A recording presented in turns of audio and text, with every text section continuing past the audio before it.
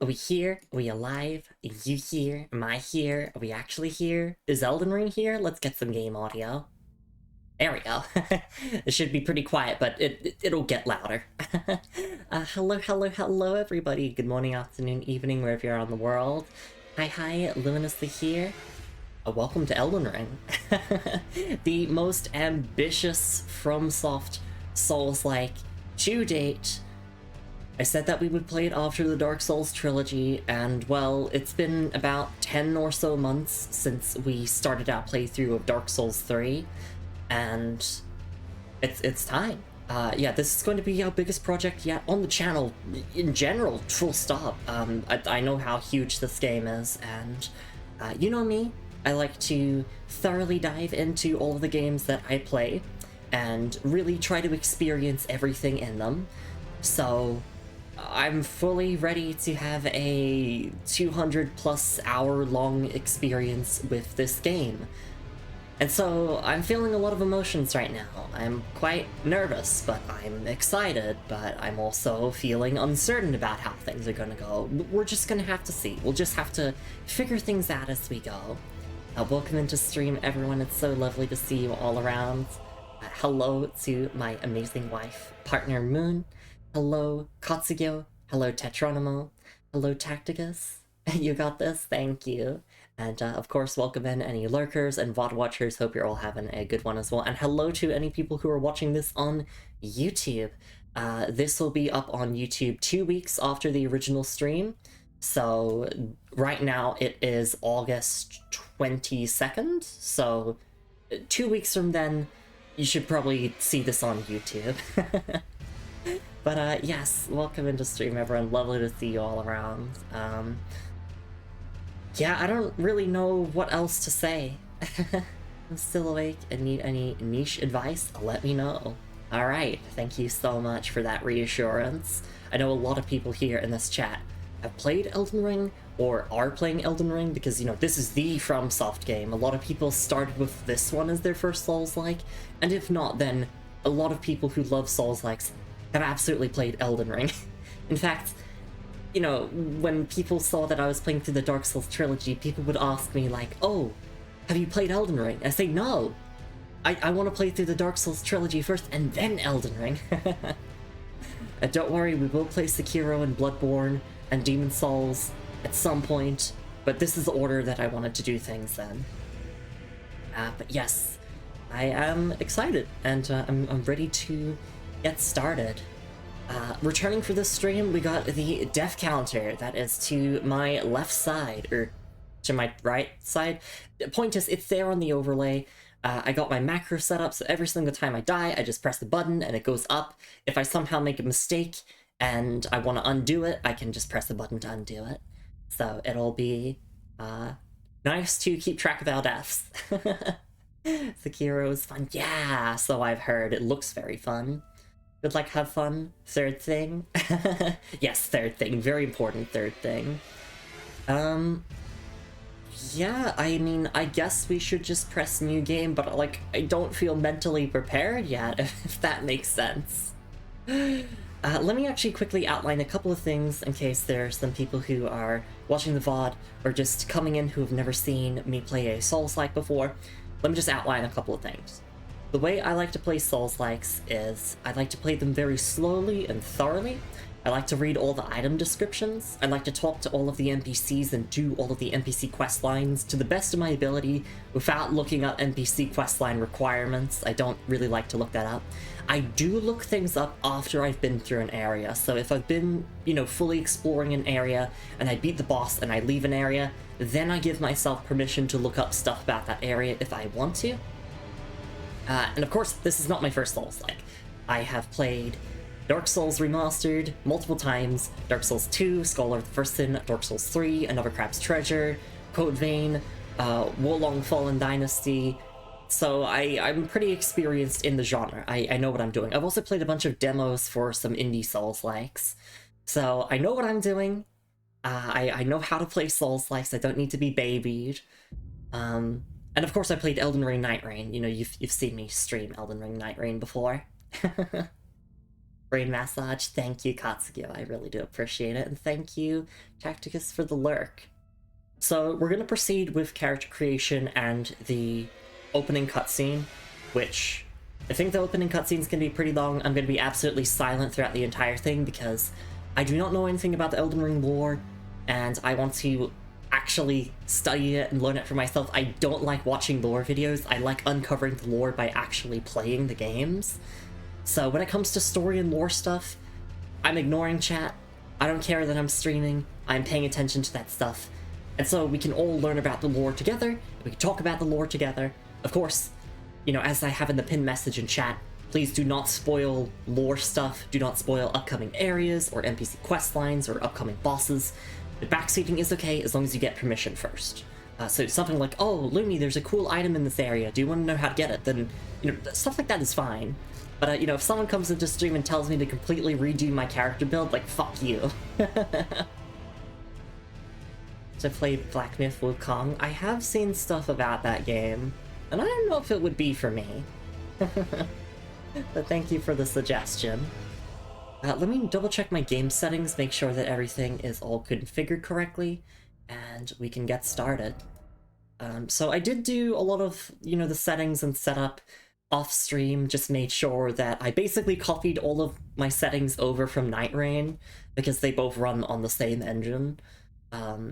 And I think adjust brightness, yep, I got max brightness. And yeah, cross-region play. We're playing online, of course, so we can see player messages. And we got all of our graphics stuff done. Alright, I think it is time to start Elden Ring. It's fun, I am biased, though.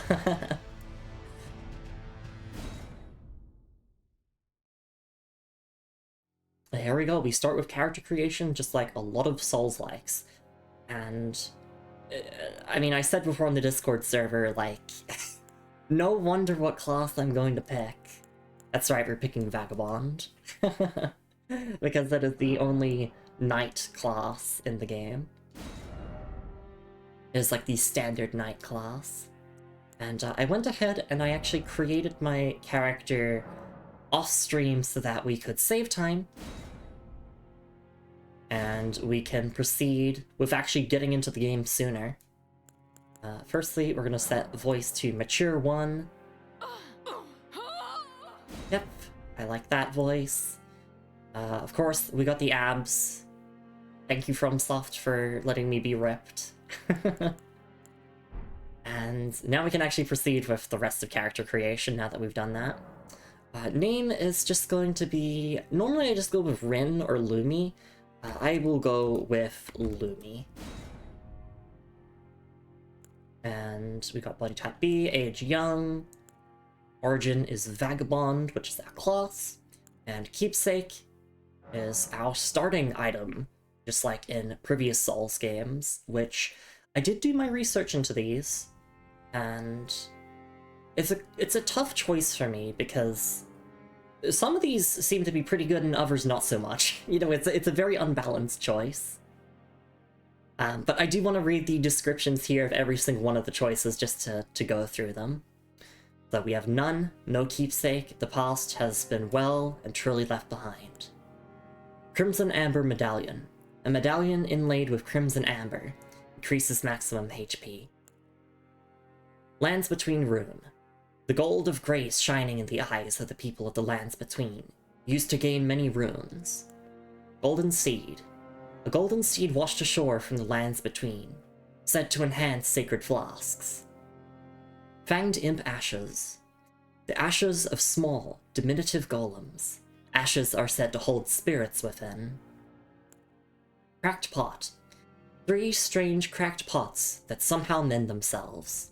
A container for certain thrown items. Stone Sword Key. 2 stone keys shaped like swords. Breaks the seal on imp statues, but can only be used once. Bewitching Branch. 5 sacred branches charged with beguiling power, said to originate from the demigod Miquella. Boiled Prawn. 5 pieces of boiled prawn. Boosts physical damage negation. And finally, Shibiri's woe. The crazed likeness of a noble whose eyes have been gouged out attracts enemies' attention. Hello, physicist. It is lovely to see you around. Hope you're doing okay. If we could get shoutouts for Fizz in the Fizz command, that would be lovely, thank you. I just want to make sure that, you know, I focus on character creation in the opening cutscene before we, like, properly, you know, pause to take breaks and do shoutouts and all that. So yes, I have been thinking about this choice for a while. And for me, it's really just a choice between the top three here. You know, not counting none. Crimson Amber Medallion can be pretty nice, but I don't think it would be worth it much. In Dark Souls 3, I did take the Sovereignless Souls, and they can help with, you know, an early boost to your levels, and purchasing goods early. And of course, Golden Seed, just an immediate upgrade to our Sacred Flasks, which can be really nice. Honestly, I think I might take the Lands Between rune. I would appreciate having just an early boost with runes and be able to purchase some things early. Like, obviously, Golden Seed is, like, very beneficial. Having a Flask upgrade is, like, you know, invaluable. But I'm sure that we will find plenty of Golden Seeds throughout our adventure in the Lands Between. And, you know, this choice here is really just, like, what item do you want to pick to give you a bit of a head start? I'm going to take the Lands Between rune. And I wanted to read through the descriptions of the base templates, because they all have lore in them as well. Warrior. The most common face among the Tarnished. After all, they were all warriors once. Truth Seeker. A face of an austere pilgrim. There are many roads to truth. Aristocrat. A regal face found among those who claim noble blood in the Lands Between. Loner. Face found among a proud and seclusive tribe of folk well-versed in ancient legends and heresies alike. Northerner. A race found among the hardy people of the unforgiving north. Some say they're descended from giants. Seafarer. The face of one who wanders the seas in search of their home in the Lands Between. Reedlander. A face from the faraway, isolated land of reeds, where blood is a familiar sight. Draconian. The stony face of the people of the ancient dragons, among whom life is typically short. Nightfolk. The features of those known as Nightfolk. Few in number, they were said to bleed silver long ago. And Newman. The face of the Newman, supposed descendants of denizens of another world, long-lived but seldom born. Hello, Tox, it's lovely to see you around. So yes, thankfully I don't have to go through with the character creation because I already did that off stream. I'm ready to get started. And I'm just really excited because this is a new FromSoft universe, you know? Like, getting to learn a whole new story with whole new characters and whole new lore. It's really, really exciting. Because, you know, after Dark Souls 1, with Dark Souls 2 and 3, I kind of knew what to expect with the lore. There was obviously a lot of, you know, twists and turns and big reveals about the lore throughout those games that was, like, really, really fun to go through. But I think it's great that this is just a independent story in its own world. This first time Elden Ring? Yes, it is. We're about to go through the opening cutscene, and I will see you all after that. Starting game with this character, is that okay? Just making sure. We got Lumi. Yeah, we got a body type, we got all this. I know you can change your character appearance and stuff after starting the game, but you know, I just want to make sure that I'm starting with everything correctly set. I closed up of that face. Alright, let's get started.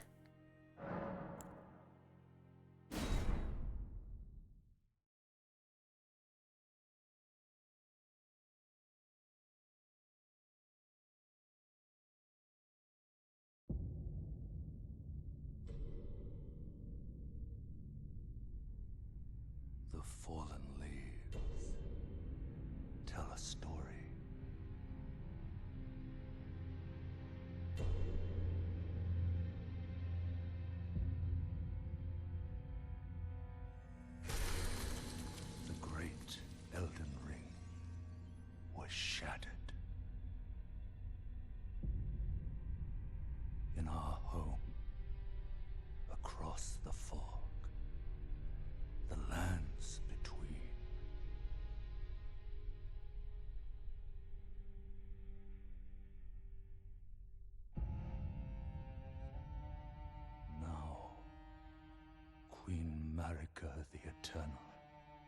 is nowhere to be found.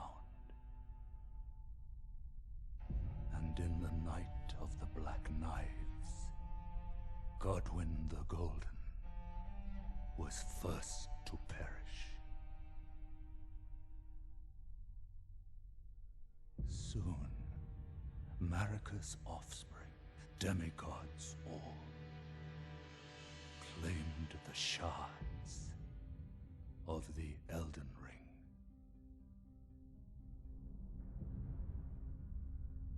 The mad taint of their newfound strength triggered the shattering.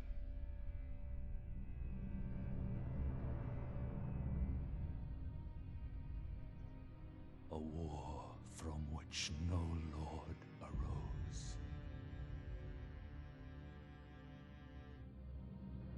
A war leading to abandonment by the greater will.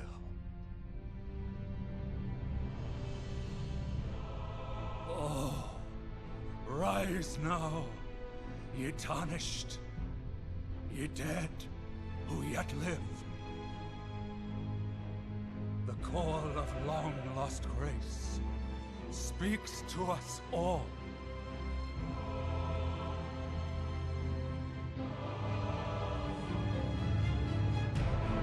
Horalu, chieftain of the Badlands,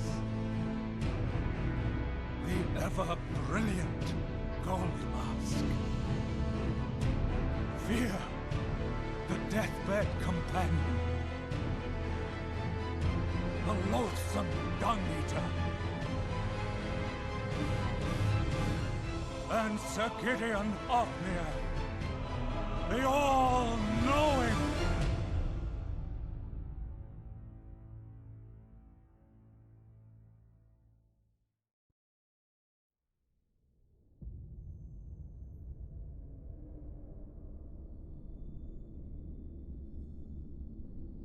And one other, whom grace would again bless.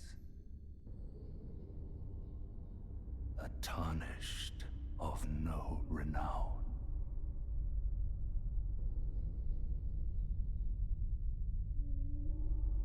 Cross the fog to the lands between. To stand before the Elden Ring and become the Elden Lord.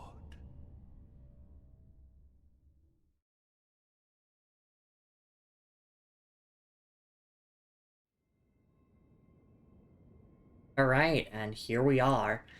Now, first things first, time to open my inventory and read item descriptions. Equipment menu. With the equipment menu, you can equip armaments, arrows, bolts, armor, talismans, and items. You can equip up to 3 armaments, each to your left and right hands. The actions of each armament performs will be based on which hand is wielding it. Doc says, I don't know why, I thought you were the type to have played through Elden Ring multiple times by now.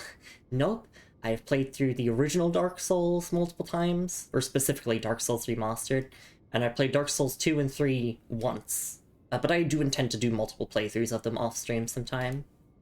The loathsome dung eater. We'll talk about the lore and everything a little bit later, but that was a very good opening, and I immediately understood everything that was happening. Of course, there's a lot of mysteries there, like who ordered the Black Knives to kill Godwyn, you know, what or who shattered the Elden Ring, all that kind of stuff. Alright, let's check some item descriptions now. Primarily, firstly, we start with the longsword, which is awesome. And I need to see, how do you swap to the item descriptions in Elden Ring? Is it... press this, and then... switch display. Right. There we go. Okay, so it's like other FromSoft games. A straight sword with a double-edged blade. In addition to its reliable standard damage, this weapon also boasts powerful piercing attacks, a superbly balanced armament. The skill is Square Off. The skill starts with the sword held level. Follow up with a normal attack to slash upwards through enemy's guard, or strong attack to perform a running thrust. Of course, we start with a halberd as well. A long-handled polearm, which combines the functions of both axe and spear. Can be used to press a single enemy with continuous thrusting attacks, or swept in groups, taking advantage of its great reach and cleaving blade. A versatile weapon for any situation. Skill is charge forth. Quickly charge forward with the armament at the hip, carrying the momentum into a thrust. Hold to cover a great distance. Heater shield. A medium-sized metal shield, comparatively easy to handle. Metal shields reliably negate physical damage when guarding, a trait which made them highly trusted on the battlefield. And skill is parry. Use the skill in time with a foe's melee attack to deflect it and break that foe's stance. This provides an opening to perform a critical hit. Welcome in, Sir Jam. It's lovely to see you around. The foul feces feaster, the devious doo-doo devourer, the audacious awful scoffer. The Elden Ring? The thing they put in Mount Doom? Yeah! We're just starting the game here, and, welcome to a Lumi playthrough. If you're expecting me to rush these things and die and get angry at the game, like, you have not seen me play a Souls-like before. Alright. And then we have our armor. Vagabond Knight Helm. Helm of a knight banished from their motherland. Dirty and battered after enduring a lengthy vagabond journey. The visor is broken and can no longer be lowered.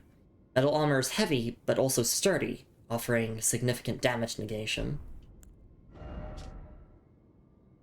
This seems mostly the same description. Chest piece of a knight banished from their motherland, dirty and battered after enduring a lengthy vagabond journey. The crest emblazoned on the front is worn and dingy, no longer able to evoke sentiment. Metal armor is heavy, but also sturdy, offering significant damage negation. And the gauntlets have the exact same description. Same with the greaves. Alright, let's take a look at the Lands Between rune. Grace said to have once dwelt in the eyes of the inhabitants of the Lands Between, the lingering residue of gold, used to gain 3,000 runes. No grace resides in the eyes of the Tarnished. If it ever did, it's now lost. Memory of Grace. The memory of first grace, which once guided bygone Tarnished to the Lands Between. Lose all runes, and return to lost sight of grace visited. It is merely a cycle. Stand before the Elden Ring. Become the Elden Lord. Right, so to put this in a way that I can understand from Dark Souls, basically Tarnished are undead, grace / gold is a source of life / immortality, and that is why we are seeking it, and, with the Elden Ring shattering and everything, grace is kind of dwindling, it seems to be. Alright, I think that is all of our item descriptions for now. We have also our pouch, gestures, okay. Inventory status. Oh, I see. So if I want to read item descriptions, it might be better to just do this menu instead. With the inventory menu, you can browse the items you're carrying, drop them on the ground, or throw them away. You can also use tools from the inventory menu.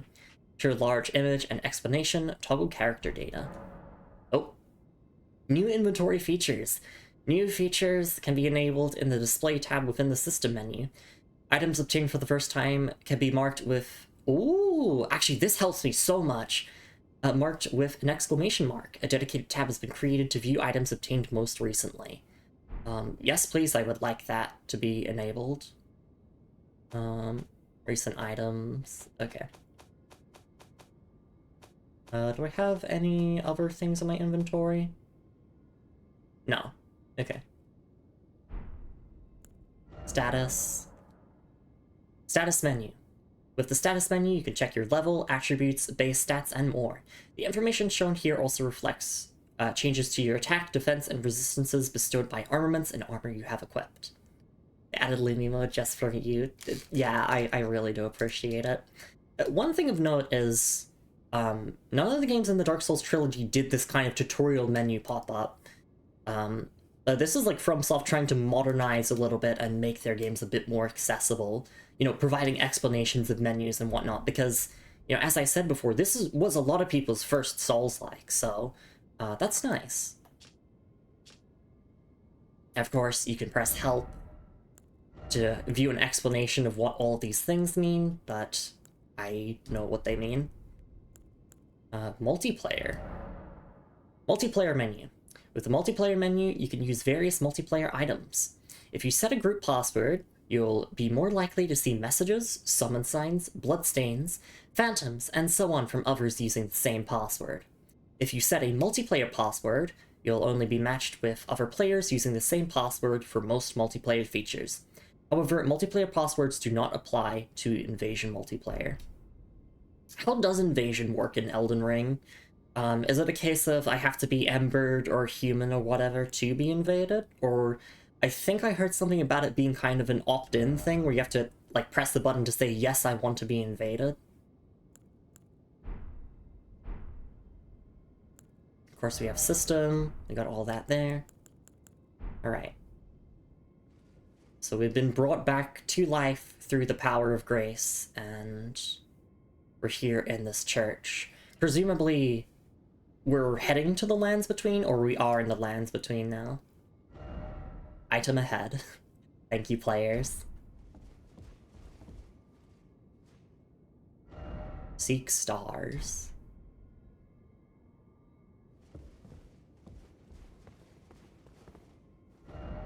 No Elden Ring ahead, therefore try behind. Like, you're going the wrong way. Although, is that a hidden wall? No, it's not. Oh my gosh, everyone's flooding into the chat. Hi, everyone. Sorry if I'm not as responsive, I'm just, you know, trying to give the game the attention it deserves as we start here. Mr. Jam says, I only really remember being invaded during co-op. Mem says, I believe you do need to be embered / rune arced. May need to be an opt-in thing too. Of course, says it didn't get invaded randomly in my playthrough, so it might be opt-in. Don't know if embered is a thing either. Hi everyone, it's so lovely to see you all around. I'll get you all shout-outs, you know, once we're, you know, at a spot that I feel comfortable to take a break at. First off, are you ready? By the way, praise the message. Sure. Oh wait, no, not disparage. Yeah, applaud the message. There we go. Though the path be broken and uncertain, claim your place as Elden Lord. Lover ahead. Alright. Pillage remains. Tarnished's wizened finger.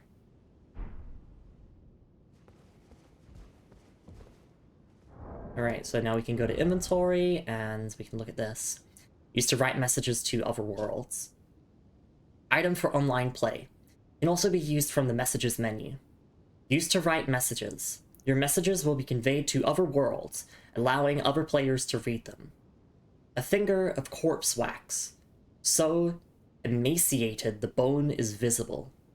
It is a relic of those who came before, left to help those who would come after. Okay. Don't forget to comment, subscribe, awesome message. So true.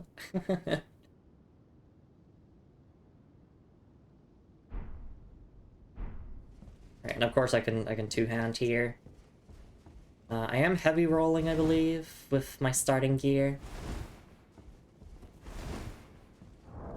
Which, like, I will change my gear so that I'm mid-rolling in a little bit, but, you know, I want to at least do the tutorial part with heavy roll.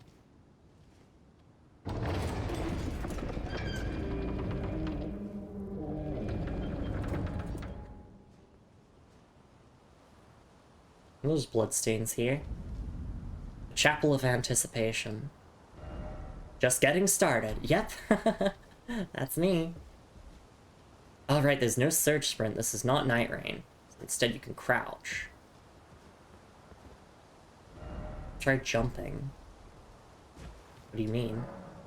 Doors blocked shut. Well, there's no climbing per se. Unless I like jump up there and then jump up there. Is that even possible? No. Yeah, normal speed game. Not the hyper fast movement of Night Rain. I'm trying. But yeah, no. You can jump over there, I guess.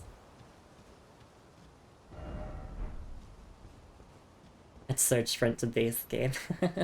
Well, I do believe we'll get a horse, though. No horse ahead. First off, do it. No. No. Actually, I do want to see. If I remove my halberd, can I get to a mid-roll? Oh, okay, sure. There we go. Much better. I don't love halberds, but also... If I remove my helmet... Oh, helmet gets me to a medium roll as well. Perfect. Look at me. I'm so sexy.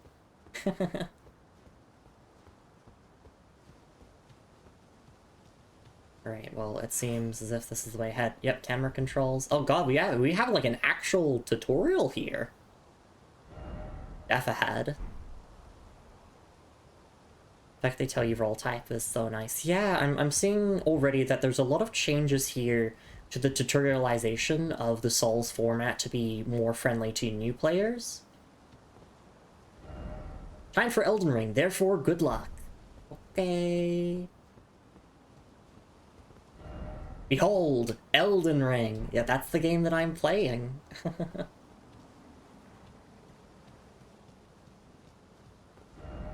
Praise the message and then try hidden path. Okay, sure. You're pointing here.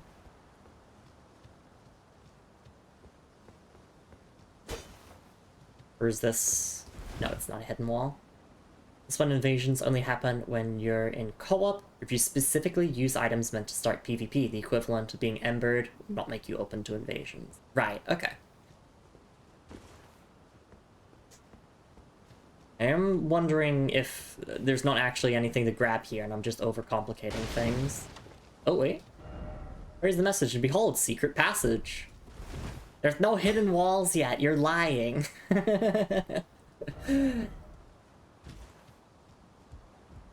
Unless, like, they become open later. Who knows?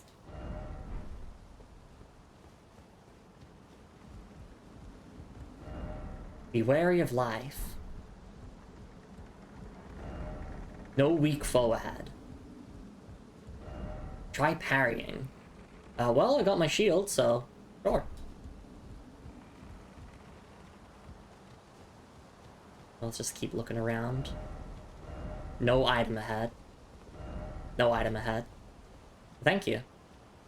Like, thank you players for letting me know that I don't have to fully explore this. This is just a linear segment. Be wary of enemy. Death ahead, therefore praise the message. By jumping off. Okay.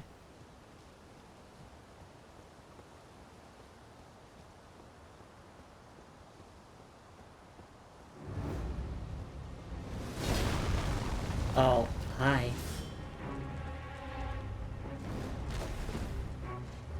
I'm assuming you're meant to die here. Because the game hasn't even taught you the controls yet. But, you know, we'll take a swing at it. We'll see how we can do.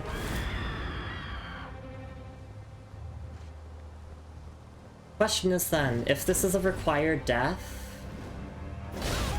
Ow. Oh, I don't even have flasks yet. So yeah, I'm just gonna get hit and die. You can beat it. But for the purposes of the death counter, should this count? I'm gonna ask you all that question.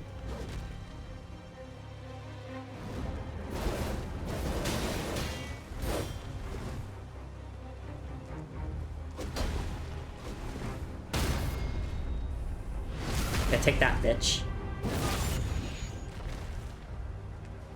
You think this is my first Souls-like? You are greatly mistaken.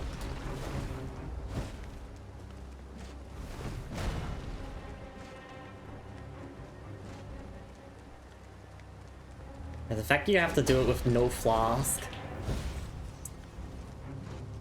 You missed my parry there.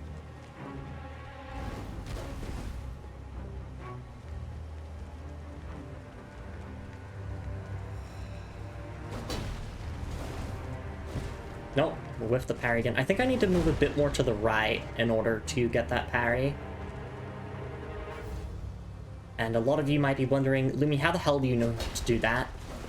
Night Rain. Night Rain, bitch. I've been studying. I've done my homework. Oh, I'm dead.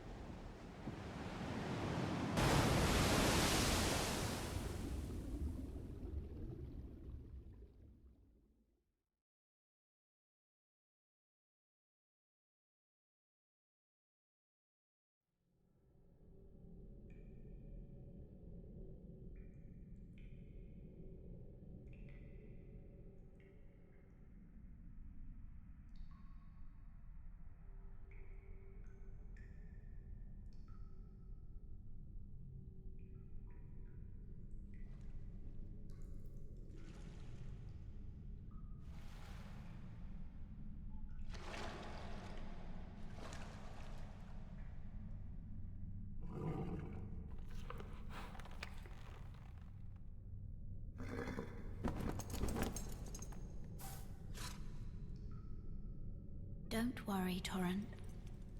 Fortune is on her side. We found her here after all.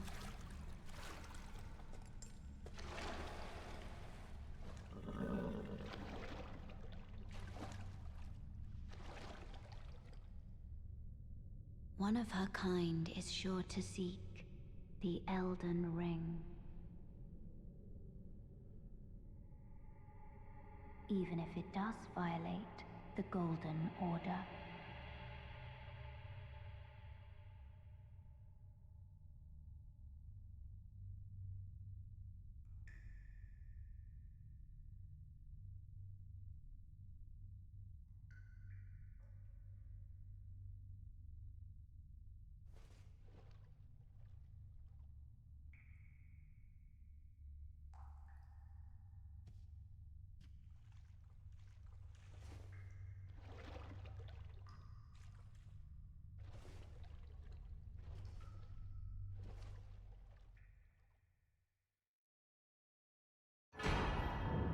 The Stranded Graveyard, and we have acquired Flask of Crimson Tears and Flask of Cerulean Tears, but before then, thank you so much for the raid, Replicant. I really do appreciate it, and thank you, Moon, for doing all the shout-outs. Moon, would it be okay to shout out a lot of the other people in the chat as well, such as Physicist and whatnot? I'm just trying to focus on getting through the starting section of the game, without, like, pausing every 2 seconds. Yeah, unfortunately, I mistimed a parry and I didn't get it. Elden Ring Pisswall. Since it's doable, it's a death. Okay, yeah. So I did count that one as a death. Gonna roll some bosses, not this one, but you know, later. I will, Corey, yes. But says those enemies are the worst. I usually just blast them something ranged because I'm so bad at fighting them. Yeah, that makes sense. Hope you had a wonderful time, Replicant, with Gnosis. I don't know what that is, but yeah, I hope you had a great time with it. And if you're not following Replicant already, please go check him out. Very lovely streamer. Big fan of the Atelier franchise, and doing a whole bunch of variety games, including the new Shadowverse. Thank you so much for being here. Yes, and please do check out Replicant. If you got a raid and run, totally understandable. If you got a raid and lurk, understandable as well. But welcome into stream. Hi, I'm Lumi, Hot Leading Night VTuber, and we're just starting Elden Ring here. And I like to play through Souls games very, very slowly.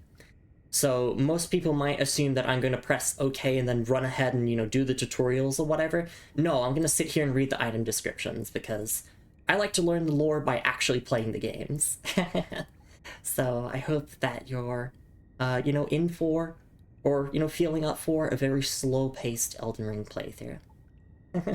Ah, you're finally awake. Was that the start of the game? Oh my goodness. No clue who hasn't been shouted out.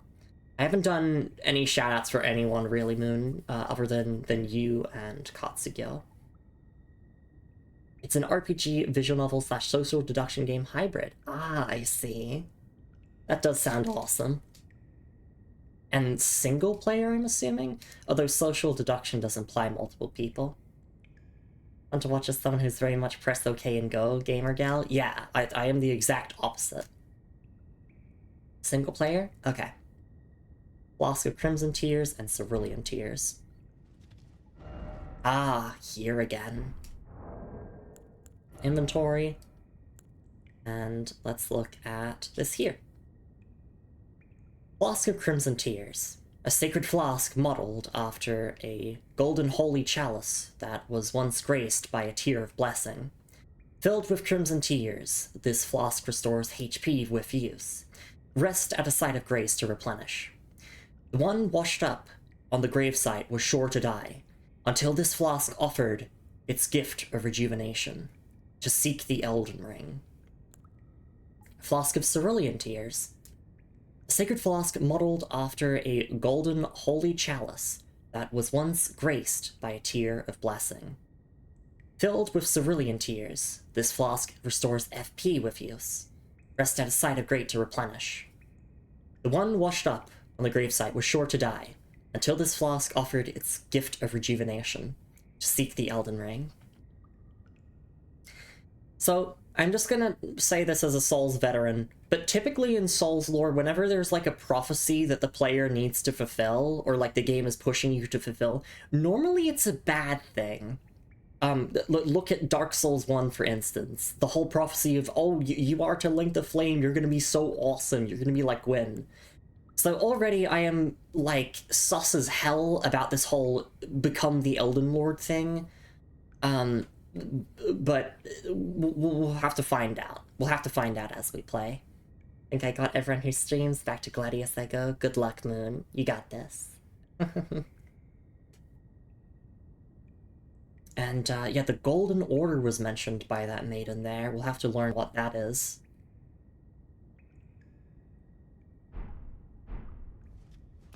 It is very dark here. HUD display. Oh, I see. I can turn it on and off, I guess? Or it can... I believe in the settings you can have it set to auto so that it just hides whenever you're not in combat.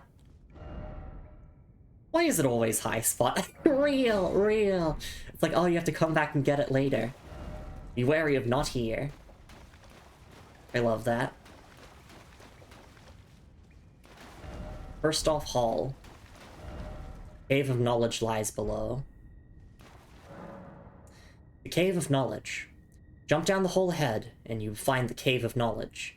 There, you can learn more about game controls and basic actions, as well as other tips that may be helpful during your adventures in the lands between.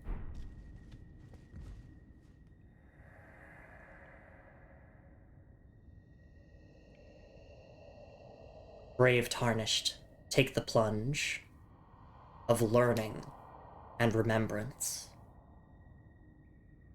Recall the arts of war and your warrior's blood. Alright. So I'm not gonna skip the tutorial because, like... Yes, I know how to play Souls-likes, but still, you know, like...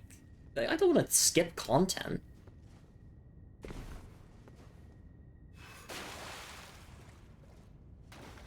Praise the light. This kind of reminds me of, like, the starting area of Dark Souls 3. Legs, oh legs. Why is it always too high up? Okay, the messages so far have been very funny and helpful. Sorcerer head.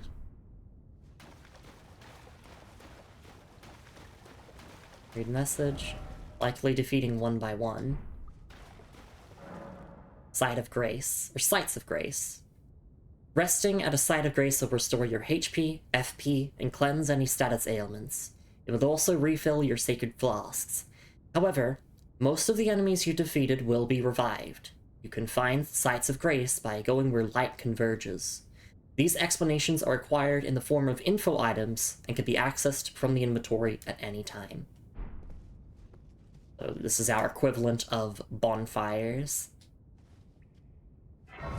Lost grace discovered.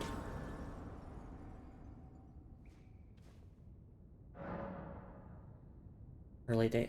Oh, you can pause time? Oh, right, because there's a day and night cycle in the game. Flasks, we can allocate our flasks. Increase amount replenished by flasks. Okay. Memorize spells for equipping spells. With the Memorize Spells menu, you can memorize sorceries and incantations. You must have a staff equipped to cast sorceries, or a sacred seal equipped to cast incantations. Casting sorceries and incantations consumes FP. Your memory slots determine the number of sorceries and incantations you can memorize. You can increase your memory slots by obtaining a memory stone. Okay, so it's not tied to a stat? Sort chest. Sorting the chest. With this menu, you can place items that you're carrying into the chest for storage, or take out stored items out of the chest. If you're already carrying the maximum number of items when you pick up a new item, it will be stored in the chest automatically. Alright. No levels just yet. Just getting started. Are you ready? We're an hour into stream. Are you ready, everyone?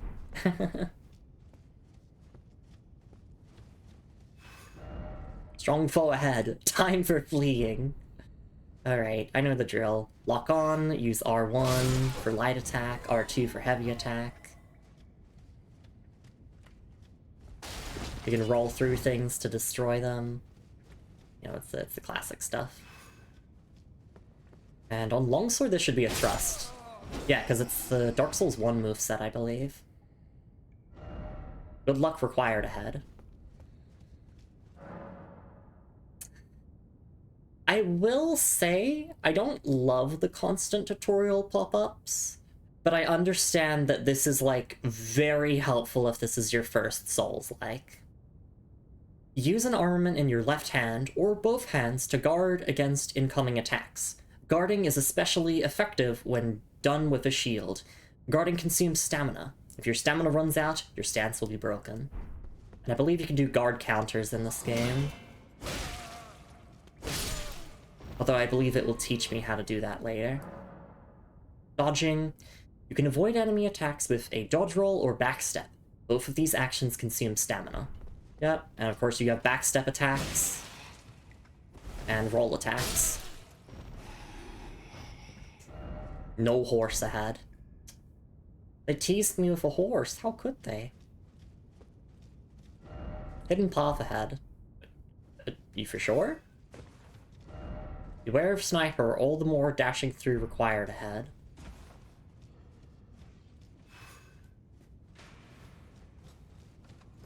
Can I pick this up? There we go. Materials. In every corner of the lands between, you will find fruits and flowers, mushrooms and butterflies, and various other useful materials. These materials can be used for item crafting.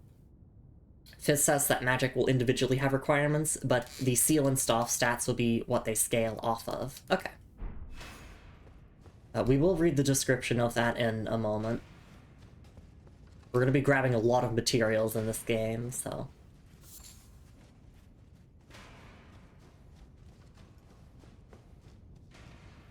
Shield ahead.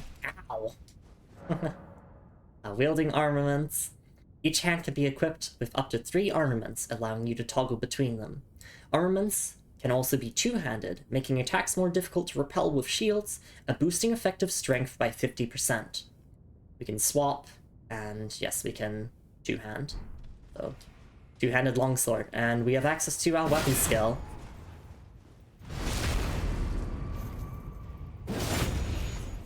Yeah, this ain't my first rodeo.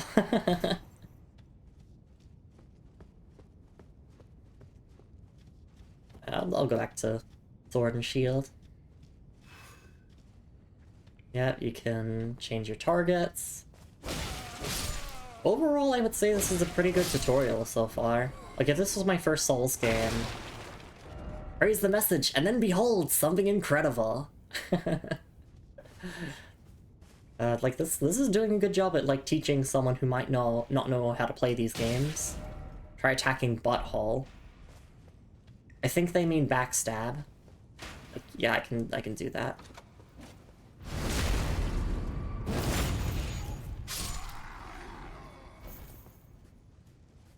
Wait, was there a message there? Time for I want to go home. Skills. Armaments have special abilities called skills. Skills are highly varied and range from powerful attacks to temporary effects. Using skills consumes FP. Yeah, we can do the thrust skill, or we can do the guard break skill with the longsword. So it is the same as Dark Souls 3 in terms of weapon skills. Right, and then stealth is a thing in this game. Crouch to make it harder for enemies to discover you, especially effective in tall grass. Attacking an enemy that hasn't noticed you will cause more damage than usual. Oh, is that a multiplier on top of, like, your backstab critical hit?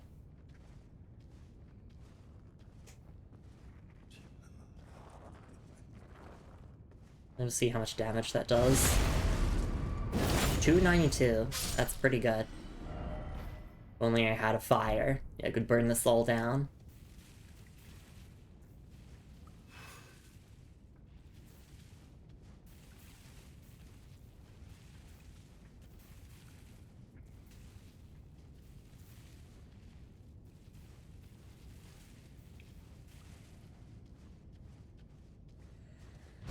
I was waiting for them to turn around, but they didn't. Just for fun, try barehanding punching on these mooks? Sure. And hey Marky, it's lovely to see you around. Jumping and then praise the critical hit. Yep, jump attacks are broken in Elden Ring, and I'm sure that, yes, they're going to explain this. Hello, Lumi and friends. Hi Marky, it's lovely to see you around. Marky says that the kids were talking about this when I was cycling past a group of adolescents earlier. They said, Lumi Elden Ring poggers for real, for real. Hope you're doing okay, Marky. We're just going through the tutorial section of Elden Ring, so if you do care about spoilers, this is literally the very beginning of the game, so I don't think this is anything significant. Stance breaking. Some attacks may break an enemy's stance, giving you a chance to perform a critical hit. Charge attacks and jump attacks make it particularly easy to break an enemy's stance. Yeah, if there's anything Night Rain taught me, it's that jump attacks are busted.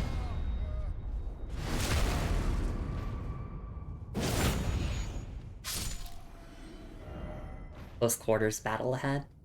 20 years from now on, when Marky will play Elden Ring, he will have forgotten. Besides, Marky is gonna get to play, in my opinion, one of the best Souls-likes of all time, period, Dark Souls 2 Scholar of the First Sin, so you have that to look forward to. And in fact, Marky, this isn't too much of a spoiler or anything, but a lot of the staff who worked on Dark Souls 2 went on to work on Elden Ring. So in a lot of ways, Elden Ring is kind of treated as a spiritual successor to Dark Souls 2. And I'm really looking forward, as someone who has played the Dark Souls trilogy, to see how those elements of Dark Souls 2 will reappear in this game. Peak Souls? Yes, it is Peak Souls. Like, they're even better in base Elden Ring. I'm excited. Are you friendly? Stakes of Marika. Upon dying, you'll be revived at the lost site of grace that you visited. However, if there is a stake of Marika where you died, you can choose to be revived there instead. When the Archfiend Chuck had to kill a guy barehanded, I went here because I thought tutorial enemies would die quickly. Okay, I don't have to interact with that. And Marika the Eternal is missing in the lore, apparently. Oh. This is a boss fight. Oh no, it's not the legendary soldier of Godric, is it? Oh, I'm cooked. I'm so cooked, everyone. Oh, they give you a way to beat him. Okay. You can perform a counter-attack immediately after blocking an enemy attack. Guard counters make it easy to break an enemy stance. Alright. And I have to just press right trigger.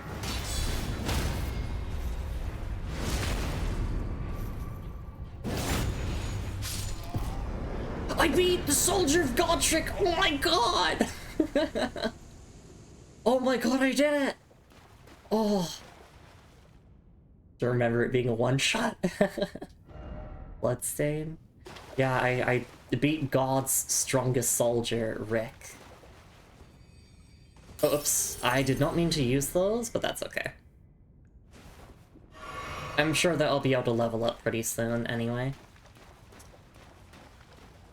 Alright, now that we have a spare moment, item descriptions time.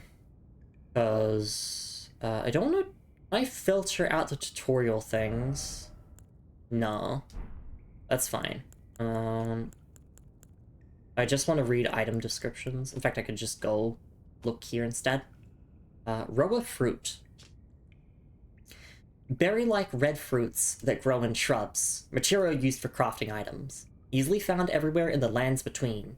It has a wide variety of uses, and it tells you where to find it, and its item effect. So you got like a TLDR if you don't read the full description. we defeated Soldier of God, Rick.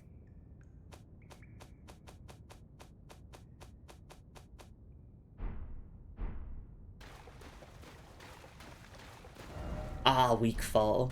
No, that was the hardest boss in the game. First off, I did it. Victory. Praise the Tarnished.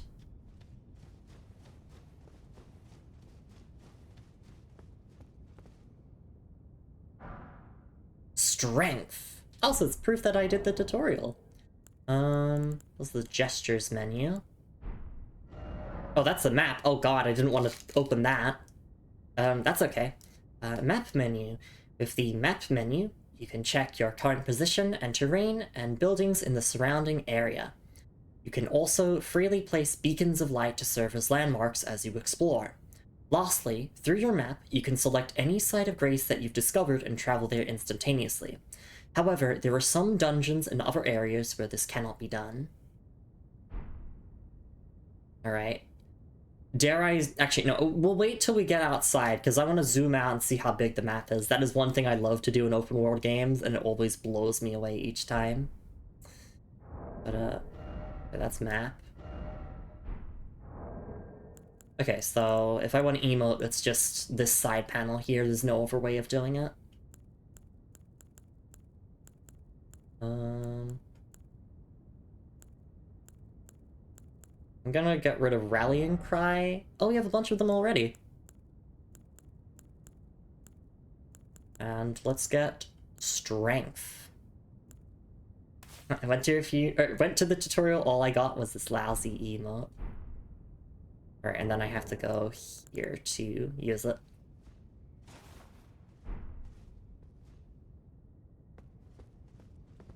Alright.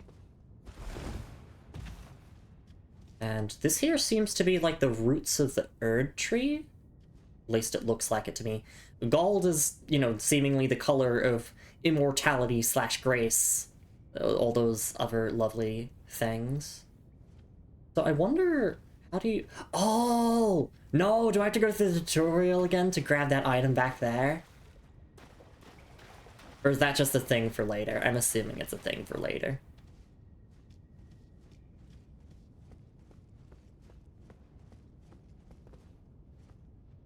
Here we go. The wide open world of the lands between is behind this door.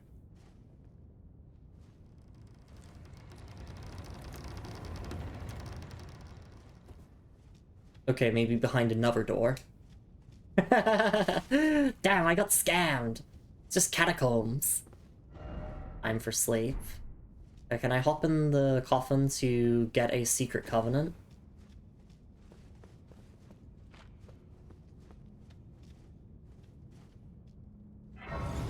Lost Grace discovered. I'm assuming I won't be able to level up until either I've gotten outside or I meet that maiden from the cutscene, because we love girls that level you up in FromSoft games. I'll go through here.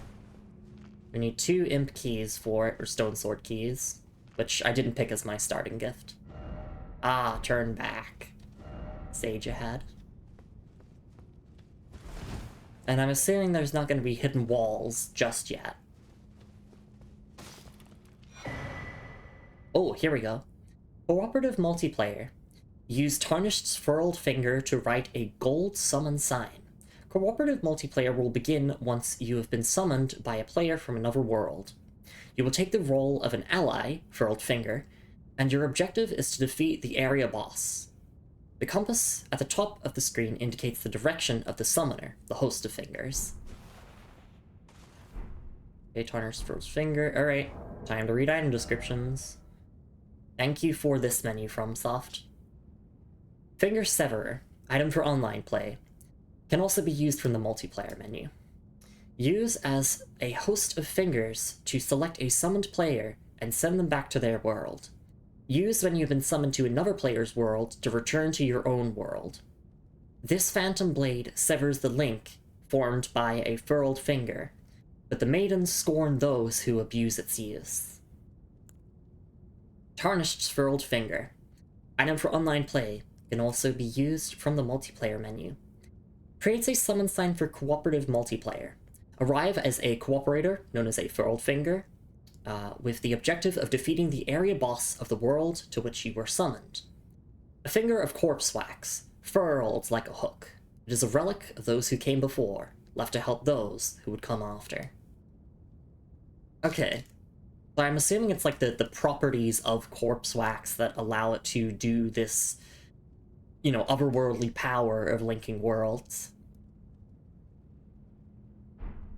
Or it could just be that the flow of time is convoluted in the lands between, which, like, yeah, that makes sense. Try lift. How about I try looking for items instead? And breaking pots. It's like that other game. Breath of the Garlic Breath. Stinky Garlic Breath. That's the lever to call it down. Oh, hang on. I'll do the FromSoft classic. Is there something below here?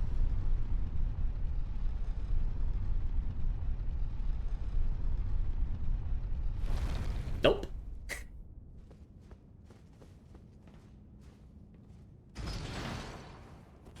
Why am I assuming that there's like a whole bunch of really cool secrets in the tutorial of all things? I don't know, I just like... I thought it would be cool to have like some, you know, like hidden walls and stuff to like reward veterans that new players could like come back and find later. But alright.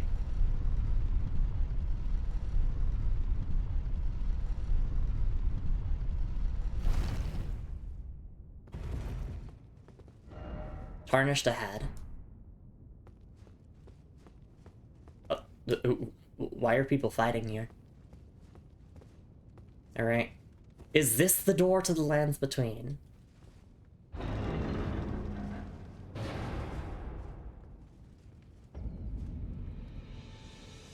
Limgrave. Are you ready? Behold, just getting started. There's nothing quite like a moment of stepping out into a new open world and immediately seeing True Sentinel there.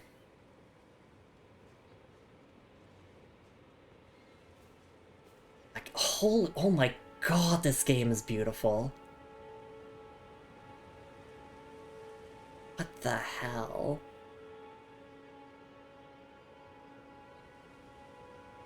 Like, I'm just genuinely awestruck. There's the Erd tree in the distance.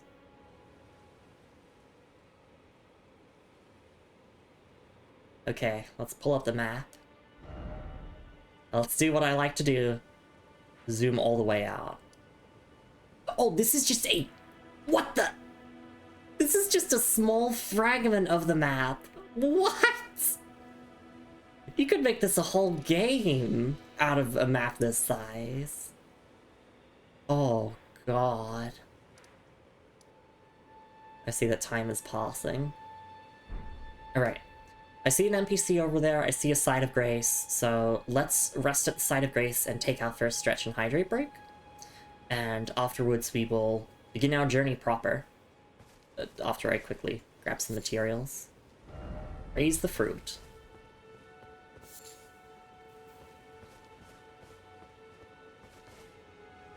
Alright. I'll gather things after the break. Can I rest here?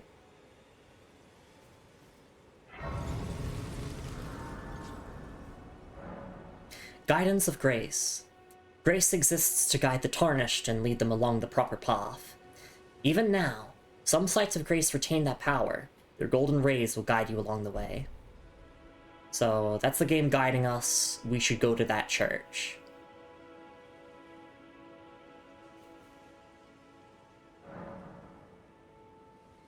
Alright. I wish there was a way to hide the UI while resting, but I guess you can get a similar effect by using the rest emote at a Site of Grace. That's just, it's not quite the same. Alright. So this game mutes itself when it's not focused in full screen. So we got no game audio now, but I'm gonna go for a quick stretch and hydrate break, and we got a lot of things ahead of us. Like, we can try fight Tree Sentinel, we can gather some materials. Obviously, I want to talk to that NPC, I want to go visit that church that the Grace is guiding us towards. There's a lot. But our journey has finally begun. This says I spent 2 hours fighting him with a dagger as a mage before I did anything else. Honestly, I'll give it a couple of goes, and like, depending on how much damage I'm doing and how confident I feel, then, you know, either we'll get it or we'll just save it for later.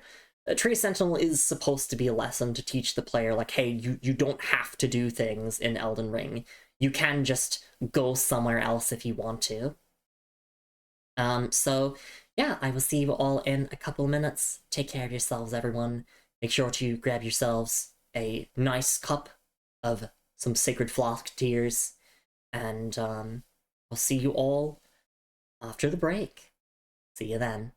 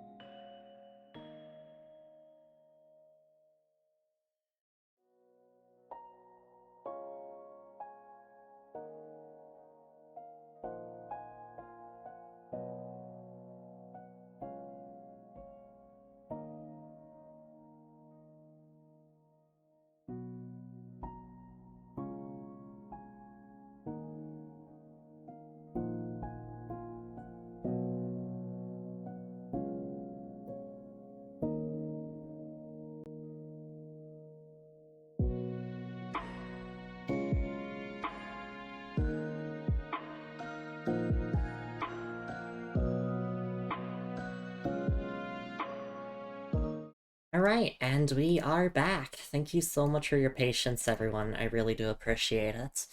So I was just thinking, because I accidentally used my Lands Between Rune during the tutorial there, I don't actually want to fight the Tree Sentinel just yet. Because I don't want to lose those runes, you know, effectively making my starting keepsake worthless, if I were to forget to then pick up my runes a second time. So let's ignore Tree Sentinel for now. Let's unlock a way of leveling up, and then we'll backtrack to Tree Sentinel, if that is okay with everyone. I know that there's probably a lot of people who are really upset right now that's like, oh, I want to see Lumi take a swing at Tree Sentinel and die a whole bunch, but you'll get that later. I just want to be able to spend these runes. Alright. Is there a way of... I guess... So one thing I like to do in Souls games is, just to make sure I don't accidentally hit NPCs, I like to unequip my stuff before talking, so... the map. Use your map to check your current position, as well as the terrain and surrounding structures. You can update your map with new information by finding map fragments at steels along the road. You can also use the map to freely place beacons of light to serve as landmarks as you explore. Thank you for the warm welcome back, Fizz. Let's talk to you. Oh, yes. Tarnished, are we? Come to the lands between for the Elden Ring? Of course you have. No shame in it. Unfortunately for you, however, you are maidenless. Without guidance, without the strength of runes, and without an invitation to the Round Table Hold, you are fated, it seems, to die in obscurity. Luckily for you, however, there is one shining ray of hope for even the maidenless. Me, Vare. Take care to listen. Are you familiar with grace? The golden light that gives life to you, Tarnished. You may also behold its golden rays, pointing in a particular direction at times. That is the guidance of grace, the path that a Tarnished must travel. Indeed. Grace's guidance holds the answers. It will lead you, Tarnished, to the path you are meant to follow, even if it leads you to your grave. Grace's guidance will reveal the path forward, most certainly, to Castle Stormvale, over on the cliff, the home of the decrepit demigod, Godric the Grafted. It's time you set off, I should think, to Castle Stormvale on the cliff, where Grace would guide you. If you seek the Elden Ring, maidenless as you are. It's time you set off to Castle Stormvale. If you seek the Elden Ring. Okay, yes, there we go, I got called maidenless. That's like the thing. Be helpless without his strongest soldier. Yeah! Now that Soldier of God Rick is dead, Godric is gonna be very upset with me. Alright. So we're gonna ignore Tree Sentinel for now. And yes, we will follow the guidance of Grace to what looks like a church over there. And yeah, let's just take our time. I want to gather a bunch of things. I want to read some item descriptions. Try weak foe. What's this here? Summoning pools. In each area, you may find effigies of martyrs. These effigies are summoning pools. You'll find it easy to summon other players at these locations, as co-op and hostile summoning signs created with small effigies gather at summoning pools. Oh, okay. So this is just like a popular place to summon slash invade, essentially.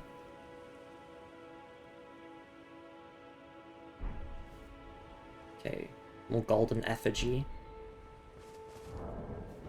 Let's take a look at that. Item for online play.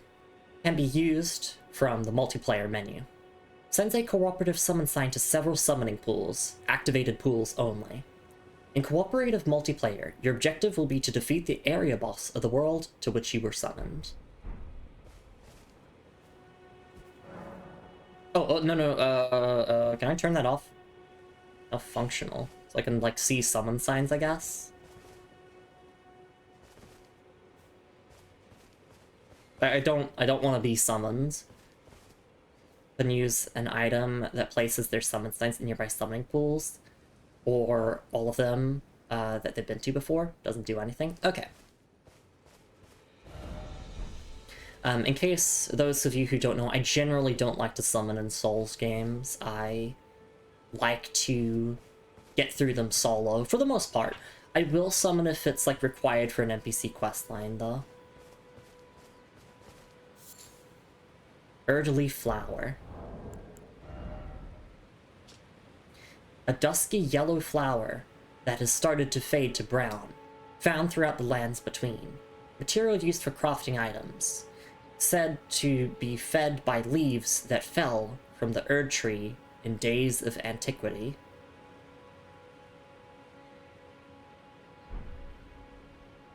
Doesn't do anything, turn on those all the time. You need to use some other item. Okay.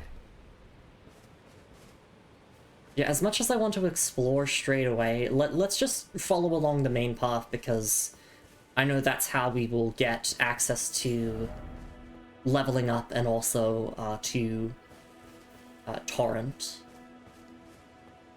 Don't have new dialogue? It's time you set Yeah. a castle if you seek.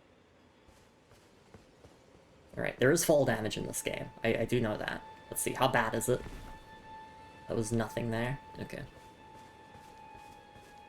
Like each one you see just to unlock them in case you want people to summon you? Yeah! I can see myself, like, helping out other players. So I don't want to anger Tree Sentinel.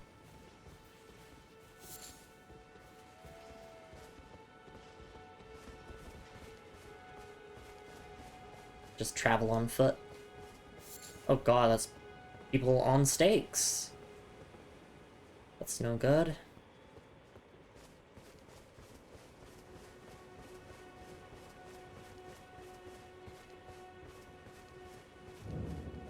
The Church of Ele.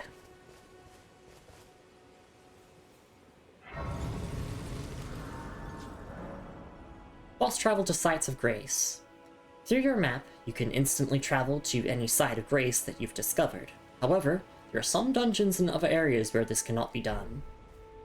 And it looks as if there's a merchant here, which they're wearing a Christmas outfit?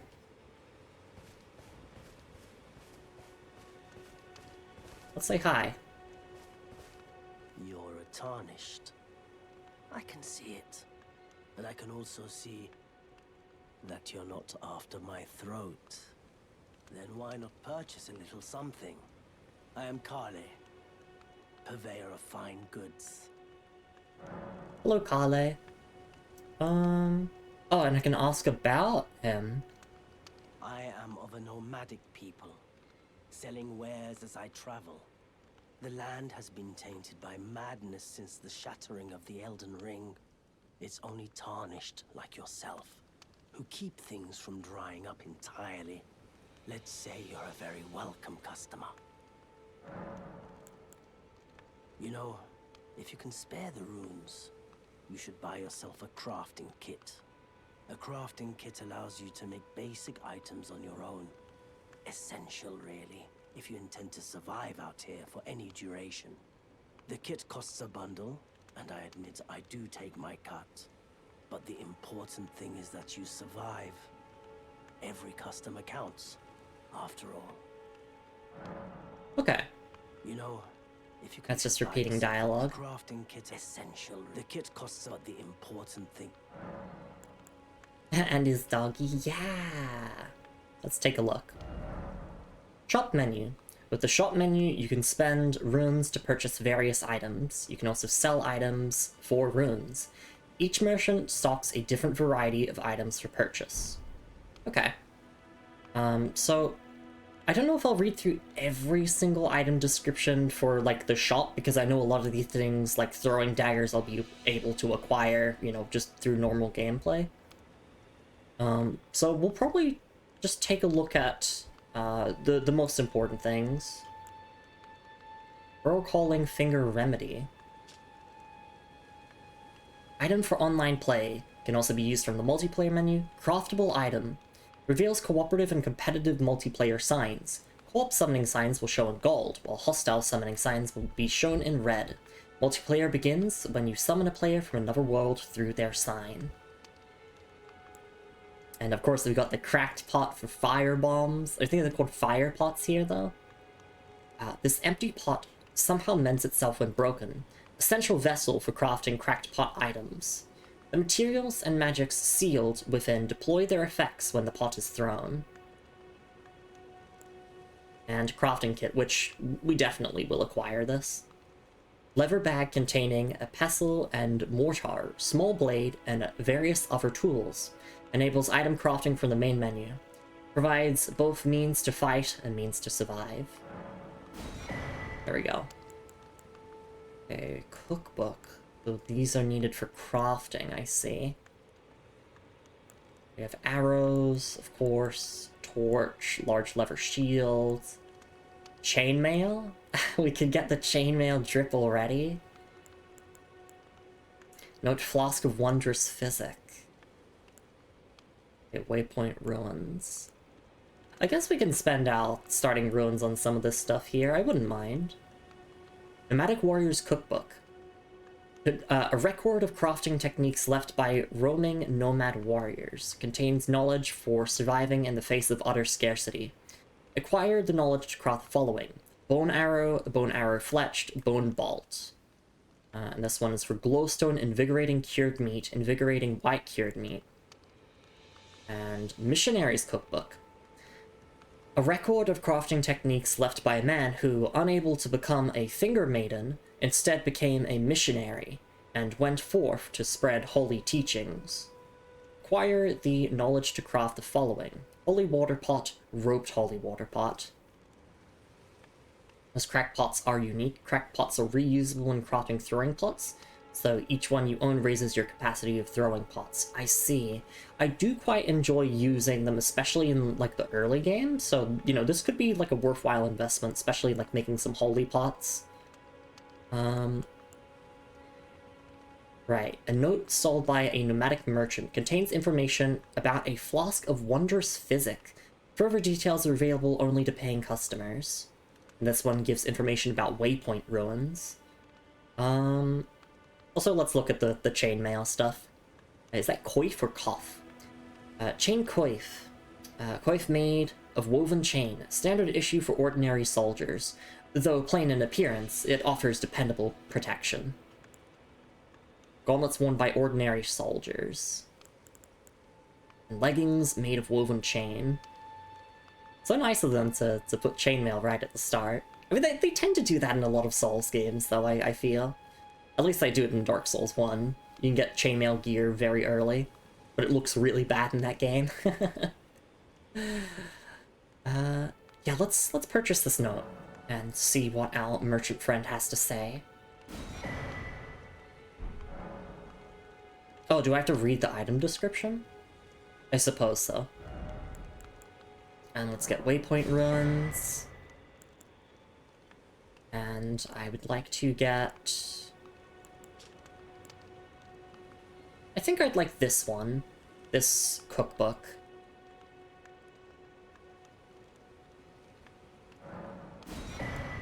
And I'll also take this Missionary's Cookbook. For those of you who are wondering, I kind of want to lean into a bit of a paladin build, so I'm going to primarily be building my strength, dex, faith, vigor, and endurance, mostly.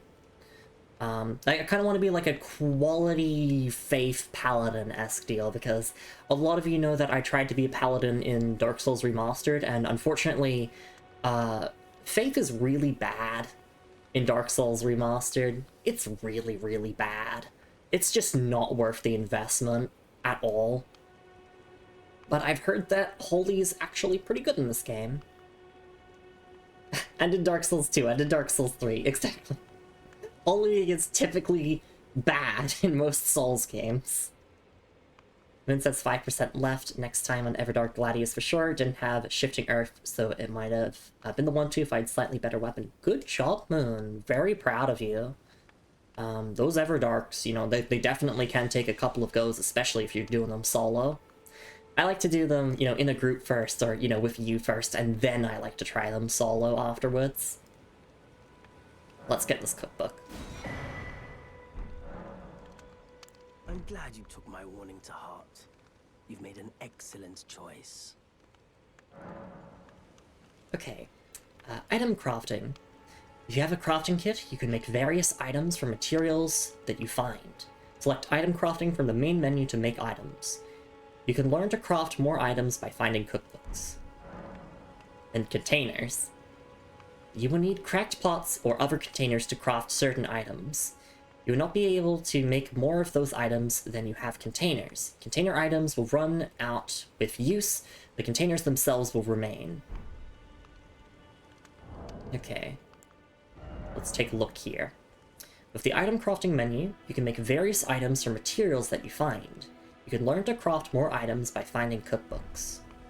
So we have the invigorating cured meat, invigorating white cured meat. Of course, we have fire pots, holy water pots, all that various stuff. Roa raisin, and horseback feed to torrent to restore HP. Okay. Oh, these do have longer item descriptions. I was wondering if they didn't have longer ones. Let's quickly look through these, because I want to see what I can already make at the start of the game. Cured strip of meat, dried out after pickling in a red medicinal solution. Craftable item. Temporarily boosts robustness. Higher robustness helps to mitigate the buildup of frost and blood loss. And then the white cured meat. A white sliced meat, dried out after pickling in a red medicinal solution. Craftable item. Temporarily boosts robustness. Lasts longer than traditional cured meat, but with reduced effectiveness. Of course, the classic fire pot. Craftable item prepared using a cracked pot. A cocktail of incendiary materials is sealed inside. Throw at enemies to inflict fire damage. And holy water pot. Craftable item prepared using a cracked pot. Enchanted by incantations of the Golden Order. Consumes FP. Throw at enemies to inflict holy damage. Highly effective against those who live in death, even preventing them from rising again. The Golden Order has no mercy for those who trespass beyond life's bounds. Right. So, like, I'm still trying to figure out what the Golden Order exactly is, but it does seem to be some sort of commandment that life is to have a natural cycle of, you know, you die, and then that's it. You know, whereas those who live in death, undead, you know, little, like, skeletons and whatnot, you know, that is against the Golden Order. Roped fire pot. Craftable item using a cracked pot. A cocktail of incendiary materials is sealed inside, and a short rope that aids throwing has been secured around the pot. Throw at rearward enemies to inflict fire damage. And of course, we have the same thing here. It's got a rope attached to it. Bone dart. Animal bone sharpened into a knife for throwing. Craftable item. Throw at enemies to inflict damage. Roa raisin. Preparation of dried Roa fruit. Craftable item. Feed to Torrent, the spectral steed, while riding to restore his HP. Humans are unable to digest Roa fruit, but Torrent seems to have a taste for it. And Rainbow Stone. Ruin fragment that has undergone some simple processing. Craftable item. Stones such as these shine with the colors of the rainbow, making them useful markers when placed on the ground. Can also be dropped to gauge the distance of a fall. The higher the pitch of the sound, the higher likelihood of the fall being fatal. Once used to entertain children on the fringes of the lands between. Glowstone. A polished ruin fragment that shines brighter than rainbow stone, craftable item. Emits light from the location it is placed, illuminating surroundings. However, the effect is short-lived, and it lacks the diverse colors of rainbow stones. May serve some benefit in dark places or at night. Of course, we have the fur-calling finger remedy, which we already have here. Hey Ocean, it's lovely to see you around. Hope you're doing alright. Moon says, I won't spoil them too much for you, but be ready for Gladius to hit really hard. Oh no. Okay. It says that consumable items are abundant in Elden Ring, so FromSoft really wants us to start using our giant inventory. I'm glad for that, yeah. Those blasphemous skeletons. Hope they don't find the Lumi Excalibur art. Yeah, from the Final Fantasy VII playthrough. If your Elden Ring has been going well. We've been streaming for about an hour and a half, and we haven't really played the game per se because of the way I like to play. We've just been primarily talking to NPCs, you know, reading item descriptions, you know, the way I like to play these games. But I'm having a fun time so far. And I hope a lot of, you know, I hope all of you are enjoying the ASMR of me just slowly going through the game. Let me stealing out of the world. Valid. Glad you're having fun. Yeah. I just really enjoy reading item descriptions and immersing myself in the world. Alright, let's check out inventory, because we should have... here we go. A note on the Waypoint Ruins. Note sold by a nomadic merchant imparting knowledge in brief. Someone lurks among the Waypoint Ruins on the roads through Limgrave. Okay. So I guess we want to find that someone among the Waypoint Ruins. Okay. So we basically just want to follow the roads of Limgrave. If I pick use... Oh, okay, no, you have to press X. Sorry. The game has Xbox buttons for controllers, even though I'm using a PlayStation controller, and the only way to change that on PC is with mods. So I tried pressing X on my PlayStation controller. But that's the OK button, that is A on Xbox. Alright. Note, Flask of Wondrous Physic. Note sold by a nomadic merchant imparting knowledge in brief. A flask of wondrous physics still remains in the third church of Marika, north of the Mistwood. Cross the highway bridge and follow the animal trail north. So we kind of want to take note of this here. Thankfully, we can just review this whenever. Third Church of Marika, north of the Mistwood. So if we see a big highway bridge, we know that we're in the right direction. Fizz says, something to note that the game won't say about buffs. When you eat things that provide a similar buff to each other, they'll typically cancel out. So you could stack an attack buff and a stamina buff, typically not two stamina buffs. Or if you eat a holy defense item and there's a fire defense item, you'll only have the fire defense. Yes, it works very similar in Night Rain, where you can't, like, stack the same effect, like, from, like, you know, the same item, or the same similar type of items. You have to kind of, like, stack multiple different sources of a buff on top of each other, and the game will let you know, it'll show you if it's stacking with, like, a number in the top left. So thankfully, having played Night Rain before this game does help me with a lot of things.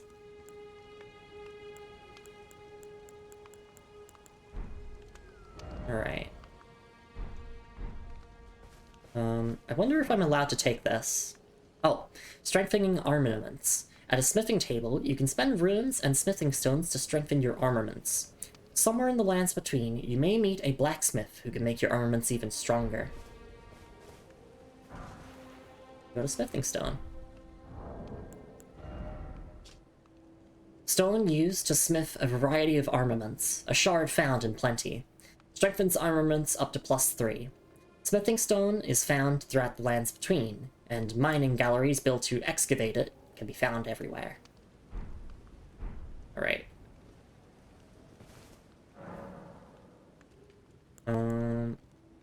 Strengthen armament. I do want to actually make my longsword stronger. You know me, I love longswords. Smithing menu. At the smithing menu, you can spend runes and smithing stones to strengthen your armaments. You can strengthen your armaments up to +3 at a smithing table. Somewhere in the lands between, you may meet a blacksmith who can make your armaments even stronger. Lynn says, also, I heard you say 8 earlier. My Americanness is rubbing off. Next thing you know, you redesign your avatar to have cowgirl outfit, US flag bikini, revolver, how bad my influence is. This ain't my first rodeo, specifically. Yeah. That was, like, very American when I said that, yeah. That was kind of the point. I don't review how many runes I have. Oh, here. Oh, you need 2 smithing stones. Okay. Damn. And our friend here doesn't sell any? What is it? Still going to purchase something? I was also thinking that, yes, I do actually want the cracked pots. There we go. Oh, should I also take the telescope? I mean, it's the funny binoculars. Fizz, can you post the binoculars emote? I would appreciate it. Astrology tool used by members of the Carrion royal family. A stolen part of a larger instrument. Allows the viewer to see faraway things. During the age of the Erd Tree, Carrion astrology withered on the vine. The fate once writ in the night skies had been fettered by the Golden Order. Thank you, Fez. See, like, here's some significant lore. Carrion royal family. Okay. Fate once written in the night skies had been fettered by the Golden Order. The Golden... Okay, so it seems like these Carrion people might not like this whole Golden Order thing. I have a general idea of what this Golden Order is, but, you know, it'll be fun to learn about the exact details over time. Look at me, I already know more Elden Ring lore than most people who've finished the game. Sorry. I'm being silly. Win says I'm going to lean hard into a country accent solely to make you do it subconsciously. Goodbye. Nice to do business. Thank you, Santa. Not pet. No, cannot pet you. Alright. So the guidance of grace is now guiding us over towards here. I mean, I did spend my runes, so do you want to take a whack at Tree Sentinel? How many runes? Yeah, I have 3 runes on me, but I would feel comfortable taking a whack at Tree Sentinel.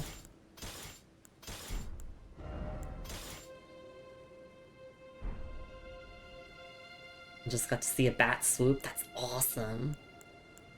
Also, let's... There are binoculars here. And... So I see that pouch is kind of like a way of quickly using specific items.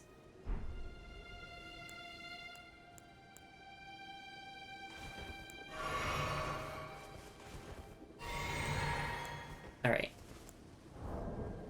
Let me remove the lands between rune. Fun fact, apparently according to the wiki, this is the only lands between rune in the game that you can get. You know, it being your starting gift. It's like specifically this version of it. Yes, I know you can get more poppable runes, but yes, specifically that version of it that gives you 3,000 with that specific item description.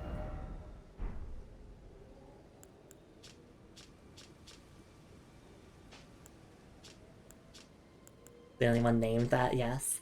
Hi, Alex. It's lovely to see you around. Hope you're doing alright. Right, sorry, I'm just swapping around my items a little bit.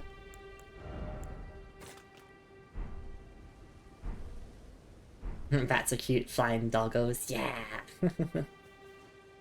Welcome into Elden Ring. We're just getting started.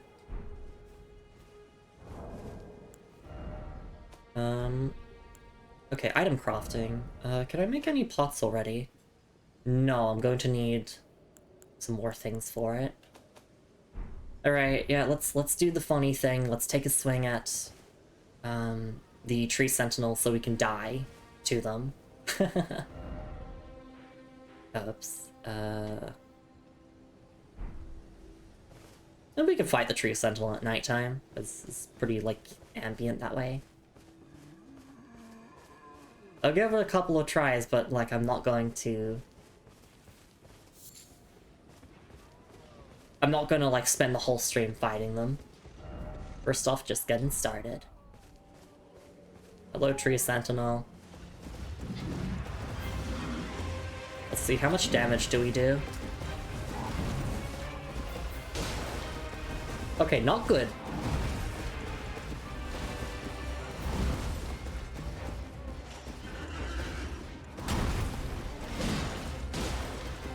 Actually, that seems doable. If I can get 2 hits in per opening.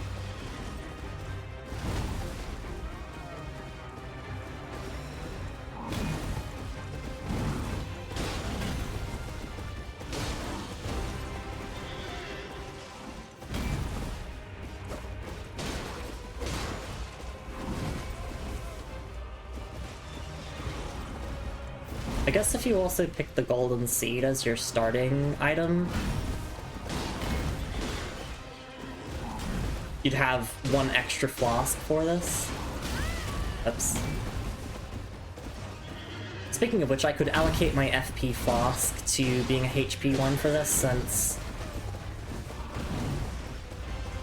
I don't really plan on using my weapon skill.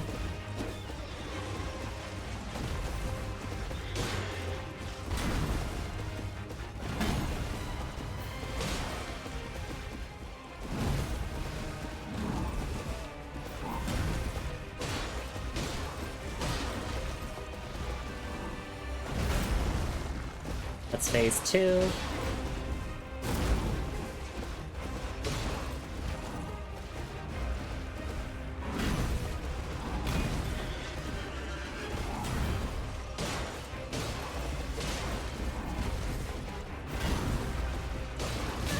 Oh, that's bad.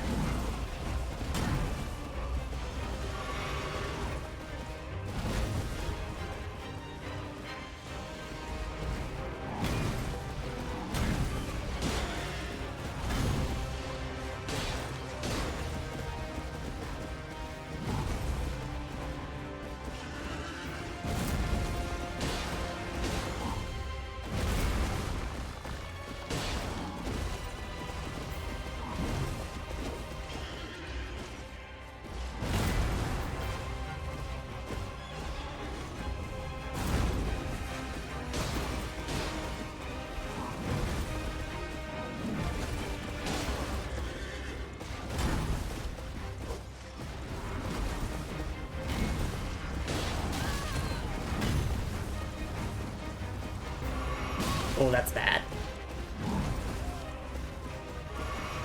That's all my healing.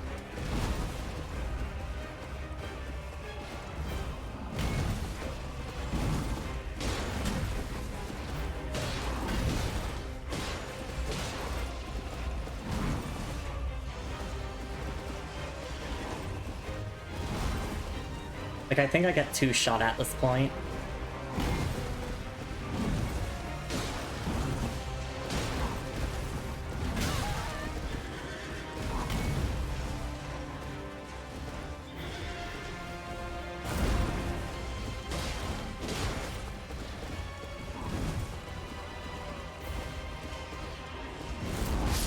Oh, lingering hitbox.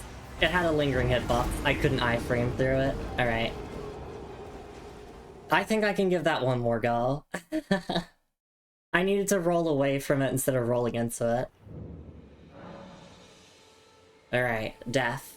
Upon dying, you will be revived at the lost site of grace that you visited. You will drop any runes in your possession at the site of your death. If you die again before reclaiming those runes, they will be lost forever.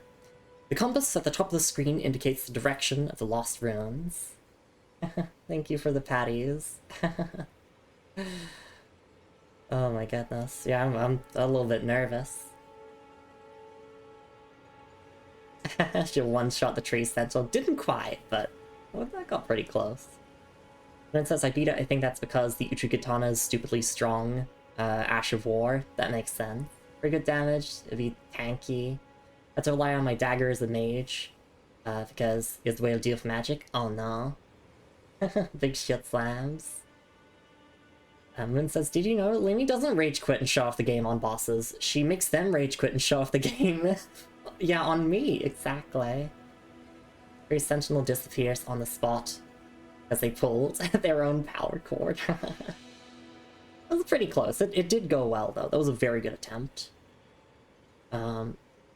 You're badass, Lumi. Thank you. And thank you for the patties. I'm strong. And it says, is it okay if I offer a damage optimization? Read the pinned comment. Oh, you read the pinned comment. Oh my goodness. Yes, please. Do you think maybe going for jump attacks or like maybe some weapon skills during those openings could potentially help? I'm someone who's okay with having less damage if it means that I have a bit more of a safe window to attack. But yeah, absolutely feel free to, you know, give suggestions. And I'm gonna reallocate my flasks for this. Allocating flask uses. With this menu, you can allocate the number of uses in each of your flasks. You have a set total of maximum flask uses. You can decide how many of those uses are for the HP replenishing flask of Crimson Tears, and how many are for the FP replenishing flask of Cerulean Tears. Alright. Yeah, we're gonna go all in on HP. Min says, you have a tendency to not use your FP bar at all. When some Asher Blows hit really hard, often harder fully charged strong attack, you definitely have windows for them. Okay. I like the safety of doing light swings, but yeah, I'll see if I can try to sneak in, like... This attack is pretty laggy, but I could still try it.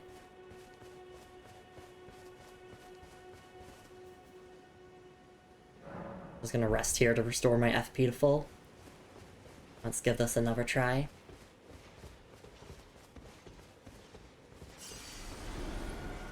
In case some people are wondering, like, how is she so cracked at this game? I've played Night Rain. That's it. Oh, I can get a free hit in here, I guess.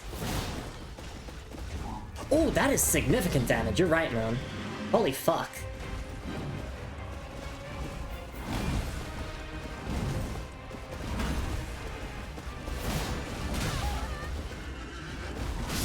Ow. That's unfortunate.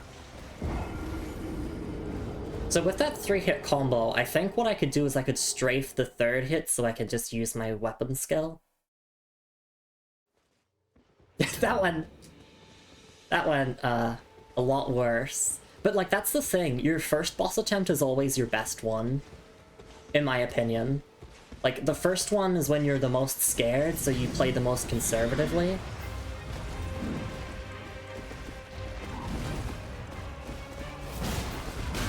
I should try my other weapon skill to see how much that does.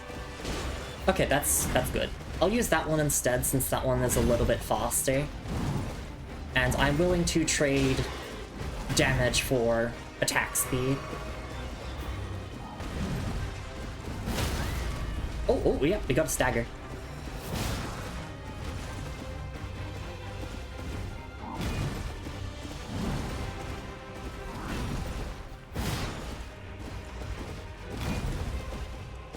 It's really funny, in my first 2 Dark Souls 3 streams, I also had people going like, Lumi, use your weapon skills. I'm like, what the fuck is a weapon skill? I'm so Dark Souls Remastered brained. Like, that game technically has weapon skills, but... Ow. I thought they were gonna do the jump.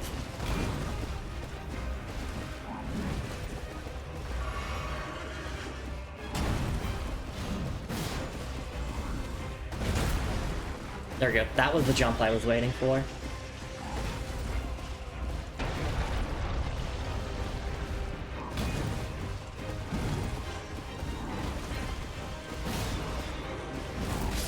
Ah, that lingering hitbox.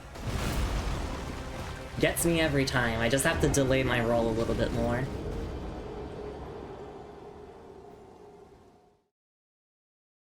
A wide shield, yeah, exactly. What's a weapon skill? That's me.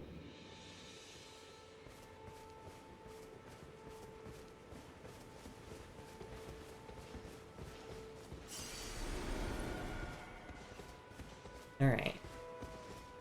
So let's get our free hit in on Tree Sentinel with the heavy weapon skill.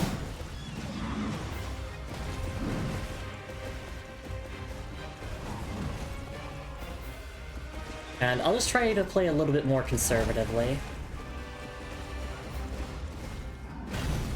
So this is 3 swings. There we go. Oh, actually it can go into a 4th one. Never mind. Actually, no, it just kept going.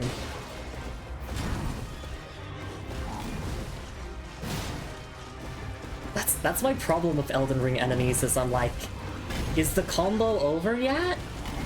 Or are you still gonna keep going? Alright.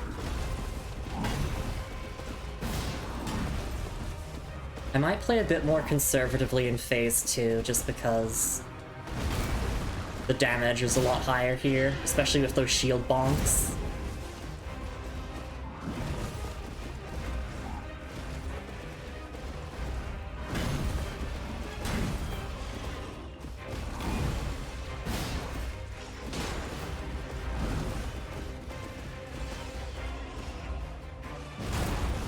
Yeah, like that there probably has a ton of active frames. And I know that move does. That move has been the cause of multiple deaths. Right.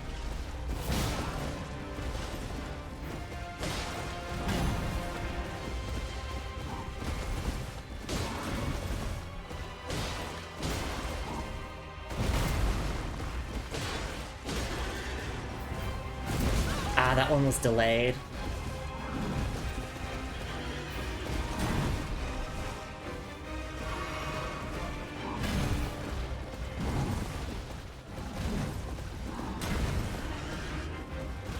But that was like a mega long combo. There we go! Tree Sentinel done.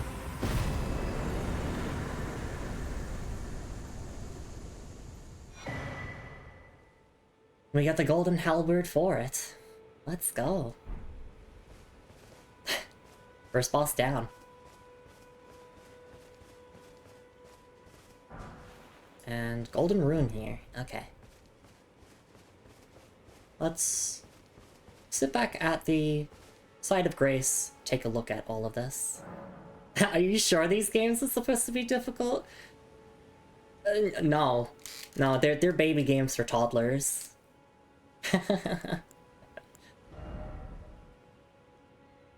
And welcome in Corey. Welcome in Revenant. So lovely to see you all around. Yeah, Ocean doesn't have comms at the moment because house sitting. Alex Speedling says, Elden Ring made people retroactively like certain things in Dark Souls 3 more, I think. People didn't used to care so much about weapon skills. Yeah, admittedly I didn't use weapon skills all that often in Dark Souls 3. But I do like what Elden Ring has for weapon skills, at least like the ones I've seen in Night Rain, like the really unique ones. Ocean's planning to open them next week when you're back. This says everything has so much poise damage, the normal attacks. Yeah. It says I'll write my idea down, keep an eye out. Cowgirl joke earlier makes me want to be one. Whoa. Cowgirl Mooney? Yeah. Very trashy, slutty, self-indulgent cowgirl calm. I'm not ashamed to say it. Let's go. We love to hear it. We gamed all over Tree Sentinel. The skills are actually good in Elden Ring. Yeah! I mean, as you saw there, they made Tree Sentinel so much easier. Dark Souls 3 main weapon had sidestep, almost never used them. I was using the regular Os Greatsword, which... Or like, you know, the Berserk Greatsword, which... Like, its weapon skill is okay, it's the stomp that, like, gives you a bunch of poise. That can be handy. Gust from Burke, exactly. Well, weapon skills in Dark Souls 3 kind of sucked, especially if you're using any sort of magic. Yeah. Alright, let's take a look at our loot. First, let's take a look at a Golden Rune 2. It seems to be... Oh, no, this description is slightly different. Grace that dwells within the inhabitants of the lands between. The lingering trace of gold, used to gain 400 runes. Runes are nourishment for the development of any Tarnished, provided a finger maiden can be found. Alright. And let's look at the halberd that we got. Golden halberd. Weighty halberd forged of gold, wielded by the Order of Tree Sentinels, heavily equipped knights, deals holy damage. A masterfully crafted weapon that lives up to its heft, but is difficult for one of mere human strength to wield. And its skill is Golden Vow, skill passed down from antiquity among the knights of the capital. Raise armament aloft and pledge to honor the Erd Tree in battle, granting self and nearby allies increased attack power and defense. Brennan says started FE11 Merciless today. I think I vastly underestimated. Hard 5 is brutal. It is so brutal. I've been playing a bit of Hard 5 myself off stream, and I'm currently stuck on Chapter 3.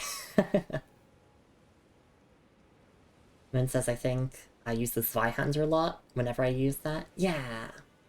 Brennan says, yeah, they eat up a lot of mana, exactly. This attempt was not being able to kill the boss in Chapter 1 because Gordon died. Gordon is very important to keep alive in the early game of FE11, like on harder difficulties. He's actually really good in the early game, as like a filler unit. Alright. So how many runes do we have? We have 3,000, okay.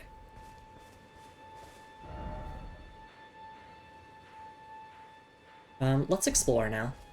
Although, actually, no, I still want to follow the guidance of Grace, so that we might encounter a Finger Maiden and be able to level up. Oh, sorry, wrong menus. Just checking stuff here. Okay. That gives us 400 runes. Guidance of Grace. So I guess we go through this foresty area. We will be a lot more thorough in exploring Limgrave here. But for now, you know, I want to go through the quote-unquote main path until... Also, fuck you. Until I feel the urge to explore. I did it, therefore praise the message. You did! Hopes that will no longer be maidenless. Shoutouts to FromSoft maidens who level you up. Gotta be my favorite gender.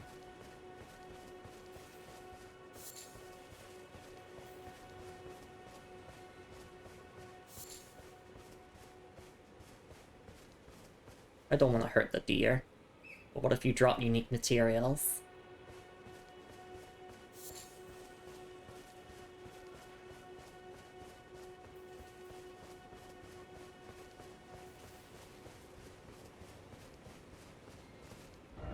Cave ahead.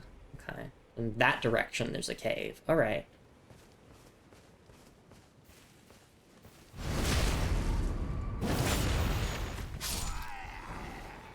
Kokuri. These are throwing knives that do bleed damage, I believe. Large knife used for throwing. Its curved blade is sharp enough to slice flesh cleanly. Throw at enemies to inflict damage and build up onset of blood loss. This heavy throwing weapon is unsuitable for swift attacks, but is able to inflict heavy damage. Alright. Let me equip that here. Fizz says, could I explain something about expanding the map? The game mentioned it, but not very well. Sure, go ahead. Revenant says even Jagan Silverlands doesn't actually set up many kills. Jagan Drow can kill an enemy 2 rounds, if memory serves correctly. But you really want to feed Sita kills. Yeah, you want to buy Sita a Javelin. And you just like having access to 2 range in the early game of Hard 5 is basically essential. Like, get a Javelin on Sita ASAP. The hit rates are garbage in early game, but you can do it.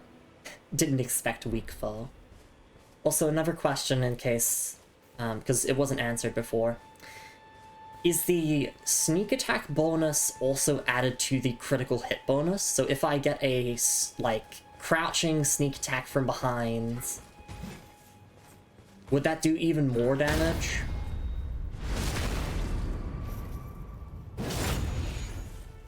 I kind of want to explore the cave. It should? Okay.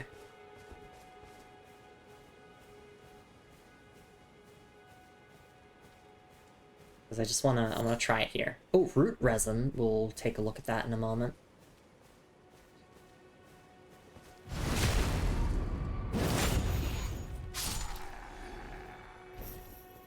Game says you want to find map fragments at steles. The steles are shown on the brown featureless parts of the map as a blurry little scribble with a light patch. If you want more of the map, you look for those.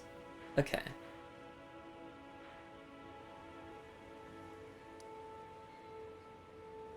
I'll keep that in mind. I'll know it when I see it, unless it's... Oh, is that it there? But that just seems to be a landmark of some sorts. Yep, that's it. Okay, yeah, so we'll definitely want to go there then. Renan says, I know buy a lot of javelins, because I know at some point there's going to be a chapter without them. I don't know when that is. Really annoying that Kain can't use javelins at base though, and that is why Abel is the better cav. I will fight people on that. Green calves are better in Fire Emblem. Or I prefer using green calves. Okay, mushroom. Mushroom. Oh, mushroom. Let's take a look at some items that we obtained here. Mushroom. A fungal growth that thrives in damp thickets and elsewhere. Material used for crafting items. Its thick, spongy flesh makes it a key component in throwing pots. And root resin. Resin secreted from the roots of the great tree can also be found near trees on the surface, material used in crafting items. The roots of the great tree were once linked to those of the Erd tree, or so they say, and it is for this reason catacombs are built around great tree roots. Okay.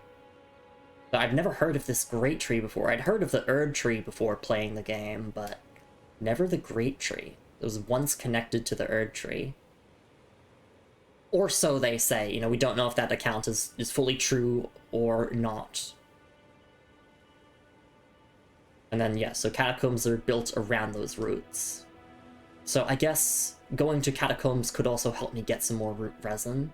But also, yeah, near trees on the surface can help.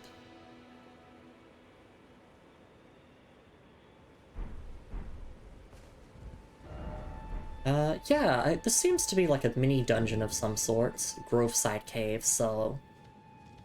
why don't we check it out? Why don't we also take a little break? I know it feels like we're just getting into the game and I'm already taking another break, but I kind of want to keep a habit of having a break about every hour or so. And hello, Soroka, it's lovely to see you around. Hope you're doing alright. Lynn says, I'm going to say something leaning towards no, because FromSoft are weirdly specific about damage conditions and what counts. I think it's only the unique crouching attack that it applies to it if I had to go by FromSoft and logic. So a backstab while crouching likely only counts as a backstab. That makes sense. I mean, the exact numbers don't really matter too much. It was just like a little question I had of curiosity. Alright, yes, I'm gonna go for a little break, and once we're back, we'll explore this cave, and we definitely want to get that map, like, you know, completed, essentially. And of course, you know, let's hope to find a Finger Maiden, so that we can actually level up. Okay, yeah, it is break time for the Lumi. 4 deaths so far. One of them was the tutorial, but you know, you can beat the tutorial boss if you're good enough. I was just like, I didn't do it. I don't want to say I got close, but I got a few parries in, which was cool.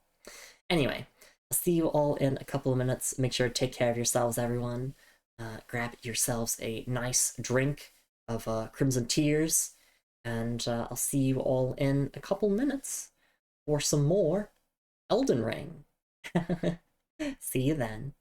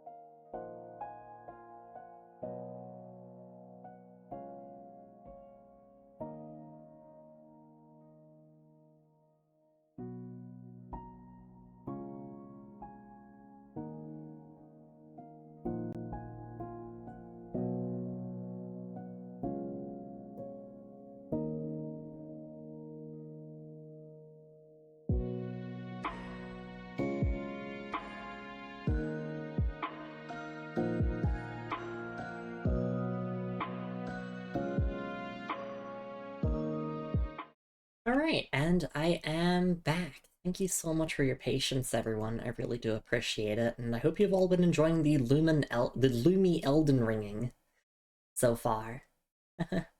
Moon says, spoilers for the next part. You have to prove you have a sword and shield to a punk-ass kid before he lets you past him, and then the great Erd Tree says, I'm dying! And you go in, and you kill a big ugly ass spider, you get a heart piece, so you talk to the tree again, and the tree is like, the golden order has shattered. You go collect these things to get the master rune. Welcome back, Lumi. Thank you. Yeah, let's do this Groveside Cave here. I'm guessing this is kind of like a mini dungeon. I'm getting that kind of vibe from just the fact that there is a Side of Grace here, and also the fact that there is a stake here. Alright, let me move my mouse. There we go. Light required ahead. Death ahead. Summoning pool is now functional. Okay, so you just activate them. Visions of pack, therefore be wary of rushing in. Alright. With bloodstains here. Yeah, I can't see a damn thing. Oh, it's a pack of wolves. Behold, dog.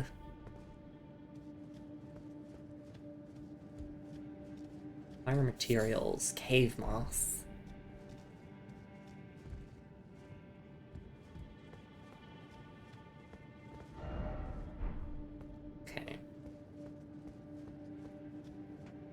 acquire some of that cave moss.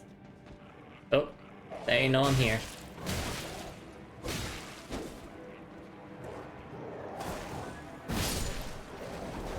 No.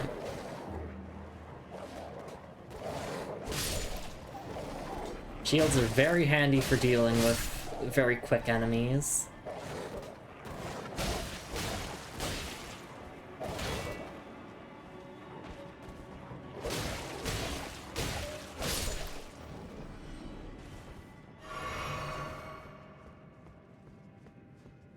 Alright. We got through just fine.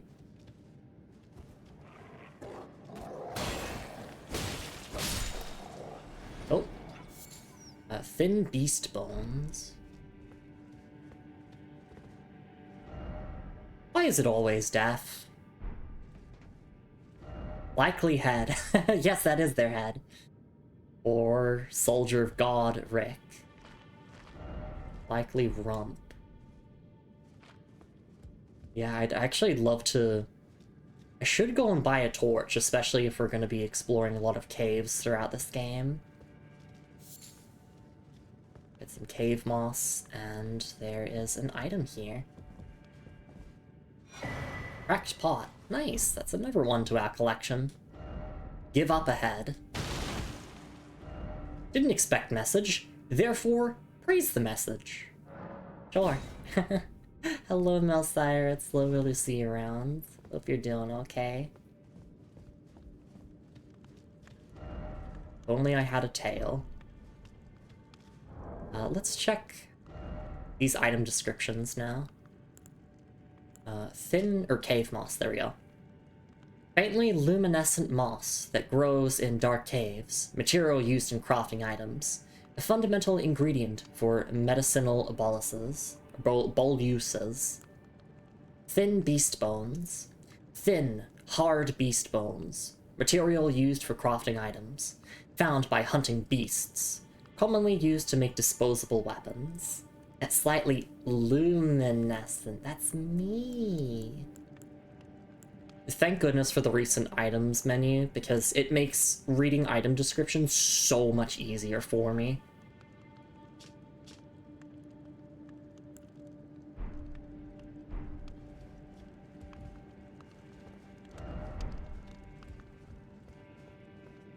I definitely want to buy a torch at some point. In fact, we could probably go and buy a torch after this. Oh. Sorry, it's pretty hard to see what's going on when it's so dark. Likely I failed. Got a glowstone. We've already read the description of it, but we can read it again. Silver firefly. Bug, oh bug. And then, ah, bug.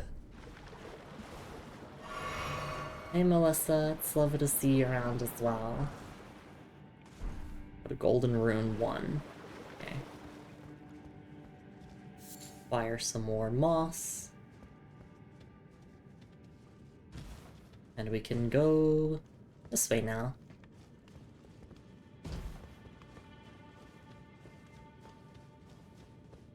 Actually, I want to check the item descriptions. Alright, this is the exact same description, it just notes that it gives 200 runes instead of 400 from the other one. Silver firefly. Firefly that gives off a silvery light. Material used in crafting items. Found near bodies of cold water untouched by sunlight. Light fireflies is believed to have an alluring magic. Silver light is considered to invite riches. Okay. And glowstone, we've already read this before, but we can read it again. Polished ruin fragment that shines brighter than rainbow stone. Craftable item. Emits light from the location it is placed, illuminating surroundings. However, the effect is short-lived, and it lacks diverse colors of rainbow stones. May serve some benefit in dark places, or at night. Okay, so yeah, we can find these silver fireflies. Cold waters untouched by sunlight.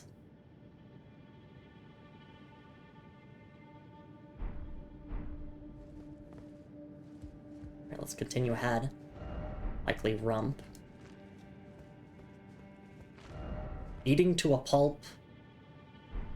Fort. Nice. Enemy ahead. Didn't expect weak foe. Alright. Let me quickly... You know, just put stuff in my inventory. I don't really see myself using the glowstone now if we're already at the end of this mini-dungeon. Beastman of Farum Azula. Okay.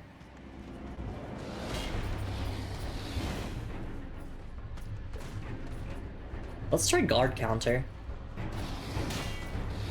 Oh, actually, no, that is consuming my stamina quite a bit to block.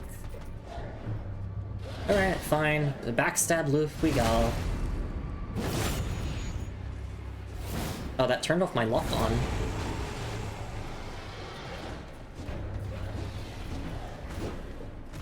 Yeah, nice moves. Anyway, backstab.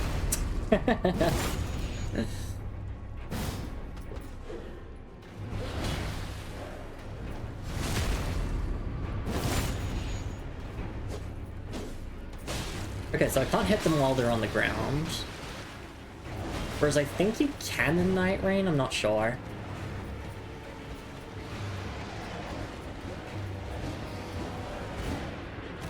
I just wait for them to do their flashy move and then backstab. Oh, a backstab and we will go.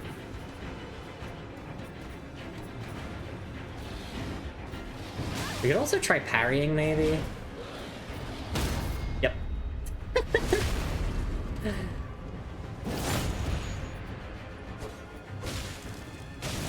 It does feel pretty good to wreck early game enemies.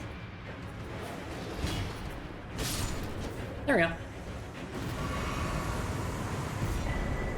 We got the Flame Drake Talisman for it. Rot ahead. Didn't expect to do it. Spin drink. I do like to do spin drink. Right, so that returns you to the entrance. So yeah, these mini dungeons have definitive ends where you'll get to the end and it's like, okay, well, you know, time to go back to the entrance. Can I jump on this? Try rump. What did they mean by rot ahead? Oh well, let's take a look at the goods now. Flame Drake Talisman. It boosts fire damage negation. Talisman depicting a red ancient dragon. Boosts fire damage negation.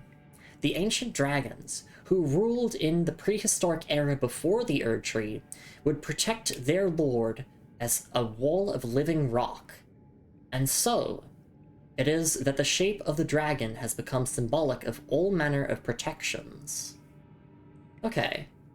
So, just like in the Dark Souls universe,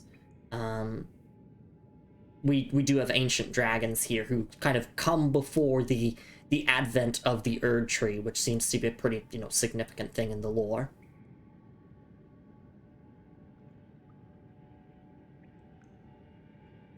Alright.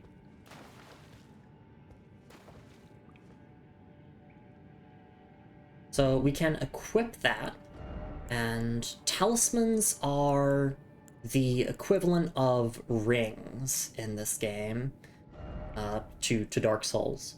Oh, they do have an equipment load on them as well, so that will make us heavy roll, which I can just remove my halberd and that will put us back to medium. I'd love for someone to confirm this, but you only need medium roll in this game to get the maximum amount of iframes, right? I'm assuming it's like Dark Souls 3 in that regard. Which, yeah, I'll just probably stick to a medium roll most of the time. Time for critical hit. I did it. Alright. Return to entrance.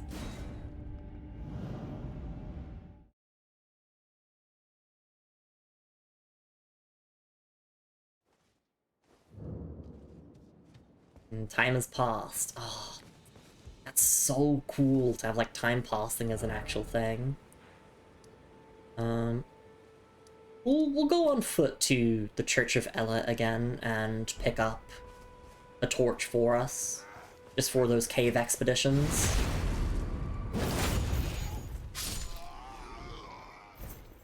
Hey Glitch, it's lovely to see you around. Old frames are iframes. So true. I mean, so false. Hope you're doing alright. We're just getting started here with Elden Ring, and kind of just been deleting the early game as a Souls veteran. I will say that this early game difficulty definitely feels like something a first-timer could manage. Which is good.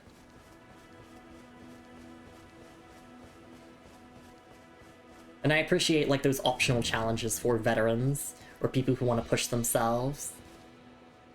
Just fine, working on some vids, heading off to New York City, for Anime New York City tomorrow.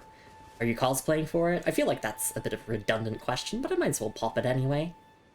Gives you an excuse to talk about what you're doing.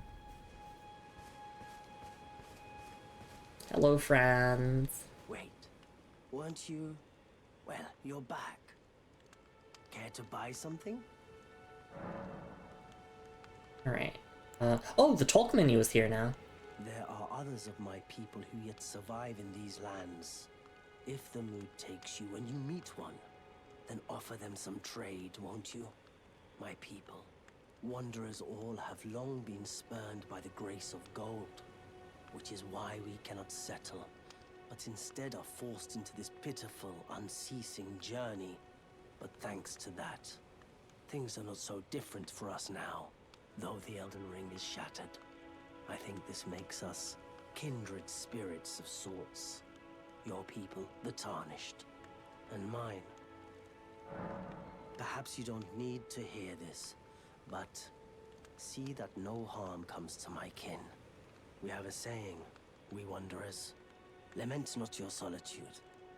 Expect no sympathy, no regard, nothing. But if anyone dares harm us, show them no mercy. That is our code, so to speak. Just the way we are, deeply unforgiving. Okay, and I can't, like, go through that dialogue tree again. I do appreciate that the game lets you know that, like, oh, you've exhausted all the dialogue for now, by just removing it from the menu. Because that is the quality of life feature that is not in previous FromSoft outings that I have played. Ring seems to be very similar to Dark Souls 1 in its difficulty. Thank you for the patties, Melissa. Very easy early game, it ramps up rapidly after the first third, and then levels back out again. I'm enjoying knowing that I have in fact talked enough. Look, as someone who likes to find all the dialogue in games, this really helps me. Alright, yes, I want to buy a torch here. This torch's tip is wrapped in oil-soaked rags and set on fire.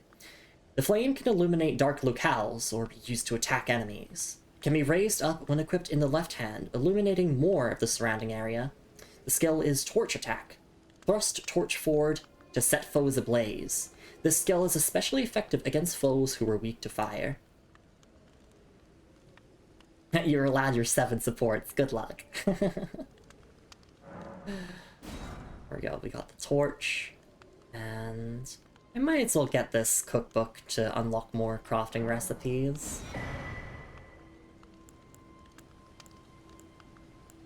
And large lever shield. It still has parry on it. A round shield covered in leather. On the larger side for a medium-sized shield. Though its damage negation may be lacking compared to a metal shield, it can handle a wider range of attack affinities. Of course, it has parry. I mean, it looks cool. Goodbye. Nice to do business. What is it? Still going to purchase something? Goodbye for now. What is it? Goodbye for... Okay, there we go. Still no safety. Alright, inventory... Yep, I've already read those item descriptions. Can I equip the torch without heavy rolling? Yes, excellent. You can just have that at the ready. Oh, there we go. Yeah, if I only have one weapon equipped in my right hand, then I can just sheath it like that. Or it actually disappears when you do that, but...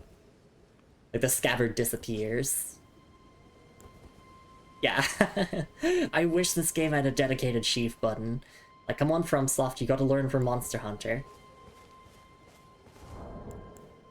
Okay. We could do some item crafting, perhaps. I definitely want to make those holy pots. Found near wildfires and elsewhere. Found near minor Erd trees. Okay.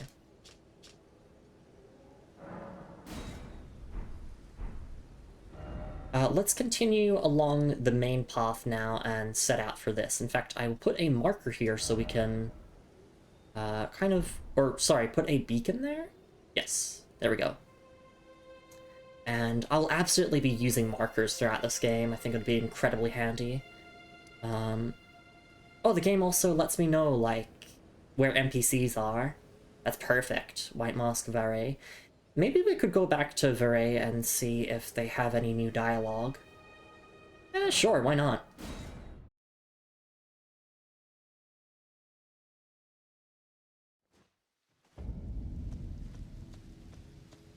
It's time you set off, I should think. To castles if you seek... Okay, yeah, they just have the same dialogue. Alright. So can I actually see that beacon that I set? I can! That's great. Of course, we have already defeated the Tree Sentinel, so we don't have to worry about them anymore. I do see some glowy things over here. I have to quickly check those out. Rune Fragment. So I know that these are for crafting. Which we'll read the item description of in a moment. God, like, I'm just so grateful for the recently acquired menu. It makes loreheads like me, you know, able to learn the lore so much more conveniently, because it can be a pain sometimes to scroll through your inventory to find a specific item that you wanted to read the description of. Especially if you don't know what category it is in.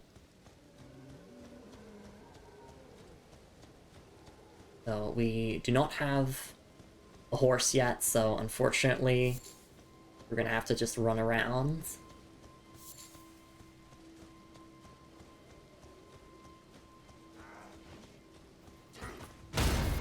Well, we can also just, you know, we can kill a couple of soldiers of God Rick along the way. They don't serve Godric, they serve Soldier of God, comma, Rick. Oh, tinged excrement, ugh.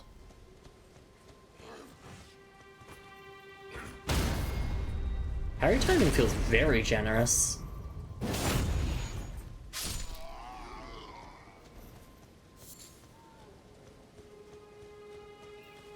And this isn't even a buckler, so you can make it even better. Oh, wait, I hear something.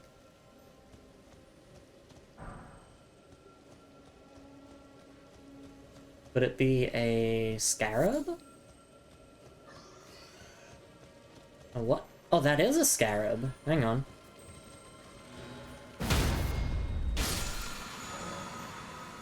Teardrop scarabs. There are both crimson and cerulean teardrop scarabs. Defeat them to replenish the flasks that match their type. However, you cannot replenish more flasks than your maximum amount allows. Okay. Oh. Sorry, boar. I'm gonna have to do it to ya. FD Beast Bone. Would I... No, there's no climbing in this game. There's climbing in Night Rain, though. So you just kind of have to go along the intended path.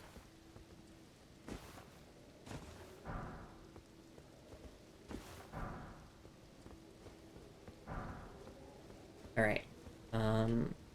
Does my minimap show where my marker is? It does. Excellent. Or my compass, sorry.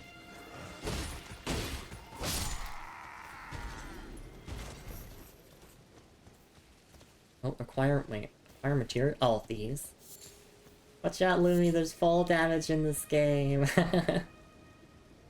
Very excited for when I have my first death, because I forget.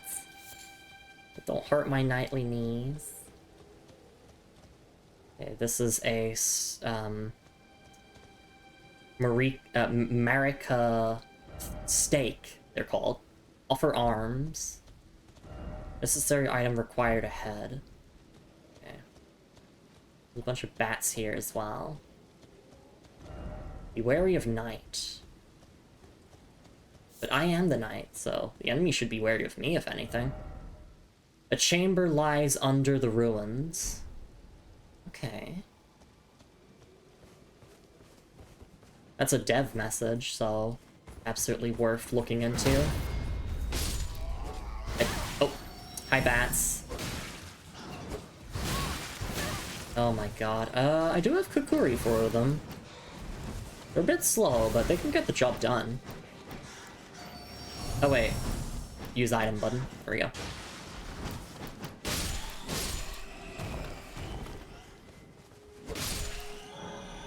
Vanquishing enemy groups. Vanquishing an enemy group will replenish your flasks. The number and type of flasks will replenished varies depending on the enemy group. You cannot replenish more flasks than your maximum amount allows. Okay, so this, like, is to make it so that you can keep exploring without having to continually backtrack to a grace. And Joker, when his highest is being foiled by his nemesis. Oops. I didn't mean to throw that Kukuri.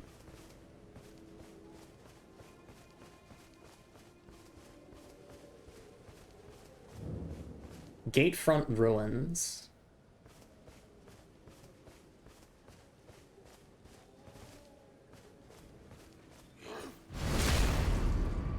Well, I think these soldiers are pretty upset that I killed Soldier of Godric, so... Smoldering Butterfly.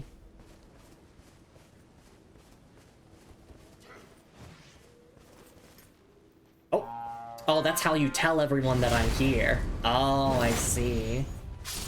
Oh, God.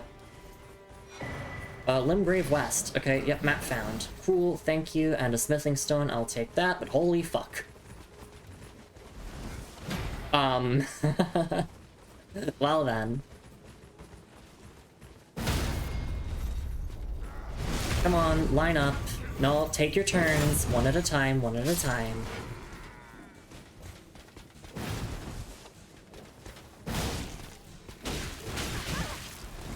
One at a time, please. One at a time. Oops, I whiffed.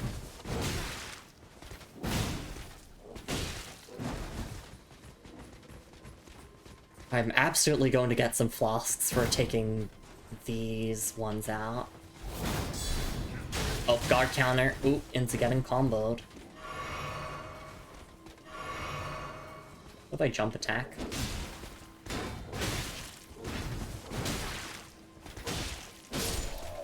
There we go. That was the scariest one.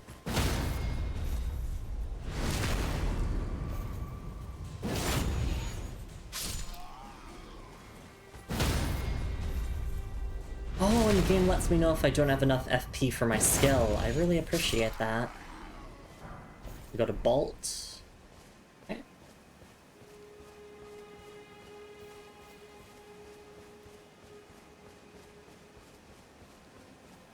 The wind is rustling very aggressive here. Does that mean anything?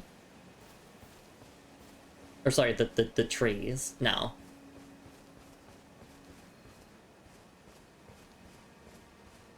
It's this thing called wind, Lumi. You'd know what that is if you went outside.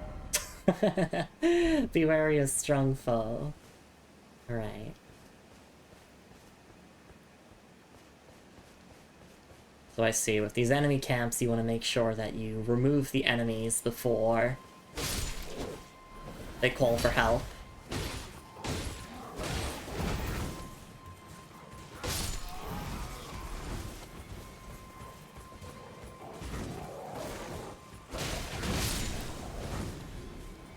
See, I'm out of flasks now, so...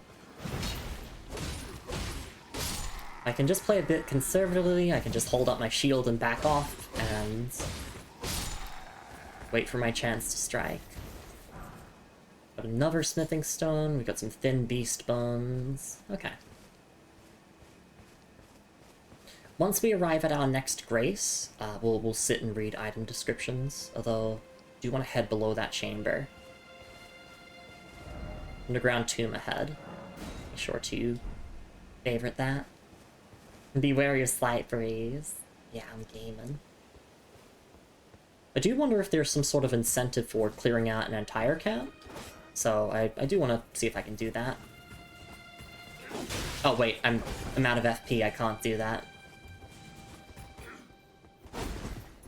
I can do this.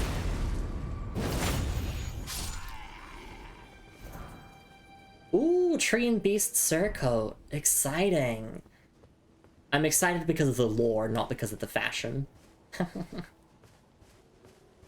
A weapon triangle be damned. I got backstabbed. Hey Julie, it's lovely to see you around. Hope you're doing alright. Welcome to Elden Ring. Defeating one by one. Yes, that is typically what you want to do in most Souls games. If there's a group of enemies, ideally you want to bring them all to you one by one. I can't believe I missed. Okay, there we go.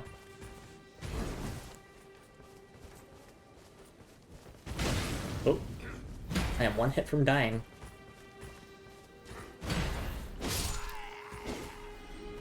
I'm Eldening my ring.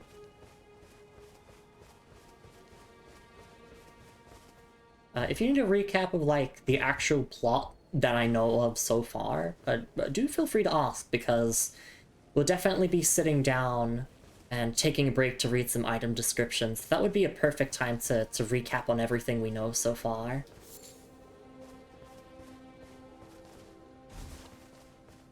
Because I am someone who likes to pay attention to the story of FromSoft games. I think that's everyone in this camp. Yeah. The Guidance of Grace is seemingly converging on that spot there. Oh, there we go. New map has been found at Limgrave West. So we can see that there is a cave there. There's some sort of, like, telescope there. There's like a castle here.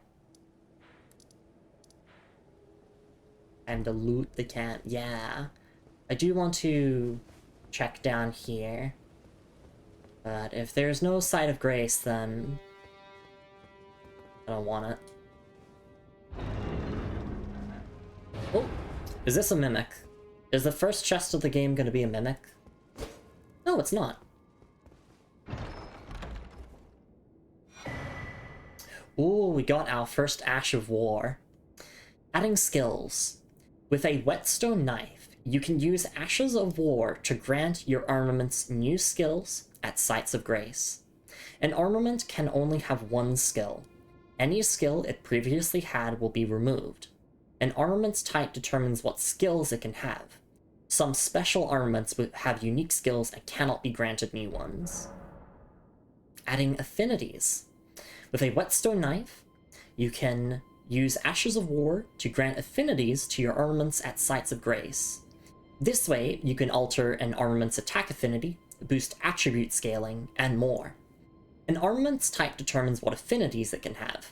Some special armaments, like those with unique skills, cannot be granted new affinities.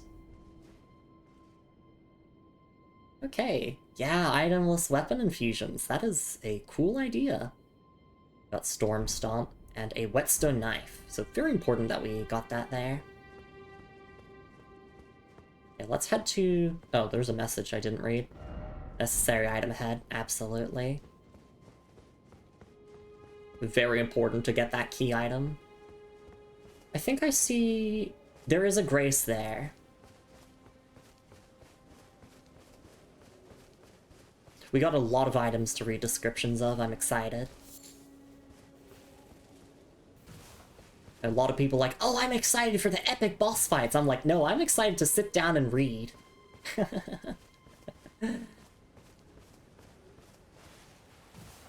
Oh, hang on.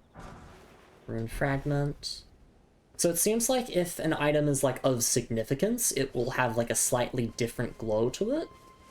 And I do appreciate that, because that then helps players know, like, okay, you know, like a white glow means it might just be a regular OS crafting material, but a more specialized glow could mean something else.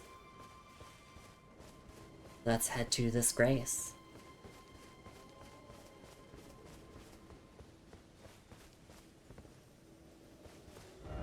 Enemy ahead. It's like a dream.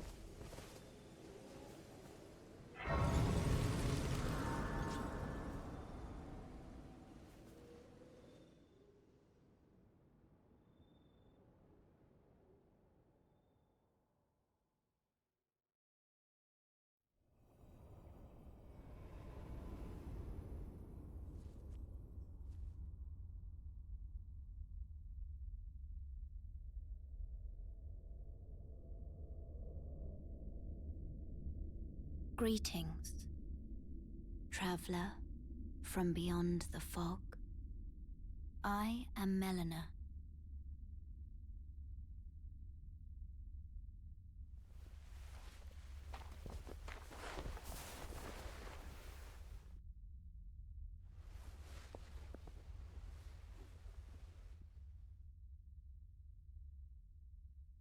I offer you an accord.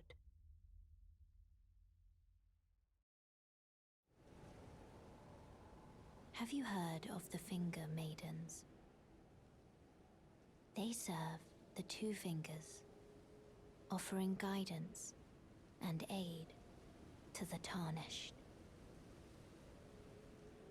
But you, I am afraid, are maidenless. I can play the role of maiden, turning runes into strength to aid you in your search for the Elden Ring. You need only take me with you to the foot of the Erd Tree. Then it's settled. Summon me by grace to turn runes into strength. Ah, another matter. I bequeath to you this ring. Spectral Steed Whistle. Use it to traverse great distances. It will summon a spectral steed named Torrent. Torrent has chosen you. Treat him with respect. Alright. So, yes, we are now no longer maidenless. We have a Finger Maiden who is able to level us up, and we can start spending those runes on levels now. Maidenless no longer. Scrolling through chat, making sure that I'm caught up here.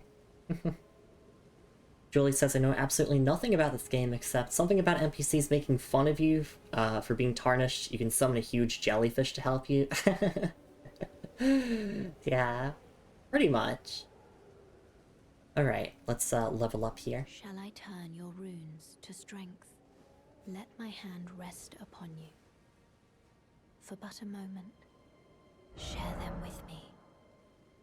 Your thoughts, your ambitions, the principles you would follow. Aw, that's cool that there's like level up dialogue. It very much reminds me of Demon Souls. Level up menu. With the level up menu, you can spend runes to increase your attributes. With each attribute increase, your level rises by 1. As your level rises, so does the amount of runes required for your next attribute increase. So how about for Souls newcomers, we go over all of the stat points and explain what they do. Just so that you're all like, you know, you're in the same headspace as I am as a Souls veteran. So let's go explanation. Vigor is really simple. It's just... Oh, sorry, that's your level. Hang on, let me scroll down to Vigor. Yeah, Vigor is really, really simple. It is just your HP Also affects fire resistance and immunity. Okay. So that seems to be different. Mind increases your FP, also affects focus.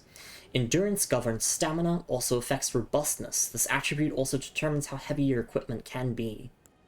Strength, attribute required to wield heavy armaments, also boosts attack power of strength scaling armaments and affects your physical defense. Dexterity, attribute required to wield advanced armaments, also boosts attack power of dexterity scaling armaments, reduces casting time of spells, softens fall damage, and makes it harder to be knocked off your horse. Intelligence, attribute required to perform glintstone sorceries, also boosts magic power of intelligence scaling sorceries and improves magic resistance. Faith, attribute required to perform sacred incantations, also boosts magic power of faith scaling incantations. And our last stat, Arcane, attribute governing discovery, also affects holy defense, vitality, and certain sorceries and incantations. Like, there's a good overview. So good to know that Dex actually helps the fall damage. So our character build that I kind of have planned in my head is, obviously we're playing a knight, but I want to be a paladin, so the stats that we're going to focus on primarily is we're going to be focusing on vigor. Obviously that's important. You need HP, endurance, strength, dexterity, and faith. So I'm not really going to pay as much attention to mind or arcane or intelligence. But depending on, what weapons I want to use that we find, I may want to, start investing in other stats.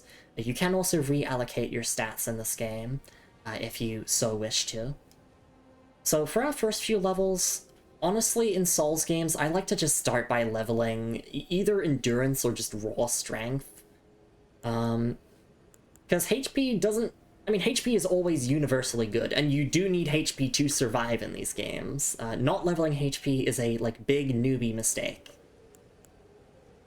I think endurance is what I want to start with, because yes, it affects our maximum equip load, and also increases our stamina, so that's how much we can dodge and attack and all those other things. Oops, I also want to just, see what also it did. Robustness, so defense as well. Okay. Oh, we can get a lot of levels. Okay. Let's start by getting to 15 endurance and 15 strength, just because I like those numbers. Actually, no, I will put a point into Dex. Oh, wait. Yeah, that's fine. I'll put a point into Dex. Because with strength, if you two-hand a weapon, then it gives you 50% extra strength stat for the purposes of being able to wield weapons. So if you don't necessarily have the stats to wield a super heavy weapon, you can try two-hand it. That'll give you more strength while you're two-handing it, and so you'll be able to use it properly. Alright, let's level up. Thank you, Melina. And now let's look through our item descriptions. Because we have obtained quite a lot of things, actually. So everything that has an exclamation mark we want to look at. Spectral Steed Whistle. A delicate goldwork ring. Can be used as a finger whistle. Sound the whistle to summon and ride Torrent, the spectral steed. Dismount steed when used on horseback. Upon his death, the spectral steed can be summoned again, but doing so drains the flask of crimson tears. Okay. And then we have the ruin fragment. Stone fragment found near places where ruins have fallen from the sky. Can be used for crafting, or simply throwing at enemies. These shards of stone are believed to have once been part of the temple in the sky. They glow with a faint light from within. And we did get some materials here. Smoldering butterfly. An eternally burning butterfly found near wildfires and elsewhere. Material used for crafting items. serves as the kindling for a number of items. And gold-tinged excrement. Someone's excrement. It has a gold tinge. Material used for crafting items, often hidden in woods and thickets. Gold-tinged excrement is a highly stable substance. It doesn't dry out, nor does it lose its customary warmth or scent. For better or for worse, it remains as it is. And hefty beast bone. Thick, solid beast bones. Material used for crafting items, found by hunting particularly large beasts. Commonly used to make disposable weapons. The eternal gold doo-doo. Yeah, that dung eater from the intro would sure love that. And our key items here. The whetstone knife. Whetstone with a cipher inscription, made to look like a small knife blade, allows the use of ashes of war at a site of grace to bestow new battle arts and affinities to armaments as skills. The battle arts and affinities will depend on the ashes of war used. And map of Limgrave West. I think these maps are going to be pretty important for lore because, you know, they'll tell us more about the location of where we actually are. Map of the western region of Limgrave. In the Demesne of Limgrave, far south of the Erd Tree, is bordered to the northwest by the cliffs of Stormvale, and under its ever-clouded skies roll great steppes of the Pale Lands. So yeah, with this now we know some geography a bit better, so the Erd Tree is north to us, and northwest is the cliffs of Stormvale, which that NPC who called us maidenless at the start said, like, you know, if you seek the Elden Ring, you should go to Stormvale Castle. But someone's lawn to really piss them off. Exactly. Or in this case, would it be poop them off? Dung them off? Okay. And do we have anything else to look at? Yes, Storm Stomp. The Ash of War... Oh, sorry, this Ash of War grants an armament the Quality Affinity and the following skill. Storm Stomp. One of the skills that channeled the Tempests of Stormvale. Stomp hard on the ground to kick up a momentary storm, usable on all melee armaments. So, quality. Okay. And I think... Oh, no, bolt. Ammunition used for crossbows, a widespread common type of bolt. Some of you might wonder why I'm reading the descriptions of such, like, mundane items, and that is because FromSoft's way of storytelling is that if you want to know the story of a FromSoft game, and obviously, like, you don't want to watch a YouTube video or read a wiki, is you find the story through item descriptions, and also by talking to NPCs. Those are the two most important things, I would say. Obviously, the, you know, physical environments themselves do tell a story, but in terms of, like, the actual concrete story of what is going on, then item descriptions and NPCs are crucial. And, you know, I want to know what's going on. Like, I don't want to sit around just confused about what's going on all the time. You know, I want to be invested in this world and this, you know, this grand story that FromSoft have made. Speaking of which, let's read this. Tree and Beast Surcoat. Armor worn by soldiers loyal to Godric the Grafted. The surcoat depicts the distant Erdtree and the Beast Regent, an emblem of the Golden Lineage. Both are symbols of glory now past. So, you know, just from reading this description, right, you know, even if you have no clue about Elden Ring, we've learnt about Godric the Grafted, we've learnt about that this symbol of a golden lineage is now glory past. The world is not in the state that it used to be in. The world is in a state of decay and downfall. You know, you get all of that just from reading an item description.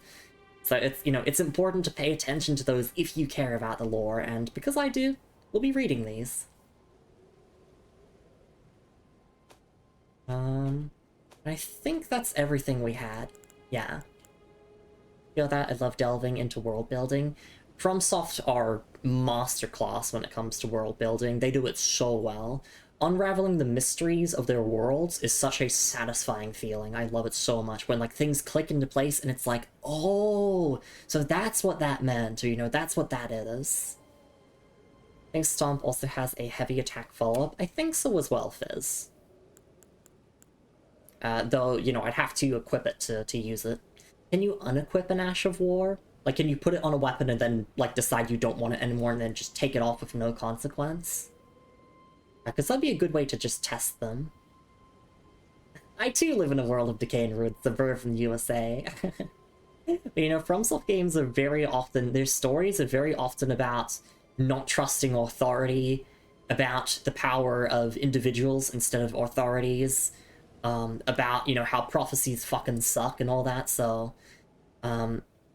to quickly give the basic premise of Elden Ring, especially for, like, Julie and other people who, you know, might not be aware. And this is just stuff that I know from the opening cutscene of the game and these item descriptions we've read so far. So, once upon a time in the Lands Between, this is, you know, the world that we're in, there was this great thing called the Elden Ring. And one day, for some reason, maybe because someone or something, you know, did something to it, the Elden Ring shattered. And the Elden Ring is like this big, I guess, symbol of life. And after it shattered, all of the children of the god Marika started claiming those shards of the Elden Ring, and then they started fighting each other in a war that came to be known as the Shattering. And after the Shattering, the world is in decay. That's basically how we got to here. And so we play as a Tarnished, a person who was dead, but we were brought back to life through the power of grace, through the power of the Erd Tree, essentially. And we are here in the Lands Between in order to find out what happened to the Elden Ring, to find out what happened to all of the demigods, you know, after that great war, which is called the Shattering, which is really annoying because the Shattering of the Elden Ring and the Shattering War are two separate things in the lore, but they both have the same name. So I can just say the breaking of the Elden Ring. The breaking of the Elden Ring happens, and then the Shattering happened. Also, there was an event called the Night of the Black Knives where Godwyn was assassinated, and Godwyn... Was Godwyn the first lord? I think Godwyn was the first lord, from what the opening said.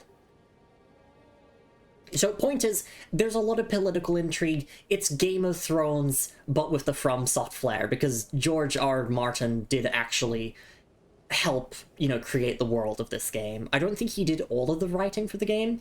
He just created, like, the base for the world and, like, a lot of, you know, the characters. And then FromSoft sort of took it from there. Show him the opening cutscene, yeah, they do. Mr. Game at Dark Souls would be cool. It would. The fucking and the oofaning, exactly. Wow, Elden Ring, cool.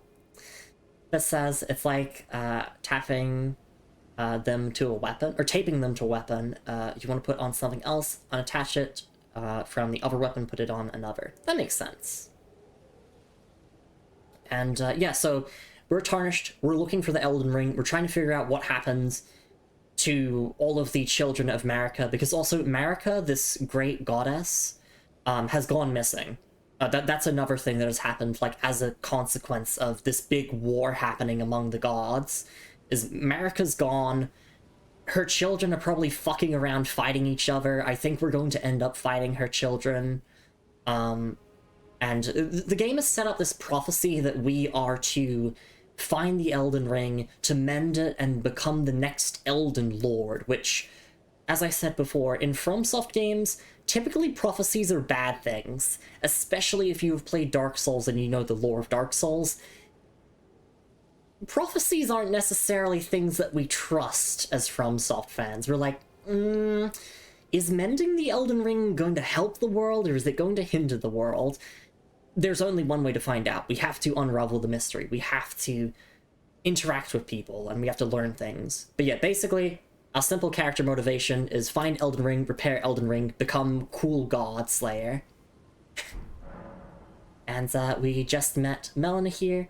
And she just explained to us that she's a finger maiden serving the two fingers, which I'm assuming the two fingers are like some godly figure. And she is able to take the runes, which are basically like the power, like the life energy of beings, and convert it into levels for us to level up. Is holding onto power gonna fuck things up more? Exactly. Most of them don't let you have a happy ending. Yep, most Souls games end with tragedy. And a lot of NPC storylines end in tragedy. There's not much hope to be found in these games. There is hope, don't get me wrong. Especially, like, there are some endings, especially, there's an ending in Dark Souls 3 that is, like, very hopeful for the future, that I got on my first playthrough, and I absolutely loved that ending. And I think that's kind of the canon ending to that series, but we're in a new universe now. This is a new universe.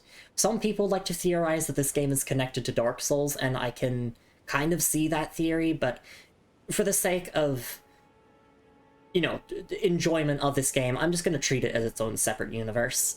You know, I don't want everything to be a connected, like, MCU thing, you know? I want Elden Ring to be its own separate thing. So I will be treating it as thus. But yeah, that's basically, like, what we've learned today. That's a big recap of everything we've learned today. It's a lot to take in, but basically, Elden Ring broke, war between the gods, land is in ruin, we need to find the Elden Ring. And Tarnished basically just means someone who was brought back to life and is, you know, usually travels to the lands between in order to seek grace. Which, from what I understand, yeah, as I said, grace is kind of like the blessings of, like, life and immortality. And grace seems to come from, well, firstly, these sites of grace, but also from the Erd tree, which is like this grand golden tree that's like a symbol of life. So the only reason that we're able to resurrect when we die is because we have grace. If we didn't have grace, if we couldn't find these sites of grace, we would just die and be dead forever. So that's why grace is pretty important. And runes just seem to be another form of grace, essentially. Because the descriptions have kind of implied that runes and grace are the same thing. Yeah, let's go to this menu. Ashes of War menu. With the Ashes of War menu, you can use Ashes of War to grant skills and affinities to your armaments at sites of grace. An armament can only have one skill. Any skill it previously had will be lost. By adding an affinity, you can alter an armament's attack affinity, boost attribute scaling, and more. An armament's type determines what skills and affinities it can have. Some special armaments cannot be granted new skills or affinities using Ashes of War.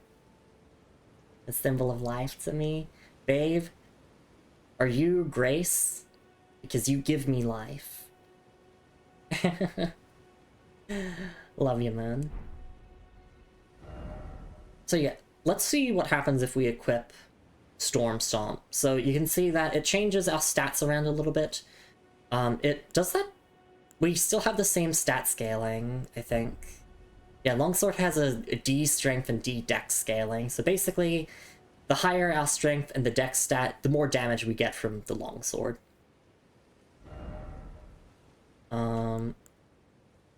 I guess let's try this. Oh, okay. Standard or quality. I will just go with standard scaling. I'm assuming that quality, as we upgrade the weapon, will have more differences in the scaling there. Aww. You're all cute. Quality is typically associated with both strength and dex. You, Grace, because you're there to pick me up and comfort me no matter how much I'm struggling. Aww. So sweet, Moon. Alright, I'll just go with standard. So does Melina just, like, up and vanish once I leave? Okay, bye! Bye, Melina. We'll call you back later. She zooms. Horseback riding. Using the spectral steed whistle to summon... use the spectral steed whistle to summon and ride your spectral steed. If your spectral steed dies, you can summon it again, but it will cost 1 flask of Crimson Tears to do so. You can dismount by using the whistle again or by pressing in the left stick. She shows up at churches and story beats, but she would explain what is going on. Well, she may not know, like, that's also, like, a part of soul storytelling, is not everyone knows everything. But, I would like to know more about who the Two Fingers are. I'm assuming that they're, like, you know, gods, obviously, but, you know, what gods in particular? Are they Marika's children, or are they, like, are they Marika? Is Marika the Two Fingers? I don't know. There's only one way to find out. Later, maiden. And pouches. From pouch in the main menu, you can equip 6 items to your pouches. 4 of those items can be used without opening the main menu. So yeah, if I hold down this button, then, you know, I can use items quicker. So we are absolutely going to put... Firstly, I'm going to remove the Memory of Grace, because I don't need it. Yeah, and also just, like, emphasizing this item description again, this one's pretty important. The Memory of First Grace, which once guided bygone Tarnished to the lands between. Lose all runes and return to lost side of Grace visited. It is merely a cycle. Stand before the Elden Ring. Become the Elden Lord. So, you know, this game is really setting up this prophecy that we are to become the next Elden Lord. I don't know how to feel about that yet. I need to know more about the world before I decide, like, whether that is actually something that it would benefit the world or not. Right, Spectral Steed Whistle. Actually, I want to put the whistle on this one. I'll put the Memory Grace up here. Didn't figure that out myself. Well, I am going to find out. I'm gonna find out for everyone. And then I'll be able to explain the lore to people. I guess we can just put the telescope in one of these slots. And because we have the telescope in that slot now, I can... Oh, I already removed it from here. Perfect. Or it just automatically removes itself, I guess. We could use more of these golden runes to level up. How many more do I need to level up? Oh no, you need runes to upgrade your weapon, and I want to upgrade my longsword.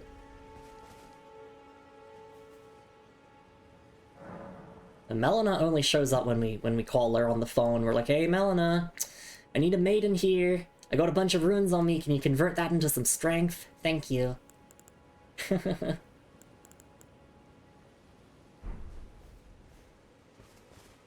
Alright.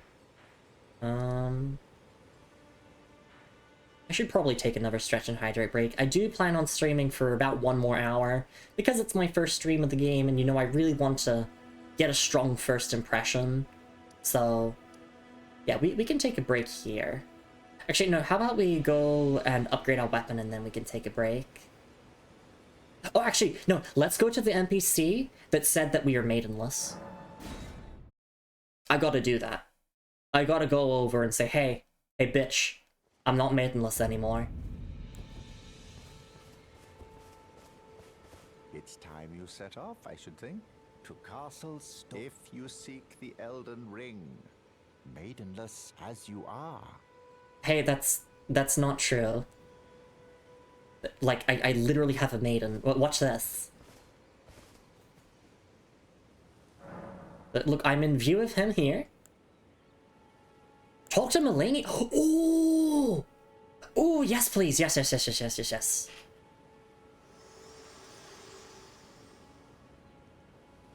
This tiny golden aura is the grace of the Erd Tree.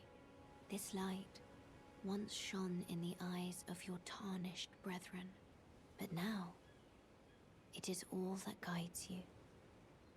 Or so I hear. You can see them, can't you?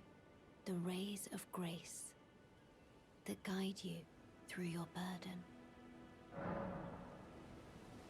Upon the cliff in Castle Stormvale is a shard bearer, a demigod, who inherited a fragment of the shattered Elden Ring. If the rays of grace signal the castle, then the Elden Ring beckons you. As an ally by pact, I pray that you are fit to face the challenge presented by the ring.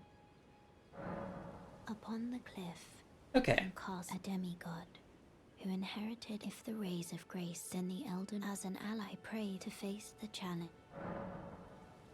Okay, I gotta say, I really like this. I like being able to just sit down and talk with Melina at Sites of Grace. And I'm guessing, like, depending on, like, my story progression, we'll have different conversations based on, like, what grace I'm resting at. And, like, yeah, story progression. Yeah, hey, look, I got my maiden here. Get third wheeled, nerd. Yeah, lies and slander. Chatting with the maiden. So yeah, Castle Stormvale seems to be where the game is guiding us towards, but yes, we did get that warning there, that there is a demigod there who has a shard of the Elden Ring. And I'm guessing that we'll have to go around killing those demigods to get all of those shards of the Elden Ring, and then, like, put them all together to mend the Elden Ring. And there's extra confirmation there that yes, the Erd Tree is basically the source of grace, and you know, we are able to see sites of grace like this. It is something that you actually have to be physically able to see. And I'm guessing that kind of implies that some people might not be able to see the blessings of grace. They might not be able to see these sites of grace, or like the guidance of grace that guides us along. That's really cool.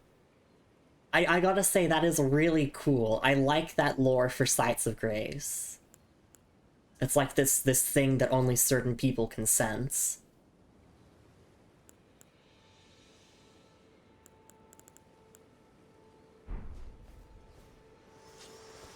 See ya, Melina. Oh, no, we gotta try the horse. We gotta try the horse. Come on, Torrent. Oh, yeah! That's so cool. That's, like, unreal. Having a mount in a Souls game, that's awesome. And I think that you can bring Torrent to, like, some boss fights. So, like, there are horseback boss fights. And now we're the Horns Rider. Alright, now I just need to get a Javelin, and I can be a 10 out of 10 Fire Emblem unit. Oh my god. This game is unreal. Yeah, first impressions right now is... I'm completely enchanted by this. Can we jump? Attack. Are there any other torrent controls that might be worth noting? Oh, we can attack left and right, I see. And we have left heavy attack and right heavy attack. Can they be charged? Yes. I'm guessing I can still use items.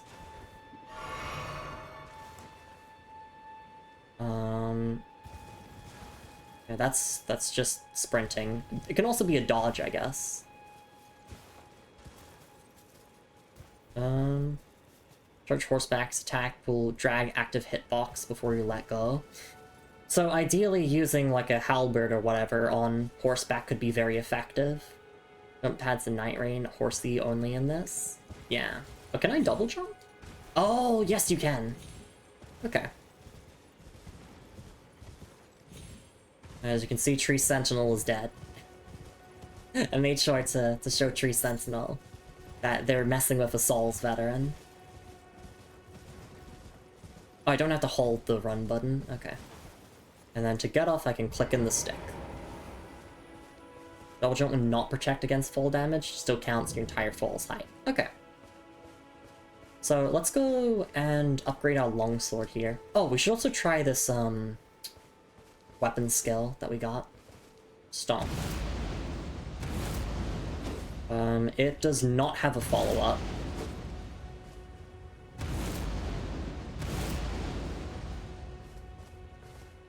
I think, like, it's okay. I don't hate it. I guess it could be pretty good at staggering groups of enemies. Yeah, I'd say it's pretty neat to have. I'll keep it for now. I think I like the longsword weapon skills of, like, having the guard break and the thrust a bit more. Oh, Melina has more dialogue. Okay, so it depends on the grace that we're sitting at. Let's talk to her. Me. I'm searching for my purpose, given to me by my mother inside the Erd Tree. long ago, for the reason that I yet live, burned and bodiless. There is something for which I must apologize. I've acted the Finger Maiden, yet can offer no guidance. I am no maiden. My purpose was long ago lost. Okay. So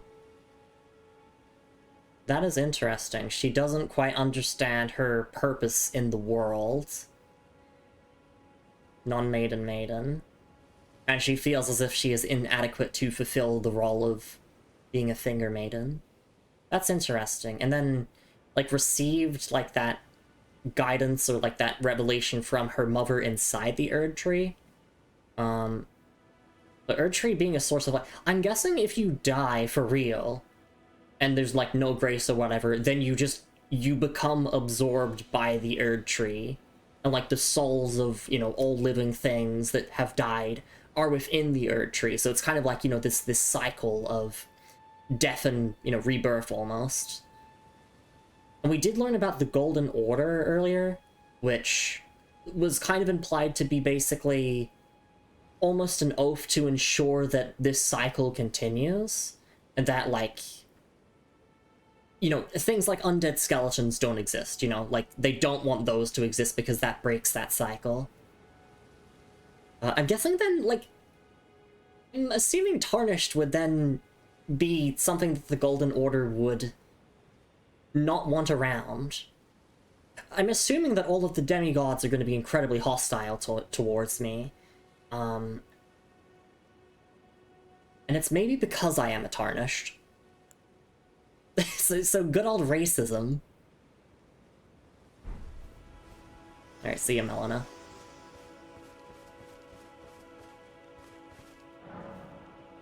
Strength and armament. So we can get our longsword to +1. Look, racism is a very common theme in at least the Dark Souls trilogy. There's a lot of races in Dark Souls that get treated like absolute shit, and that's like kind of part of their narrative. For instance, giants. In the Dark Souls trilogy, giants are enslaved, they are massacred, they are treated as lesser beings. It's really sad, because pretty much many of the giants that you meet in Dark Souls are incredibly kind people who don't deserve that treatment at all. And it hurts. So, you know, I can kind of see these themes of, like, upholding tradition, returning the world to the order it once was in, you know, racism. I'm getting all of this just from 3 hours of playing, like... I got this thing called media comprehension skills. Tradition is shit, exactly. Like, maybe we don't want to restore the Elden Ring. Like, maybe the world would be better off without it, or, you know, some other solution. Who knows? Yeah, fuck Gwyn! In case you're wondering, Gwyn is basically the main antagonist of the Dark Souls trilogy. He is a character in Dark Souls that basically fucked up the entire world. Dragons genocided giants, enslaved humans, all branded with the dark sign to keep them down. Also slave knights. They also enslaved the humans as well, and they made them into cannon fodder as soldiers. And Gwyn did all of that. Yeah, fuck Gwyn. I hate Gwyn so much. I hate that fucker so much. But it's fine because Gwyn doesn't exist in this game. This is a separate universe. We are free from Gwyn. Finally, we're gone. Like, no more Gwyn. There's Godwyn, but Godwyn is dead, supposedly. Can I have grace to restore order? Yes! Eats it. Alright, let's have a stretch and hydrate break, and... I don't even know where I want to go. I think I want to keep exploring this area. I think we should save Stormvale Castle and the Stormgate for later. Like, we have a decent portion of the map just to explore here in West Limgrave. Actually, I wonder if... Does Kale or Kale have new dialogue? Wait. weren't you? Well, you're back. Care to buy something? I also wonder what the implication of that line is, like, wait, weren't you? I'm assuming it means that Kale is like surprised that we can teleport. That's my assumption.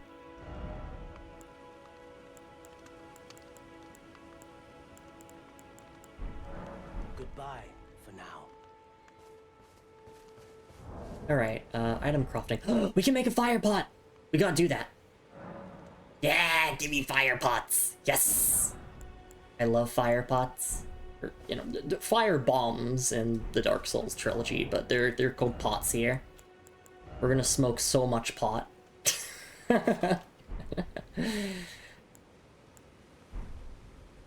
Pots have stat scaling again. Oh, they do? Let's fucking go! Is there a way to view that? Yeah! Okay, so they scale primarily off of strength, and a little bit from dex. So, in other words, if I ever get bored and one day I want to do a pot-only playthrough of Elden Ring, that is something that you can force yourself to do. A pot friend! Yeah, I know that emote. That's an NPC in this game, right? We'll meet them, you know, much later, obviously. Also, I want to change my flask allocation. I go 3-1. There we go.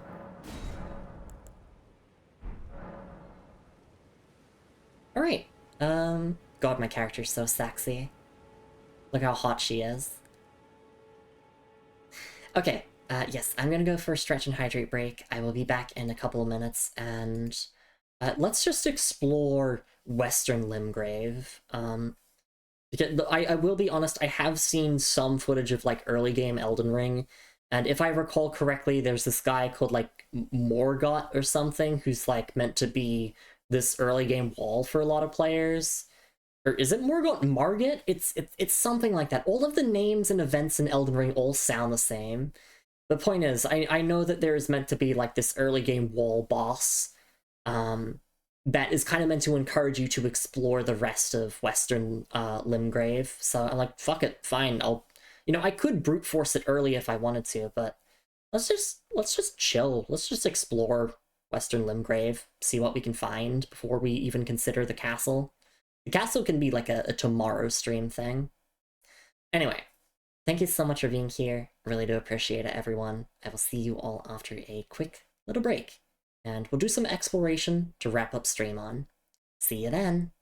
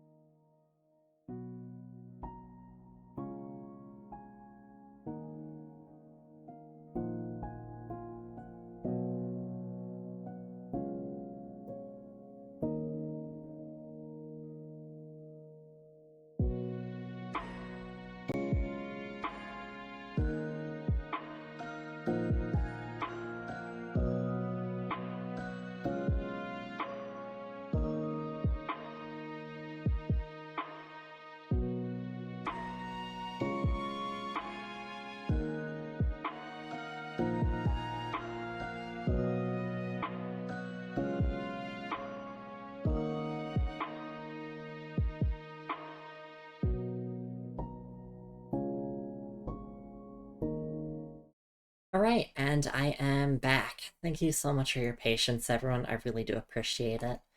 Sorry, I'm just like so full of energy right now. I'm like so hyper because I'm in love with this game already. Like, first impressions, really strong. The early game is phenomenal. I'm having so much fun.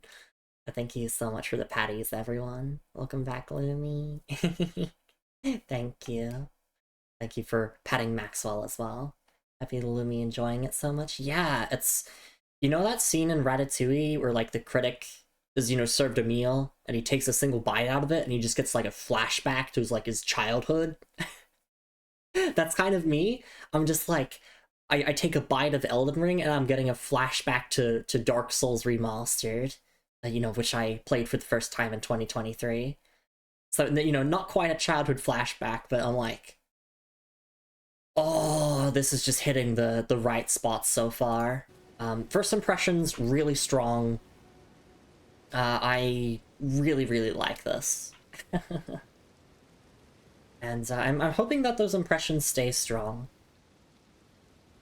Alright, yeah, so I said that I wanted to explore Western Limgrave.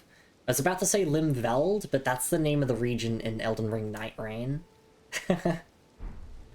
Which, yet again, it's the Elden Ring problem of everything sounds the same. Alright. So how about what we do is we put down a marker to give us an idea of, like, something to head towards. So we can see, like, a cave there. So let's put a beacon there. Oh, and we can remove this beacon.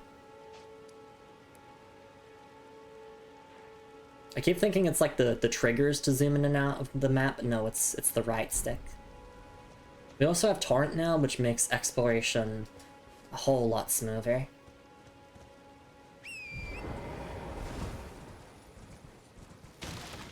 We might even start encountering enemies who are on horseback. Alright, just go to my marker. I'm so glad that I can set up, like, beacons.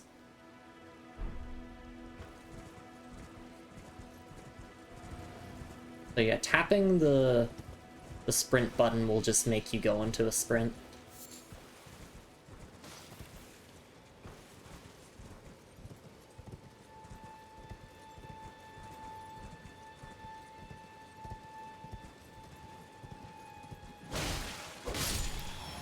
Oh, attack the bats. I'm sorry, bats.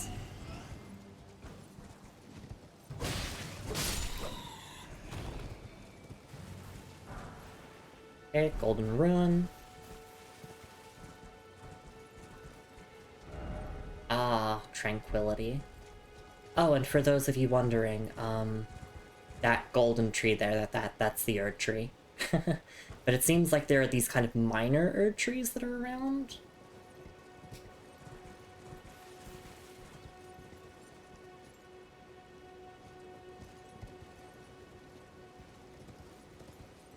I'm just so absorbed. Also, yeah, look at all these bodies hanging here. And they've been burned.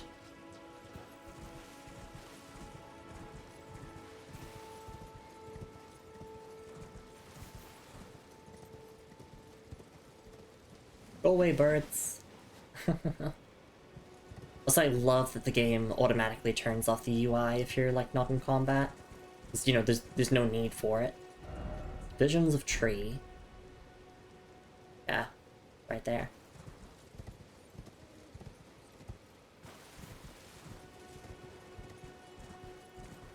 Can I sheath my weapon? Yeah. Oh, but then I'm just awkwardly riding around with, with my fist out.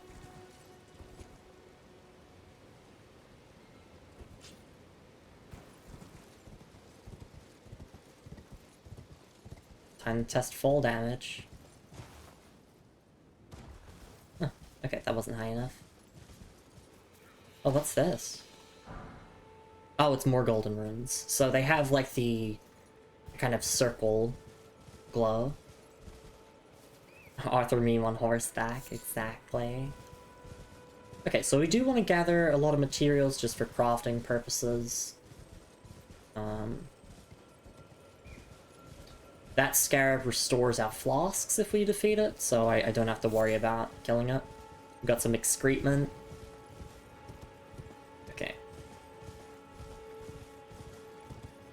So there is a cave here.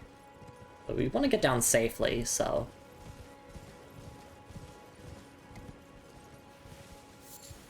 There's nothing quite like starting a new open world game like this and just being filled with like this sense of wonder and discovery. Like, I don't know what's out there. Like, sure, I've seen, you know, footage of Elden Ring here and there, but I genuinely don't know what I'm going to find. And it's really exciting. I think what we'll do is we'll probably, like, save item description reading for when we're at Graces or after, like, major boss fights. Or if we get, like, an item, so... You know, I did get a new material type there, but we won't look at its description just yet. Especially, you know, since it is, like, a very minor craftable item material, it seems. Oh, no damage there. Can I see Torrent's health bar, or do I need to take damage for that? Oh, we were also given a tip to cross a great bridge to find some stuff as well from the merchant. Oh, I'm in combat, apparently. Pesky bugs. Swing, swing, swing. Swing, swing, swing. Alright.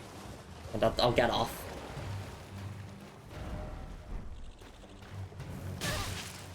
And me when I want to purchase the RPG off. I will get off. Of course, the iconic post, I just beat off.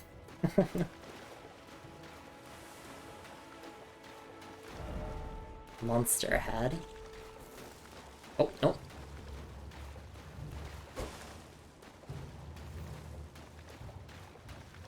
It says I have like a defense up buff right now. In the top left. Is there a reason for that, or is that just my armor? Oh, oh god, crab. Crab from Dark Souls 3.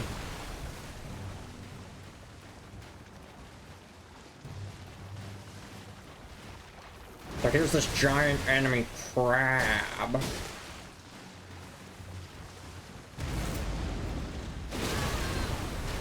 Get squished by it for massive damage. Oh, it killed the bug, thank you.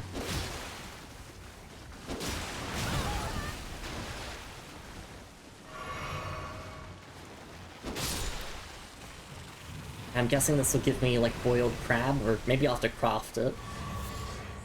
Crab eggs, okay. Lee fell for it and answered honestly when you have to plan to get off. You're evil for that. Yeah, but wouldn't you like to, you know, see the Hot Lady Knight corruption arc? Like, doesn't that sound kind of hot?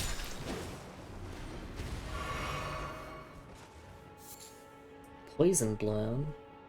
Oh, I see items are unique, like they're marked with a different color if it's the first time that you've obtained it.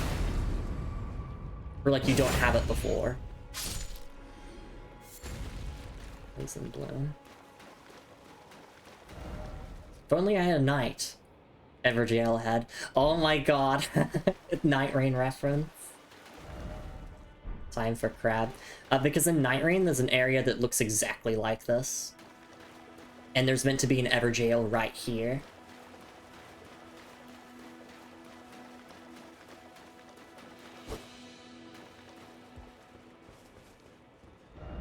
Everjail, knight.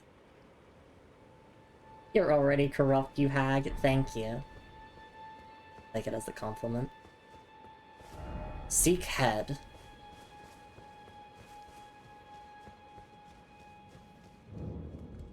Limgrave tunnels. You knew what you were doing. I did. Here!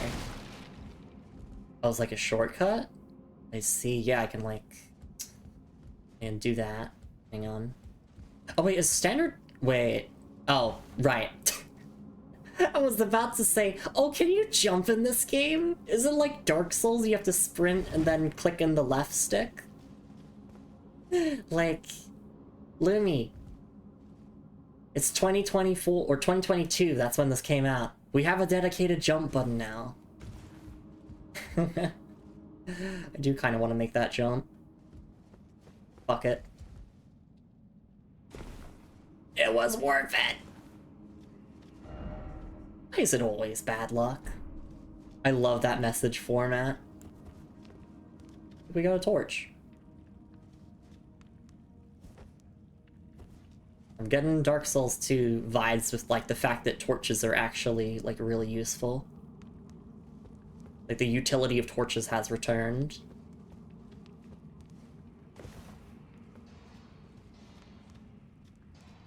I can hear a bunch of people mining around here. Golden Rune. Which is to enemy aggro from further away like usual. Okay. Secret ahead. You sure? Or is that a liar ahead moment? Because hidden doors would just be like... Okay. It feels like there would be something there. But, I guess not.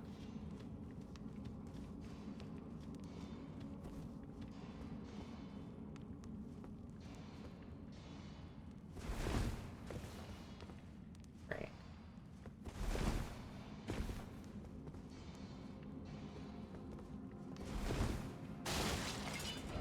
Still no Elden Ring.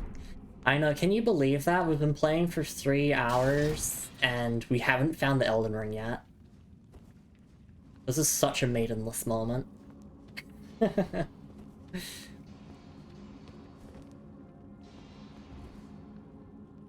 Such clickbait. Very wow. So that's the elevator. And that seems to be a death pit. It doesn't quite look like to be... Normally in FromSoft games, they'll do a trick where you'll step on the elevator button and you can roll off, and then there'd be like a secret below, but that just looks like a death pit. That being said, we could actually make a rainbow stone in order to check for real whether that is actually a lethal fall or not. So we were told that the higher pitch the sound, the more deadly the fall. You know what? I'll put this in this slot.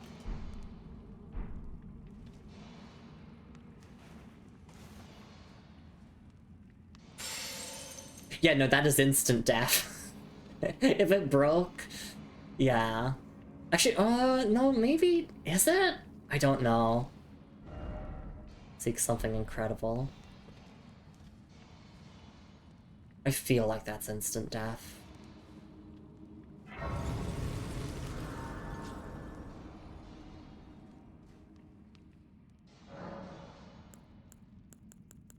Alright.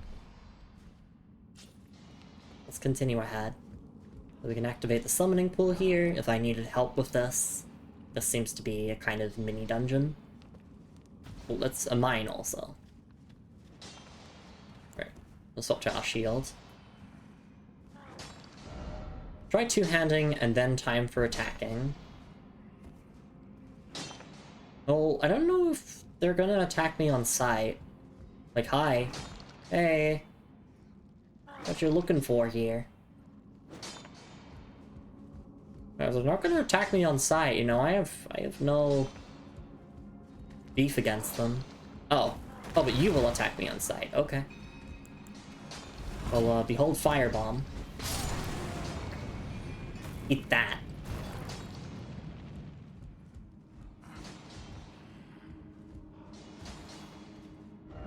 Rat ahead. Okay. Are there, like, maps for the dungeons? Multiplayer status display. Oh, okay. Summoning pool list view controls menu explanation. No, so you don't get maps for mini dungeons. Two-handing ahead. You mean like backstab them? Fine.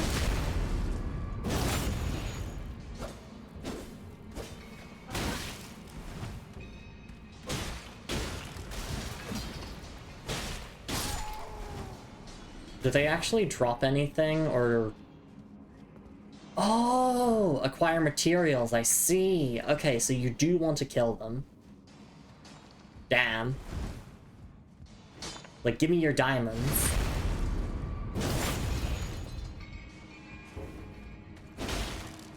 Oh, would saying what an enemy drops break the pin post rules? No, it wouldn't. That is totally fine.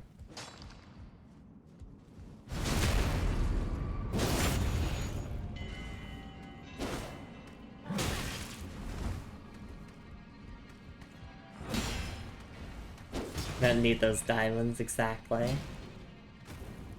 Oh, you're following me down here? Okay. Aha! Get firebombed. First off left, then trio ahead. Okay. They do drop their huge pickaxe, but it's really low chance, no pig required. So funny story, actually. Moon mentioned that you get the pickaxe in Dark Souls Remastered, and I'm like, wait, what? You can?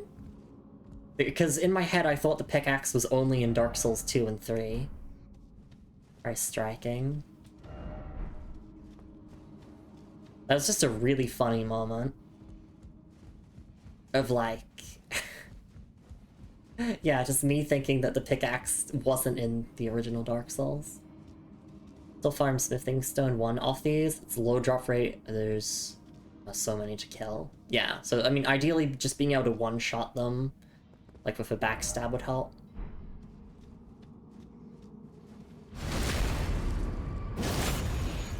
Let's try this weapon skill. Yeah, so this skill is primarily just meant to be like for staggering groups, not necessarily for much damage. Oh, is this the trio? Sure is. Fire pot, go. 2 rats, 1 fire pot.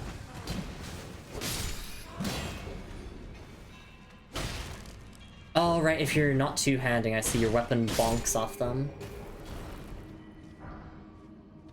Golden runes, golden runes, okay. Stone flecked miners are a good example of how big different damage types make in Elden Ring. Yeah! Two-handing ahead. Okay, I already got rid of that. Oh, and I can press this button to show my UI. There we go. Because I wanted to see how many flasks I had left. Group ahead in short, rat. But I do also know that, like, you can turn it on in the settings to have the UI always showing.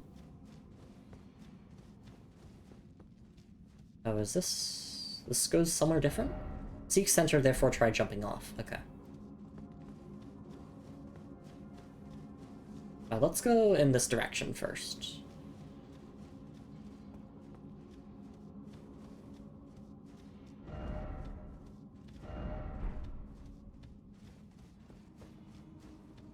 Okay, got my torch now. Rat, but didn't expect trio. There's a good, a necessary item ahead. Oh yeah, just a smithing stone. Player messages have been good so far. Like, they've actually been funny and helpful. You know, not the usual, like, fat phobia and misogyny that I expect. But I'm sure in later areas I'll start seeing that. Usual rock, paper, scissors logic of Dark Souls damage types won't apply same way in Elden Ring? Okay. Yeah, I'm definitely going to be trying multiple weapons. You know how I like to normally find one weapon and just settle on that for the whole playthrough? I probably will be trying out different weapons, especially since I'm getting so many upgrade materials early on. Okay. So yeah, is this the elevator trick?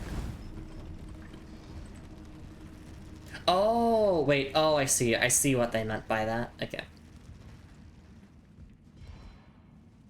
Javelin Lumi. I don't know if javelins exist in this game, but I mean, yeah, I could use a spear.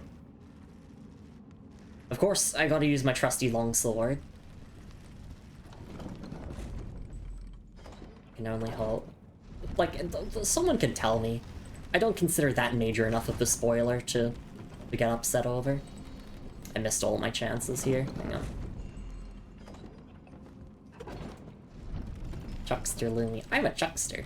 There are jabs. Oh, I love jabs. Here! What was the point of that? Dedicated throwing spear? Awesome. Are there jabs that we need to know?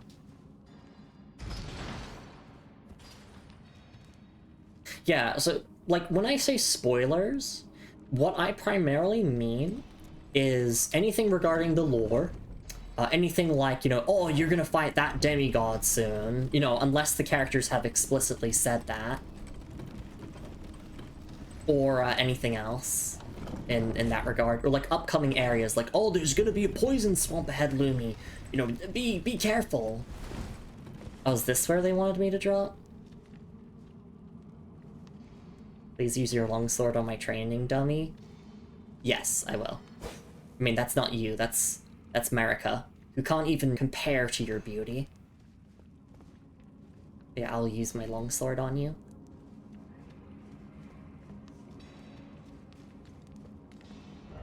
Try fire. Oh, yeah, because I did notice that the fire pots did do a lot of damage. Oh wait, but I just have my torch, so... Ha! Oh shit! They blewed up.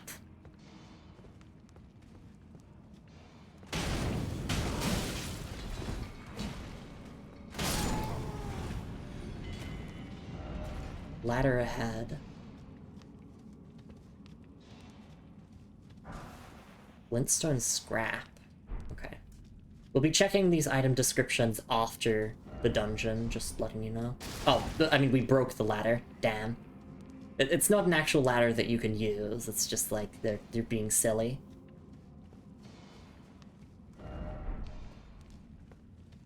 Yeah, I could just go around with the torch and attack people with it.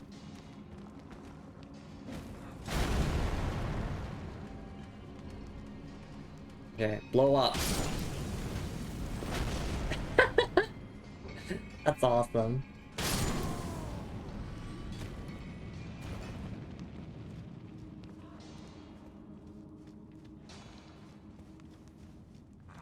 Gonna do torch attack, and then back off. Yeah, so, like, as you can see, of course, elements are actually pretty nice. Item ahead, try jumping off. Okay. Down ahead. Oh, here? Just how big are these mines? They're huge. Try this. This looks like a hidden enemy ahead. No, that's not a hidden door.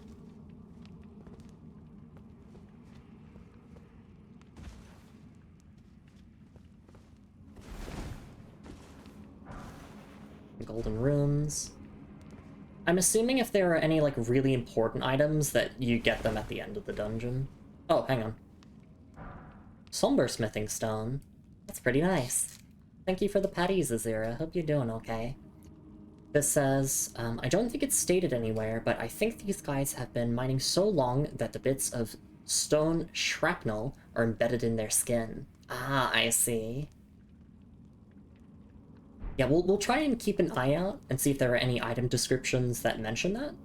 But there are some cases when it comes to Souls lore where it's just not mentioned at the game at all, in the game at all. And it's something like, you know, Miyazaki said in an interview, or like, you know, in an official art book or something. That is absolutely a death fall, right? Yeah. Oh, wait, I see something down there. I see a blood stain. Yeah, I see a blood stain. That's what I see. I'm not trusting it. Alright. This looks like the end of the mine here. Smithy stone. I just assume that's why they're so poised up, because otherwise they just look like dudes. Yeah, exactly. They have all those stones attached to them. Yeah, I'm assuming this would be a boss fight or something, so... Oh, yeah. Look at that there. That... It's a giant! Stone Digger Troll.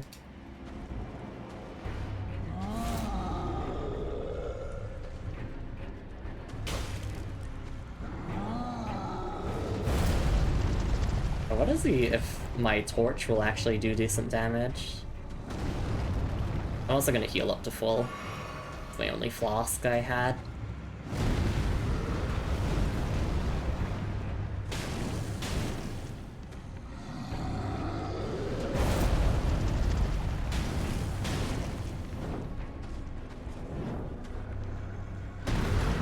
And of course I know that, like, I could do jump attacks to try and, like, stagger them. Ow.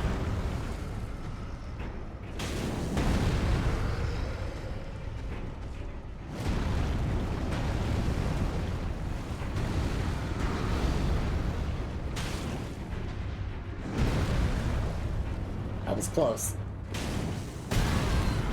The only problem with jump attacks, especially jump heavy, is that it does have a pretty long recovery time, so there's the downside of getting clapped.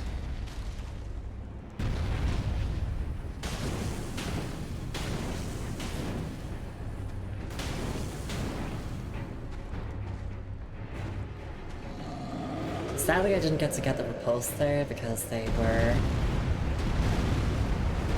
kind of near the wall, and that rage attack killed me. Oops. Oh, that's one on the death counter. Hey, Dark Corgi. No, I've not finished Elden Ring, actually. I've never played Elden Ring. It's first time playthrough. Okay, so Stake of America. And we can try it again with full flasks.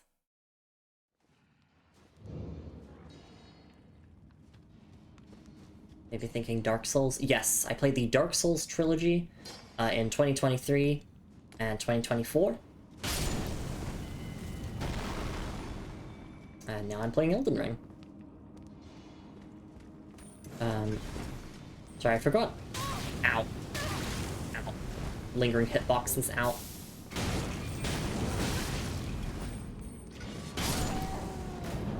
I forgot what I was gonna say. Do the mining spots respawn upon death? That I don't actually know.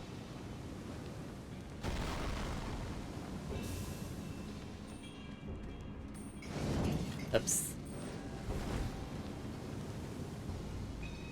Mining spots are once per run. Okay, so you'd have to go to the side of grace and... oh. Refresh the area, essentially. Oops.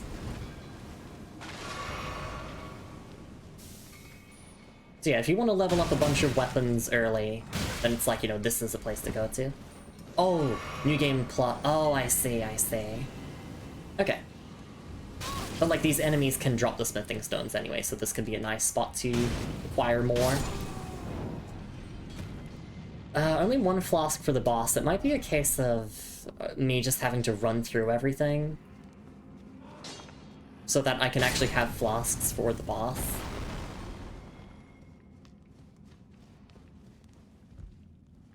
Well, I already got the items by doing the jump down method, so I just go down here regularly. Alright, it's Folk Door. I'll use my trusty longsword.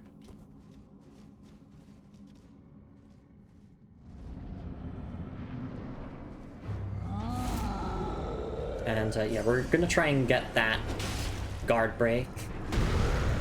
So either heavy attacks, charged heavy attacks, or jump attacks are primarily what we're looking to do damage with.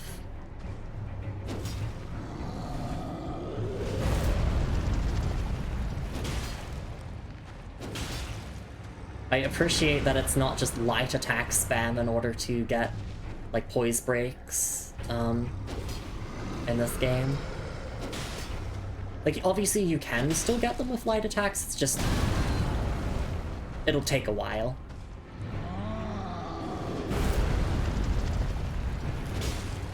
Jump attack, jump attack, jump attack. Here we go. Okay, can I please get the riposte this time? Thank you. The turn on lock on again. I don't think my skill would be super effective here. And like Pokemon. Oh, right, I'm out of flasks. Oopsies. Yeah, that stomp is pretty quick. Alright, let's just run through so we can get the boss run back.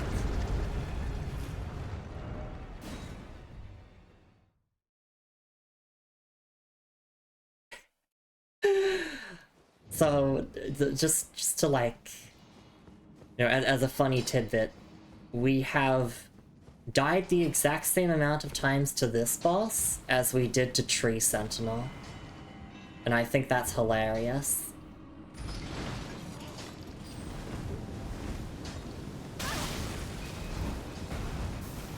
Please, elevator.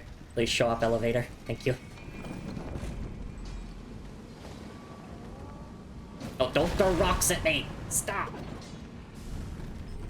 Oh, it's just you and me now.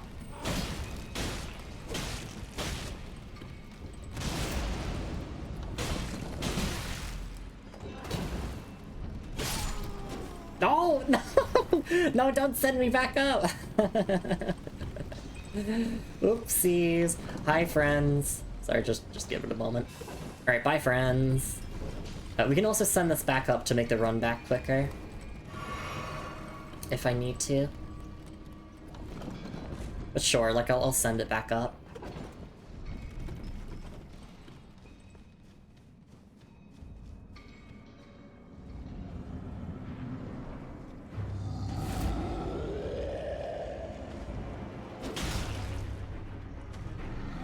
I guess the thing with Stone Digger Troll is that, like, they do hit very hard, but, you know, their patterns are very readable. Except that Stomp attack, which is really quick. Like, it's surprisingly a fast move. And my death was surprisingly fast there as well.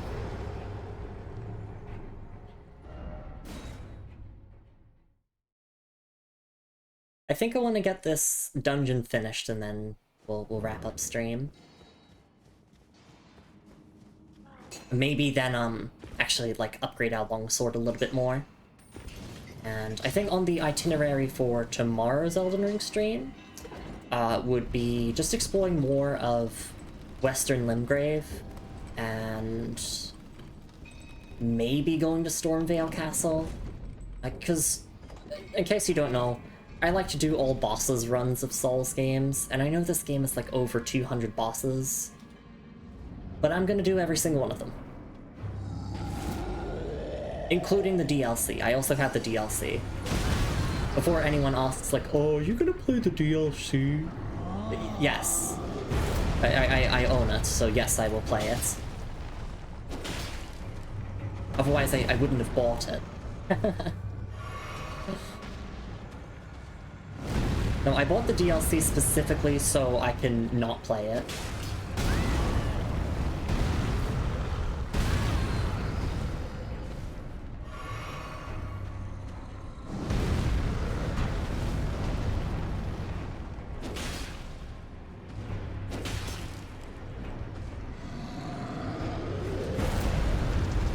And jump attack, and jump attack. I'm not gonna be able to get a riposte. Oh, maybe? No, that's not happening. I think our DPS is better if we just spam light attacks. But obviously, you know, getting that critical hit from the guard break is pretty nice. Holy shit. Oh god, that had a follow-up. Welcome to Elden Ring, everything combos.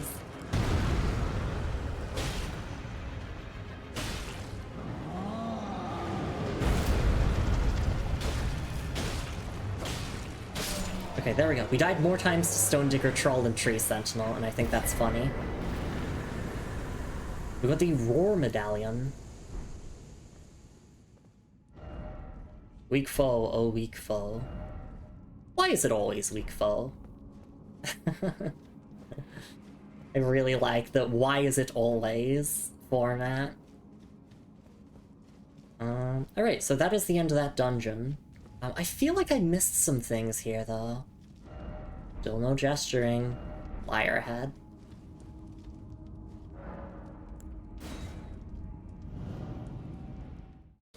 Let's at least return to the entrance and take a look at all of the loot that we got. Where's the Grace? Was there a Grace here? Yes, it was down.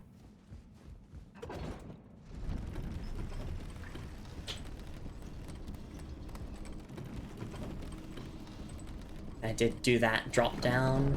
Alright.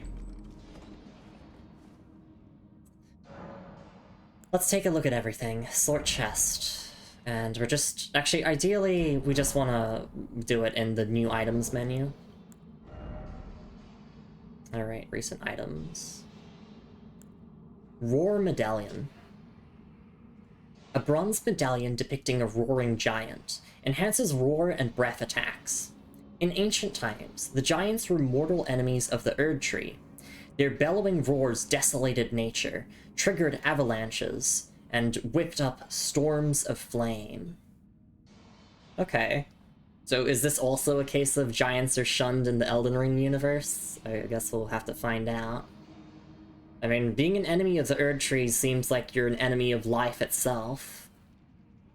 Like, damn, we hate living!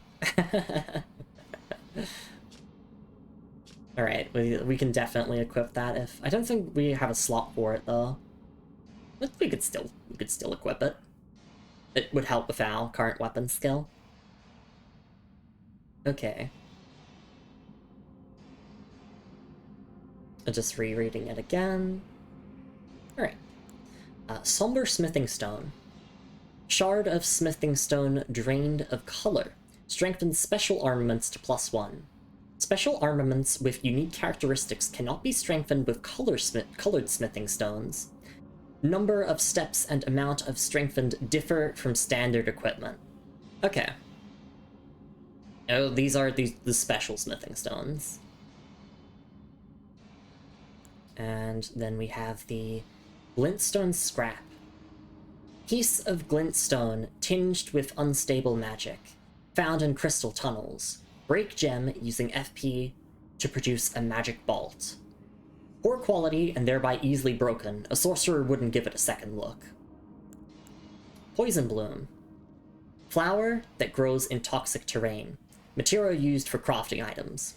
Dripping with a deep green poisonous liquid. Crab Eggs. Eggs of large crabs which dwell in the shallows. Material used for crafting items. A nutritious foodstuff that warms from within. The flavor is exquisite. Only those of comfort and means know the truth. A crab's eggs are more delectable than its meat. And the last thing we have to look at here is Herba. Evergreen leaves that give off a faint light. Material used for crafting items. This very common medicinal plant can be found in thickets and elsewhere. Right, and that is everything. Look at all the stuff that we got in the stream, including the tutorials. It might as well clear out the notifications of all those tutorials. We only have one talisman slot right now, right? I guess we'll have to find out how to get more talisman slots if you do in fact get more. I think you get more, because looking at this menu here, it seems like you could equip up to 5 of them? Yeah.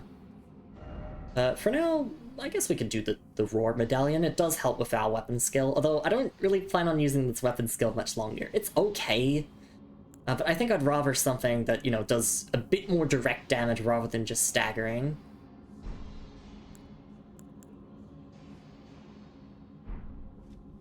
Oh, and... Oh, we don't have enough smoldering butterflies? Okay.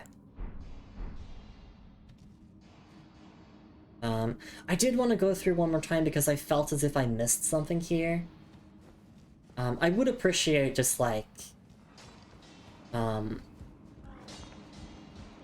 if someone told me, like, the only unique item that you find in these mini-dungeons is at the end. If that is true, please tell me that. Because otherwise I'm gonna, like, force myself to go through these dungeons countless times. Did I go this way? I don't remember. And that's a problem.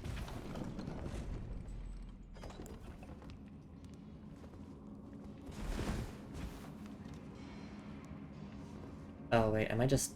No, I'm not dead here. I've already been here. Okay, so I guess we could just leave the dungeon then. Because... doesn't this just lead to the last part in the boss again? So... that makes me question... Oh wait, actually, no, I haven't been here. Okay, so this is the part of the mine that I didn't actually get to see on my first time going through here. Oh. Of course, FromSoft dogs are pretty aggressive. Which is why I have a shield.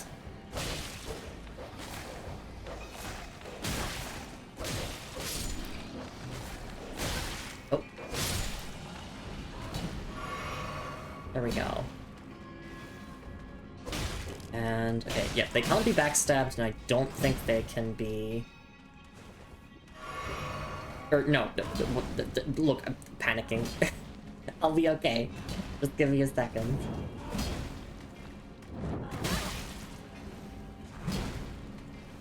Boop. And... boop. There we go. Oh, we got the pickaxe! Yeah, rare drop, baby! Hey, hello! It's lovely to see you around Madly Melancholy. How's the game going? First time or like 15th time? First time. First time, mostly blind playthrough of Elden Ring. You know, rarities these days, I'm sure. Large glintstone scrap. Alright. We'll take a look at the item description of both of those in a moment.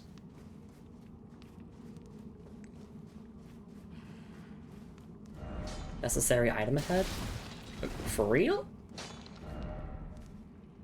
Pointing that way. Oh. Oh! I will make sure to upvote that message.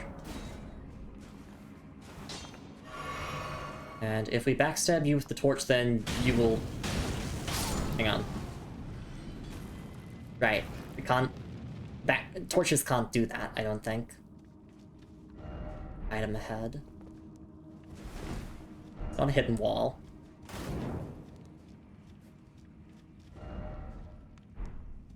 Oh, I think I already grabbed the item, though. I think that was everything in this mine. I was pretty thorough with everything. That's just a whole bunch of upgrade materials, really, and other, like, little goodies. So yeah, it seems like to me that the most important items of a dungeon will just be what you get from killing the boss at the end. So you don't, like, have to stress out about, like, oh, like, I'm missing things. You know, that helps me as someone who, you know, likes to pick up everything in Souls games.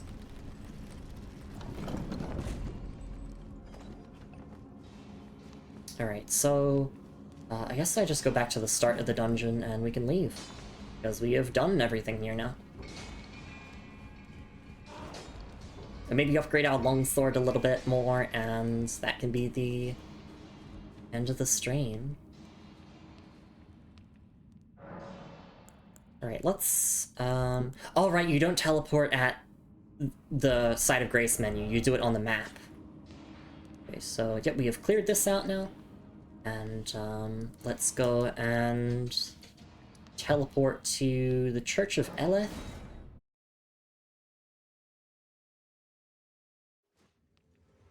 This way, Tarnished. Oh! May I have a word? Okay.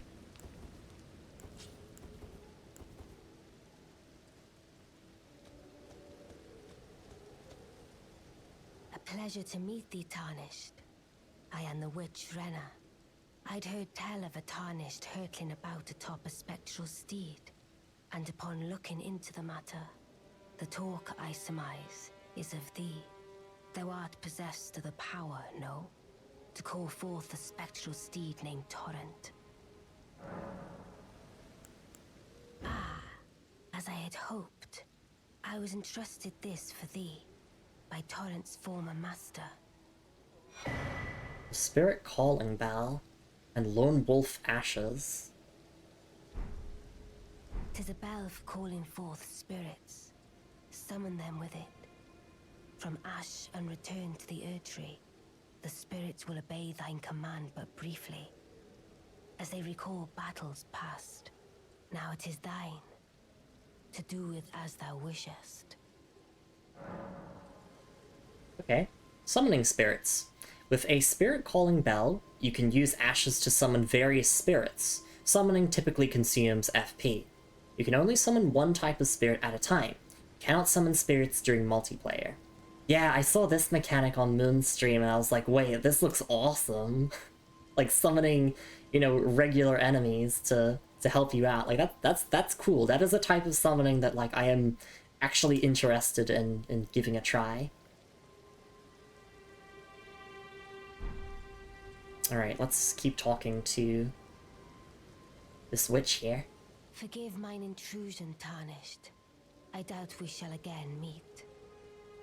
But all the same, learn well the lands between. How long will it be, I wonder, before the Tarnished tire of obeisance to the two fingers? Oh, okay, so that witch Renna seems to not quite like the gods, the two fingers. Interesting. Very interesting. Alright. We've got a couple more item descriptions to read. Gonna upgrade our longsword, and that will be the end of the stream. Lone Wolf Ashes. Ashen remains in which spirits yet dwell, used to summon the spirits of 3 lone wolves. Spirits of wolves chased from their pack. They later encountered a nameless Tarnished, who welcomed them as hunting companions. The wolf spirits overwhelm enemies with their agility, aiding the summoner in combat. Spirit Calling Bell. A bell capable of summoning various spirits from ashen remains. It usually requires FP to use. Spirits can only be summoned in the vicinity of a rebirth monument. When summoning is possible, the monument icon will be visible on the left side of the screen. Only one type of spirit may be summoned at once, and none may be summoned during multiplayer. Then Large Glintstone Scrap. Large piece of glintstone tinged with unstable magic, found in crystal tunnels. Break gem, using FP to produce a magic bolt. Poor quality and thereby easily broken, the sorcerer wouldn't give it a second look. Yes, we did get the pickaxe fizz. I'm so happy for that. Large pickaxe designed to crack thick bedrock, tool of sturdy miners. Not originally designed as a weapon, but very adept at piercing armor. Little wretches, do you think your armor harder than stone? The skill is Endure. Assume an anchored stance to brace for incoming attacks, briefly boosting poise. Damage taken while using this skill is reduced. So if you just want to tank something, ideally you use the skill like when an enemy is about to swing at you. Because I know that the poise boost does not last long at all. I guess like you could use it and then do a heavy attack. Like using a bunch of different ashes of war on the pickaxe. Yeah! And we also just met the witch Renna, who seemed to not quite like the two fingers. So already being introduced to a character who doesn't quite like the gods. So, like, I mean, the pacing of the story there is pretty solid. Like, we already have multiple plot hooks for me to, like, really follow through with. Needs 22 strength to wield, but obviously if you two-hand it, you know, you could reach that requirement easier. And the item description of the Lone Wolf Ashes, like, they encountered a nameless Tarnished. That has to be Moon. There's no way that's not my partner, Moon. It has to be her. They put her in the game. I'm really, really, you know, happy to hear that Moon got put in this game. Alright. Let's get some weapon upgrades in. And you need 6 to get to +3? Oh. So you have to do more dungeon runs for it. Alright. Oh, I'm also gonna unequip my Ash of War. Summon spirits won't boost the boss's stats like co-op does. Pretty much all the bosses are tuned with spirits in mind. Yeah, I mentioned it once we got the bell and the mechanic, you know, tutorial popped up. It is very cool. I think this is an awesome mechanic, and like, I actually might use it. You know, as someone who typically likes to fight solo, looks like a mechanic I'm genuinely interested in, like, giving a try, maybe, for certain fights, you know? Like, there might be certain situations where certain ashes could be really handy. Alright. So how do I remove... Undo enhancement? There we go. So now it's just a standard longsword +2. I see, this is where the slot is. I can see the slot for it. Alright. They're like, oh, I can put it on the halberd or the pickaxe if I want. Okay, stubby stone spikes around. There's the indicator that summons are available in the area. You can just look for the pale blue icon on the HUD instead. Yes, the tutorial also thankfully mentioned that. Alright, yeah, I think I'm good to wrap up here. Well, after we talked about favorite merchant. The only one we've met, though. Wait, weren't you... Well, you're back. Care to buy something? I don't think the chain armor would look that good. Hi, Santa. Not really anything I need to buy from him, it's just... I don't know, I wanted to take another look. I have some extra runes. Maybe I can spend them on a level. Goodbye, for now. Yeah, let's do that. Let's level up. I do have... Hang on. Where do I find my crushable runes? In tools. Right, oh, this one has a different, description. Hang on. I gotta make sure to read this. The only thing that's, different is, the bottom text here. Even now, runes are still imbued with the power of life itself. Do you see the Erd tree towering over?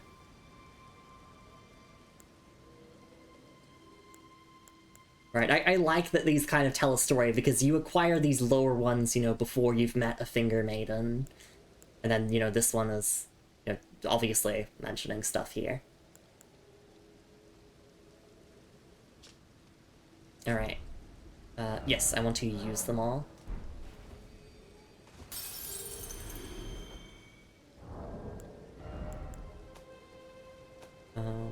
Oh, this is all items, consumables. Oh wait, that's item crafting. Sorry, I opened the wrong menu. I am so silly.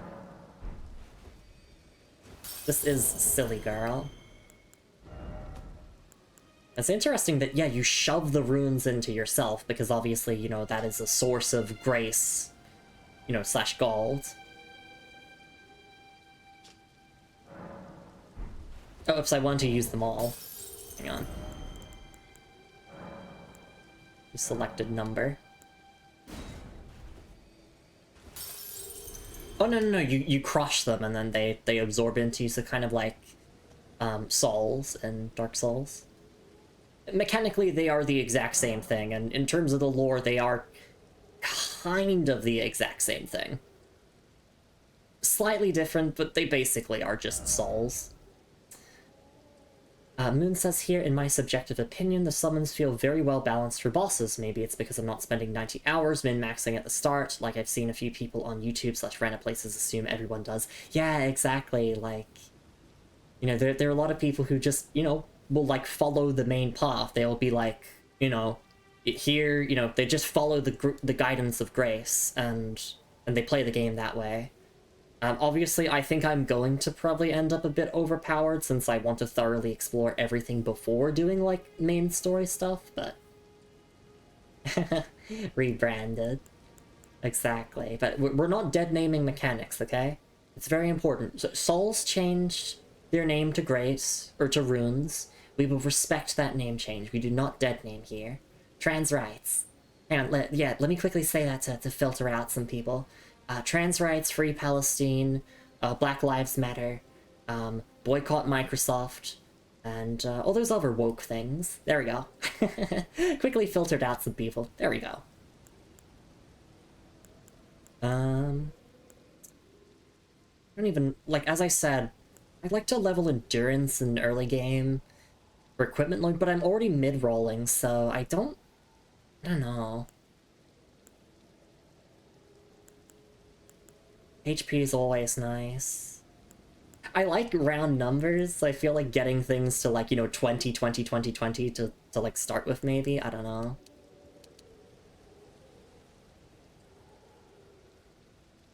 The first third slash stretch towards the middle from It Is Weird, I can't tell if I'm underpowered or fine. Yeah. And I guess I'll have to play and then find out myself. I'm not going to be referring to like an area guide. I will look up areas that we have already been through. That's like my personal philosophy is I like to go through an area first blind, and then I look up if I missed anything, so then we can backtrack in, you know, the future streams. But from what I understand, in terms of area order, we start with Western Limgrave and then Stormvale Castle. So I'm not going to go to, like, Eastern Limgrave, for example.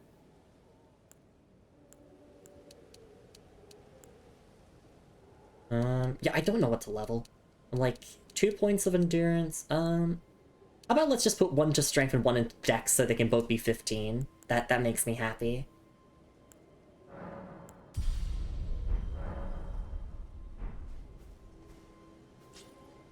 Alright, that is gonna be that for our first Elden Ring stream. We'll be back tomorrow with more, where we will continue exploring the rest of Western Limgrave.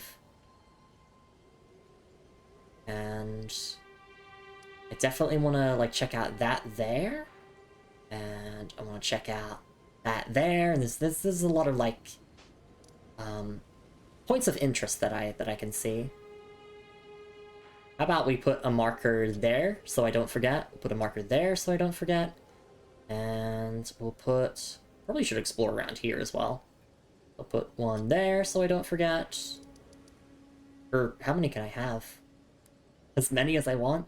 No, I think there's a limit. I'll put 1 there so I don't forget. Okay. Yeah, that is everything. So how do I close the game? System... Here we go. Return to desktop.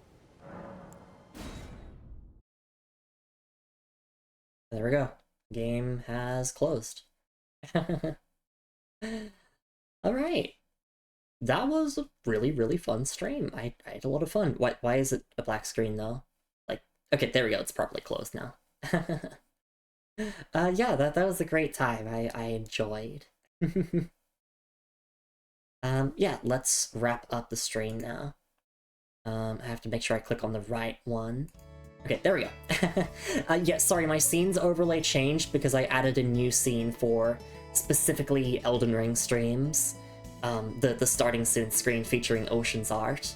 But anyway, thank you so much everyone for being here. I really do appreciate it. Hope you all enjoyed my first impressions of Elden Ring.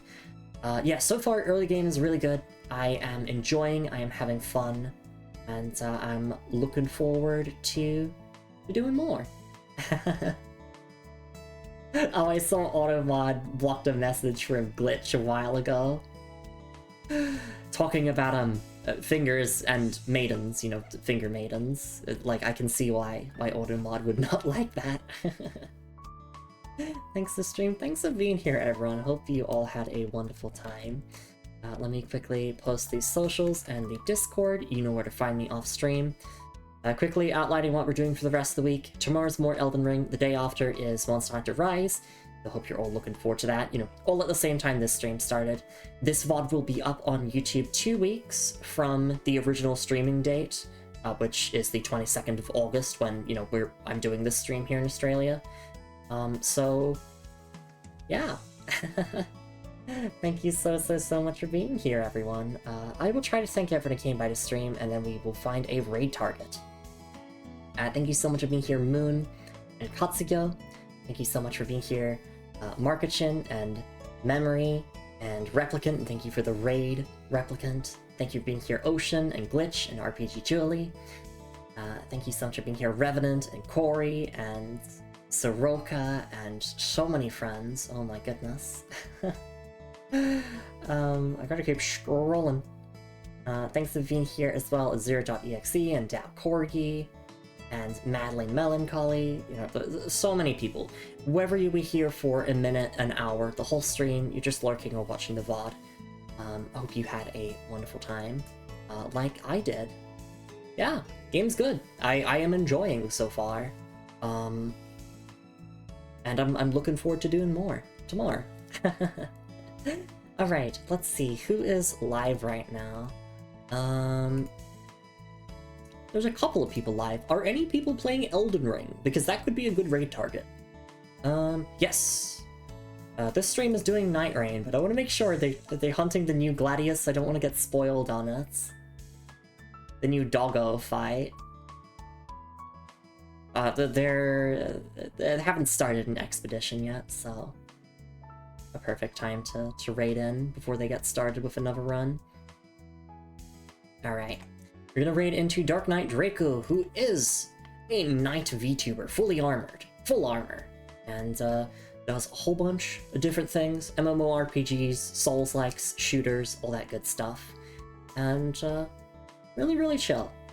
I like his streams, and I like it when he comes by to my streams.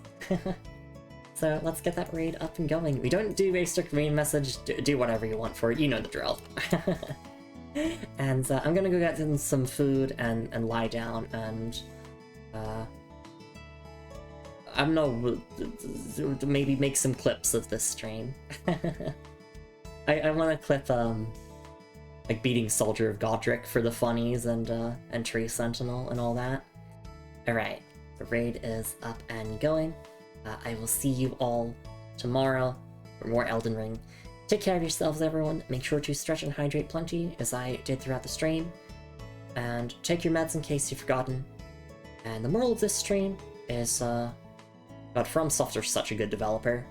Like, just their games are so immersive and just, like, so well-crafted. I'm hoping that this feeling of positivity continues throughout the Elden Ring playthrough, but all Souls games have ups and downs. There are definitely certain parts of certain Souls games that suck, and we all know this. They are flawed masterpieces, but I can't help but love them. Anyway, that's enough from me. Let's go wish Dark Knight Draco the best of luck with the Elden Ring Night Rain runs, and I will see you all tomorrow. Take care, everyone. It's raid time, baby. Oh yeah! See you all tomorrow. Bye-bye!